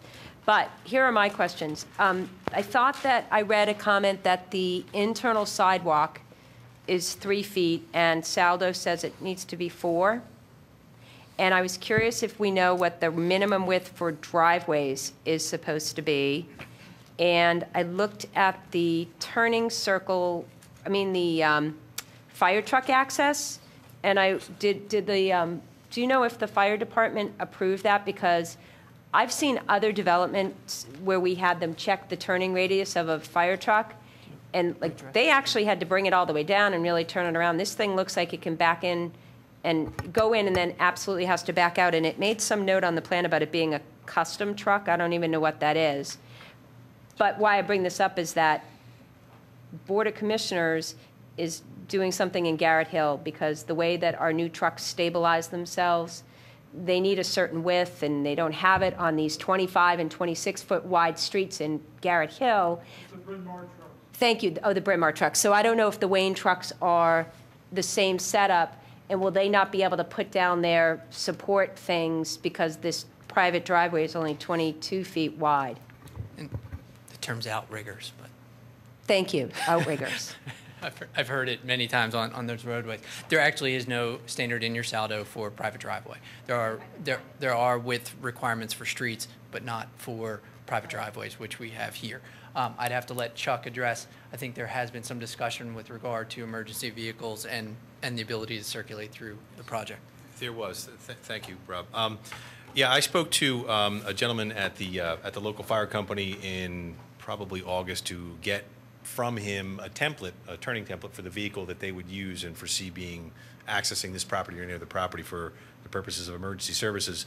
And at that time, he didn't have one, so what I did is I said, well, listen, since you don't have one and I need to present something that shows that this is accessible by emergency services, this is what I'm going to use, and that's where the term custom truck comes up with. And what it is, it's effectively, it's a 40-foot long firefighting apparatus that is similar, very similar, I would say, to anything that the local fire companies have. I explained it to him what I was doing. He said, that sounds fine, but the direct answer to your question is, no, the fire company has not approved this yet, but we do understand that it's something they do need to do, and we will get that done. And then what about the sidewalks being 3 feet and not 4 on the internal walkway? We recommended that they make that 4, and they agreed to that. Yes, that's correct. That was one of the agreements. Yes. And there was something maybe, and Amy, you made a comment in your traffic thing about the dead-end street or stub street. I believe a letter was submitted where they were discussing that it's a driveway and not a street. Okay. All righty. And then there was something else about that there's like landscaping in the right-of-way or... That was in a sanitary sewer easement, and I believe they've addressed that also. Correct. We've agreed to address that. There is a waiver shown on the plan, but if it's, and I'll point it out, there's an existing sanitary sewer approximately in this location, and it happens to coincide with the exact location of our Class B buffer requirements. So we kind of have, we have a designated point of tie-in for sanitary sewer, but then we also have buffer requirements there. So what we did was we recognized that the township doesn't want to have plant materials in those easement areas, so we've shown it as being shrubs However, if it's something that is problematic for the township to grant that waiver, then we've agreed to move those shrubs out of there and eliminate the need Well, for in that. previous submittals, we saw the landscape plan for the rear of the property that the neighbors had a lot of voice on, and there'd been talk with the neighbors, and Correct. you came up with a landscape plan to help buffer that. Correct. Has that changed with this submission? That has not changed with this submission, but with the... You're talking to the mic, if you'd like one to walk around with. With the sanitary sewer connection, that may change, and we'll work that out with the township engineer at the final plan stage. At this point, the rear buffer landscaping that we've worked very closely with the neighbors, and Leslie is here with the neighbors. We continue to work very closely with them, and we have their support of the landscape buffer. Do you have the new landscape plan for this? There is a landscape plan as part of the plan set. Just for the Planning Commission's knowledge, we haven't received the revised plans from my letter from the 25th, but they have agreed. We've just had a couple of phone conversations, and they've issued a letter that I believe you have a copy of, dated the 27th, where it was given to you tonight, Susan, where they agree to address my comments and I believe Amy's comments also. Correct. Why did the additional 5 trees have to come out? Well, I do remember that one of the things that Jim Ward said was none of those trees were particularly healthy or in good condition. Doug, these are the trees that are behind the Strafford, the Farm Road neighbors. These, when I look at the two plans from August and November. Those trees are dying or dead or hazardous trees, and the majority of the ones closest to our neighbors, they actually are leaning onto the neighbor's property, and the neighbors, one of them had branches fall on a garage and basically crush it. So it's at the request of the neighbors, because they are dead or dying, that we are removing them. And Madam Chairman, this plan will go back to shade tree because it's revised. Because it's revised. They are on the next shade tree schedule. Right. I do want to go on the record that our landscape professional and the township's arborist had at least one site meeting and at least one phone conversation, and they were both present at the Shade Tree Commission, and with their input, the Shade Tree Commission understood what we were proposing and they agreed with it. Okay. Any other questions from the board? Is there public comment?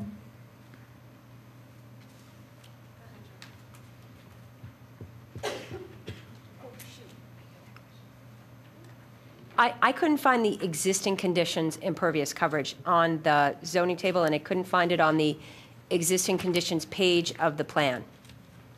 And I'm wondering if anybody knows that. 41.1%. 41.1. Okay.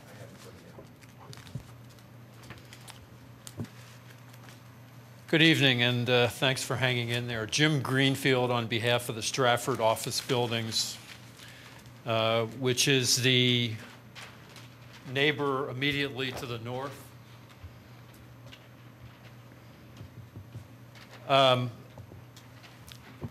This plan, this very, very densely packed plan, illustrates why the ordinance has a requirement of a minimum of 5 acres for density modification. This is a lot of development. This is 11 units and barely more than 2 acres. And I know that when the applicant had been before you in July, he had suggested that they had enough land here for 13 single-family units, and that therefore the density modification was not resulting in any greater density than what would be permitted under code. We know that to be incorrect, and I'll show you a plan that we had done.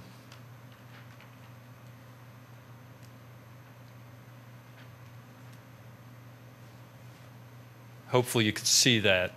My client, John Fuchs, had this plan done by Chester Valley Engineers to show what the maximum single-family residential development was that could be done on this property.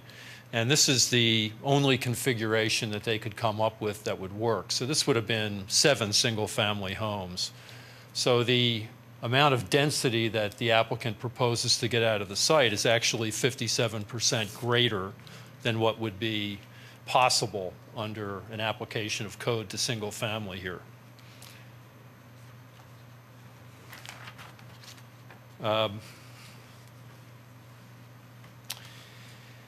Now, the deal that the applicant has entered into with the neighbors has not provided landscaping in every part of the property in an attempt to give some benefit, some relief to all of the neighbors, including my client. The density modification ordinance says repeatedly in a number of different places that landscaping is a critical feature of any density modification development. And the way this plan is configured, there's only about 5 feet from the driveway to the boundary with my client's property on the north side. Now, not too long ago, my client was shown another plan by the applicant, which is somewhat different from this, which may have added, as far as we were able to determine, 7 feet. But that plan also had some guest parking spaces along the driveway, which are not present in this plan that's before the Planning Commission tonight. So we don't know where that plan came from, but it does not appear to be the one that the applicant is going with. So what you have is a 5-foot strip that would be available for planting, and it certainly, as the Planning Commission is aware, there's not an awful lot you can do with a 5-foot planting strip. Consequently, all of the compensatory plantings that the applicant has come up with are on the east side of the property, where the residential neighbors are, and none of them are on the north side where my client's property is, and where there had been some trees which evidently were found not to be in the best of health. So we have that as yet another issue. There is no landscaping to the north to in any way shield my client's property from the intense nature of this proposed development. Another issue that came up, and this was during a recent discussion between Mr. Fuchs and the applicant. If you look in the far northeast corner of the applicant's property, there is, from the proposed stormwater management system that they now plan to put under the driveway, there's a pipe that would carry the stormwater to an inlet that's in the bed of what used to be an extension of Windsor Avenue. Coming from my client's property just to the north, in that corner of the property, is a pipe that carries stormwater from an underground facility to an inlet right in that same area. It's probably the same inlet, isn't that right, John? Yeah, same inlet. Unfortunately, the applicant suggested to Mr. Fuchs that if we persisted in opposing this development, he would take some legal action to close off our access to the inlet because we, according to the applicant, do not have an easement for that pipe. Now, I'd like Mr. Fuchs to explain, if he could, what the history is regarding that stormwater management system in that area, because that system was created not just for the benefit of my client in the Strafford office buildings, but it was something that was done by the township.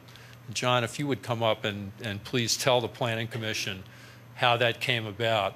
I think Mr. Fuchs, what Mr. Fuchs has to say will demonstrate that if that pipe running from the Strafford office buildings lot to the inlet is closed off by legal means or any other means, it'll actually be a detriment to the township and could result in sheet flow going down Windsor. Peter, is this Yes. in our purview?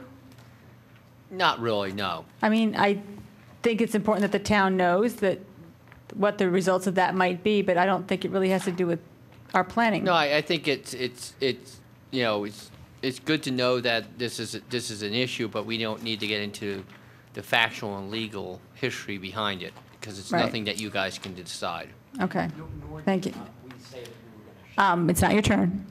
Thank you. We think Yeah. it's an issue because we would want to ask the Planning Commission, if you're pondering approving this, we would hope you would attach a condition that prevents any disruption of the existing stormwater management systems in the northeast corner of the property. Because we think it's critical to the township, not just to us. Now, if you want to hear what Mr. Fuchs has to say, he can tell you briefly. If not, we understand, given the lateness of the hour. But that's really where we're going with this. If you're going to approve it, we would hope there'd be a condition that prevents any disruption. Okay, let us get back to you later if we need more information. Sure. Okay. Any other comments? I think none at this point, other than the fact that this is a gross overdevelopment of this site, and there really needs to be some accommodation made for the interests of Mr. Fuchs as a property owner to the north. Thank you. Other public comment? Go ahead. I could just add one thing. Just The buffer. state your name. My name is John Fuchs. Thank you. Partner in the Strafford office buildings. If I could just add one thing, what I'm asking for is a 25-foot buffer that is identical to the 25-foot buffer I have on my side. In that 25-foot buffer that actually exists there now, where the Villa Strafford is, there are substantial old-growth trees there that have been determined to be too diseased or diseased enough that they can come down, but I still think that it's important to the Strafford office buildings that enough land be left that other large or trees can be planted that could eventually be that large. And we think a 25-foot buffer is a reasonable request. Thank you. Good evening, Leslie Morgan, 12 Farm Road. I worked for a long time on this with the applicant and hopefully with you as well in the near future, but I think we're getting there. I'm a little sad about the trees, but I can tell you that even since our last meeting, at least the last time I was at planning, that more branches have fallen off these huge old growth trees. I walk my dog around there almost every day. John knows that. And they are in not bad condition. They're in dangerous and pitiful condition. And quite frankly, they should have been taken down a long time ago. It would be nice to have big trees. I'm not sure, Doug would probably know, what kind of trees could potentially ever grow that big in our lifetime. I wouldn't know any. And we're continuing to tweak the back of the landscape plan, but there's been a lot of color added. There's been some recent height added. And I'm pretty much happy with it. I think most of my neighbors are very happy with it. We'd like to stop coming to the meetings, quite frankly. We'd like it to be over at this point. Sorry, you guys. I guess I'm not making much sense this late at night. Sorry. Thanks, Leslie. Okay. Board concerns, board comments? Anybody down there? I think that the stormwater issue makes sense in the corner, unless there's a strong objection from the applicant. If there is, I'd like to hear it, but other than that, I would be in favor of, moving this along, but with that caveat. Anybody else? I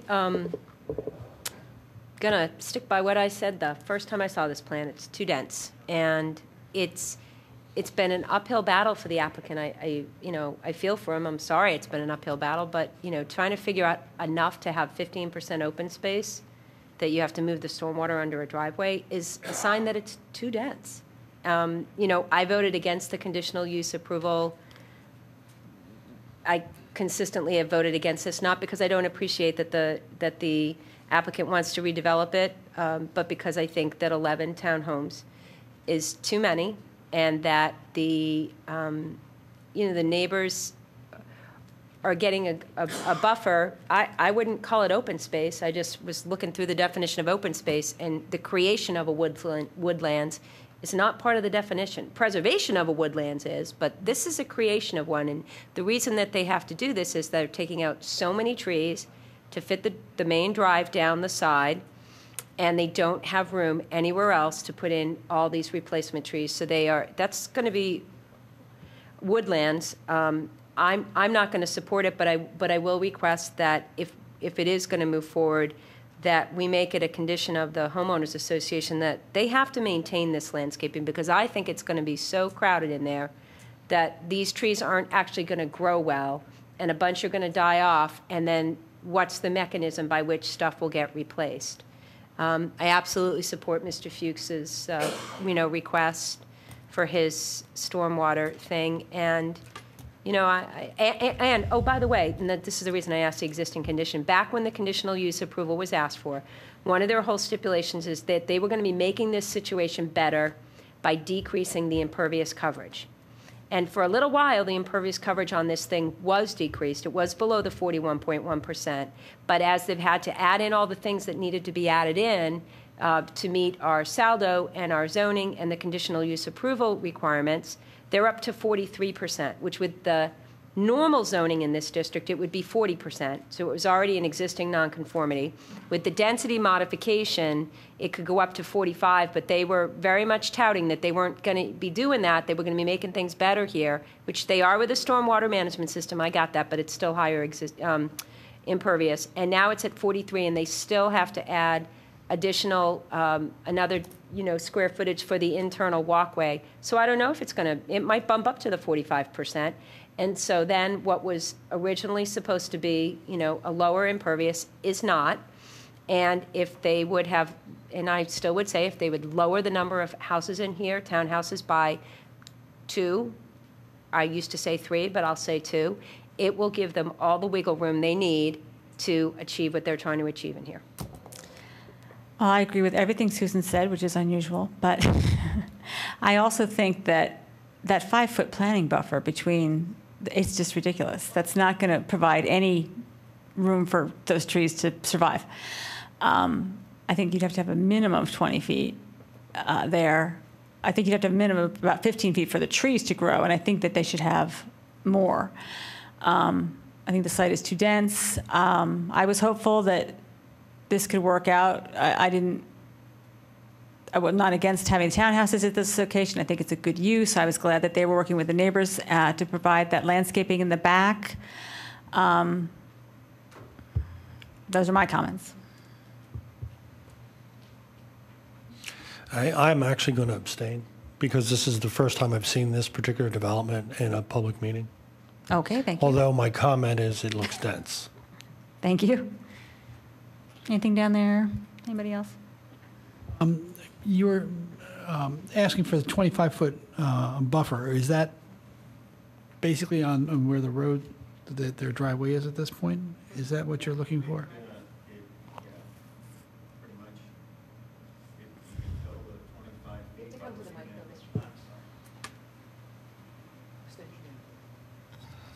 John Fuchs. Yeah, you can tell that the 25 feet by, this is 25 feet from here to my curb, and so 25 feet would come right along pretty much where their driveway is now. Thank you.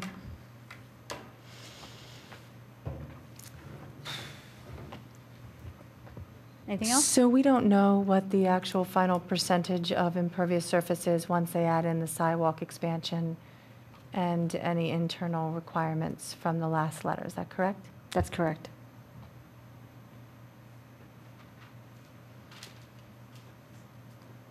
Everybody's still awake, right?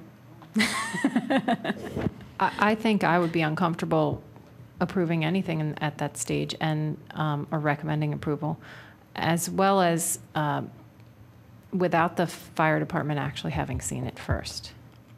Right. Because that could be a significant modification in order to meet their specifications if this isn't what they are looking for. did you have something? Yes. Two things. One, this buffer planting that we have along Mr. Fuchs's property, we have modified to make it exactly a Class B buffer as prescribed by the ordinance. He is a commercial use, we are residential use. The ordinance calls out for specifically this buffer, and that is what we're providing. We have also offered, as was suggested by one of the Planning Commission members, that we could plant additional trees along the buffer on Mr. Fuchs's property. We're still willing to do that, but we are complying completely with the ordinance with this buffer. As far as the compliance with the fire trucks, we have said, we've provided a turning template. It does meet those. As we move on to final plan, we will meet with the fire marshal. We'll find out where he wants fire hydrants. And if he does have a specific fire truck that he would like us to run a template through, we will do that. So we will comply with that issue. And as far as the impervious coverage, we have 45% that we can get to. By adding the little areas where we will be expanding the sidewalk, we will definitely be underneath the 45%. And as far as the density calculation, we can have 35% building coverage. We're at 16. We're less than half. So this metric of you think it's too dense, we're at 16% building coverage. So I don't think that that's very dense. And I hope that we can have your vote this evening, please.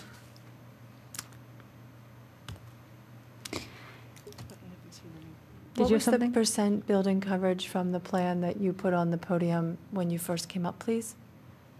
Your percent building coverage. Was it greater than 16%?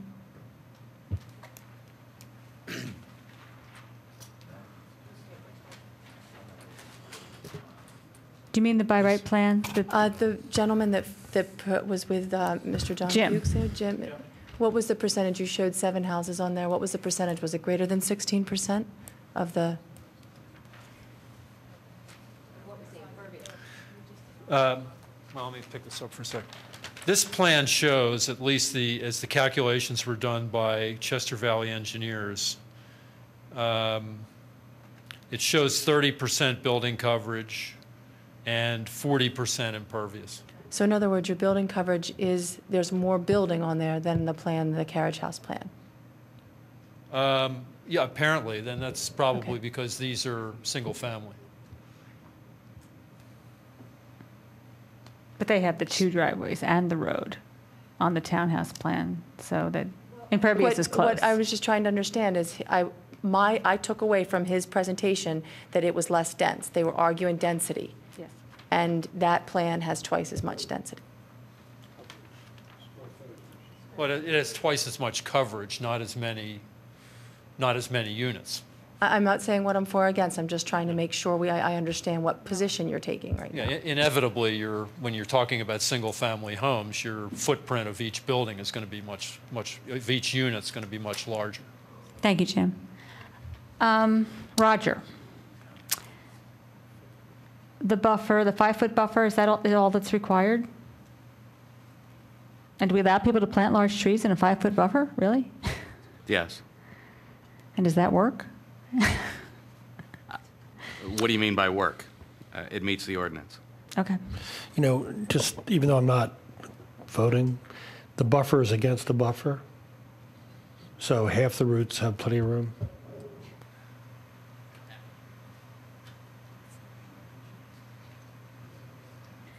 Okay, does anybody want to make a motion?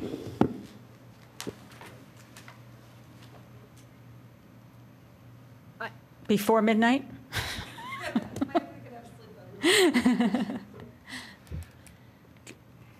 I guess I don't have a clear answer from Peter. I mean, there's.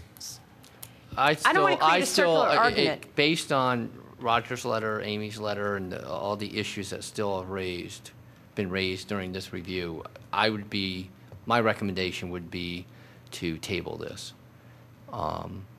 and that these issues be resolved, let a new plan be prepared that show they address all of Roger's comments and Amy's comments. And that if they're unwilling to do that and unwilling to give us the extension necessary, I'd recommend denial. I guess I don't want to create a circular argument by, I mean, I don't know which way the vote would go, but if this were to be a recommendation for approval, then... They still have all those things to... Yeah, but they go walking into their next meeting and saying, well, the Planning Commission approved it. When the Planning Commission is approving it, but we have concerns about the outstanding issues over there. So I don't want to create a circular argument. Go ahead. And again, I'll try and be brief. Respectfully, we understand that any recommendation for approval, if you were inclined at all to grant one, would be strictly subject to resolution of the outstanding comments. And so therefore, that is incorporated into your motion recommending approval to the Board of Commissioners. And we would have to address those. We will be back here for final plan, where you will again have the opportunity to make sure that we have resolved those conditions. It's absolutely standard practice and procedure to have a relatively short review letter, which we do, which is reasonably clean, and state, okay, these items do have to be resolved before final plan approval. Specifically, items such as fire marshal. They really fall within the purview of outside agency approvals, whether it's PennDOT or DEP, things that are necessarily going to be resolved before final plan and before a plan is recorded. We have been trying to pursue their approval. If we can't satisfy the fire marshal with this plan and we have to make a change, well then we don't have the same plan and we have to come back. I don't know how the vote will go, but I'm going to recommend that we not approve it because of the number and severity of the outstanding issues. Would you prefer that we table? I believe that we would prefer to have a vote this evening. Okay. Want to make a motion? The chair's not supposed to make. I make a motion that we recommend denial of the plan. But by the way, before we make a motion, can we take a straw? I thought we were kind of resolved that this plan was basically fine, subject to some of those minor conditions that needed to be resolved. This is the first time. I'm a little surprised that I'm hearing that people are theoretically, if these issues were resolved, may turn this plan down. I think that's. I feel that if all these things we discussed, including the stormwater access and the buffer, if all these things were resolved, I would vote to approve this plan. But I think there are so many issues. No, that's fine. That's fine. I mean, Susan was against it, then you were against it. Regina's. I just, I kind of thought we were okay with the density, subject to resolving everything else. And if we're not okay with that, I just thought. You want to take an informal vote? Well, that was kind of. I just thought the applicant should know that. I mean, it's only fair. I can't speak for anyone but myself.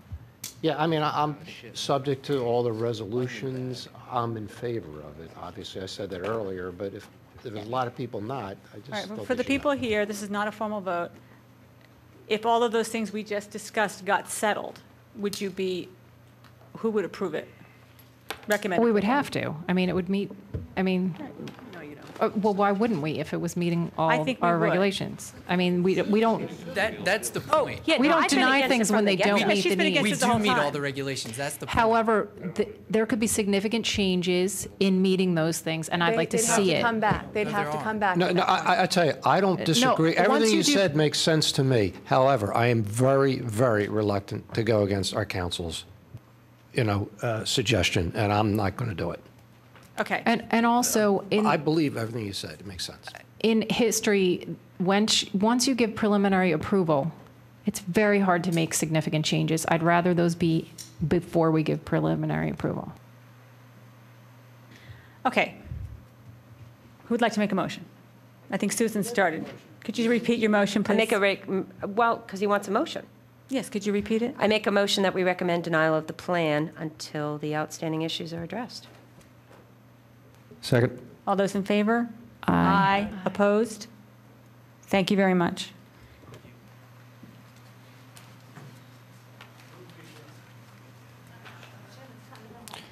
We're adjourned.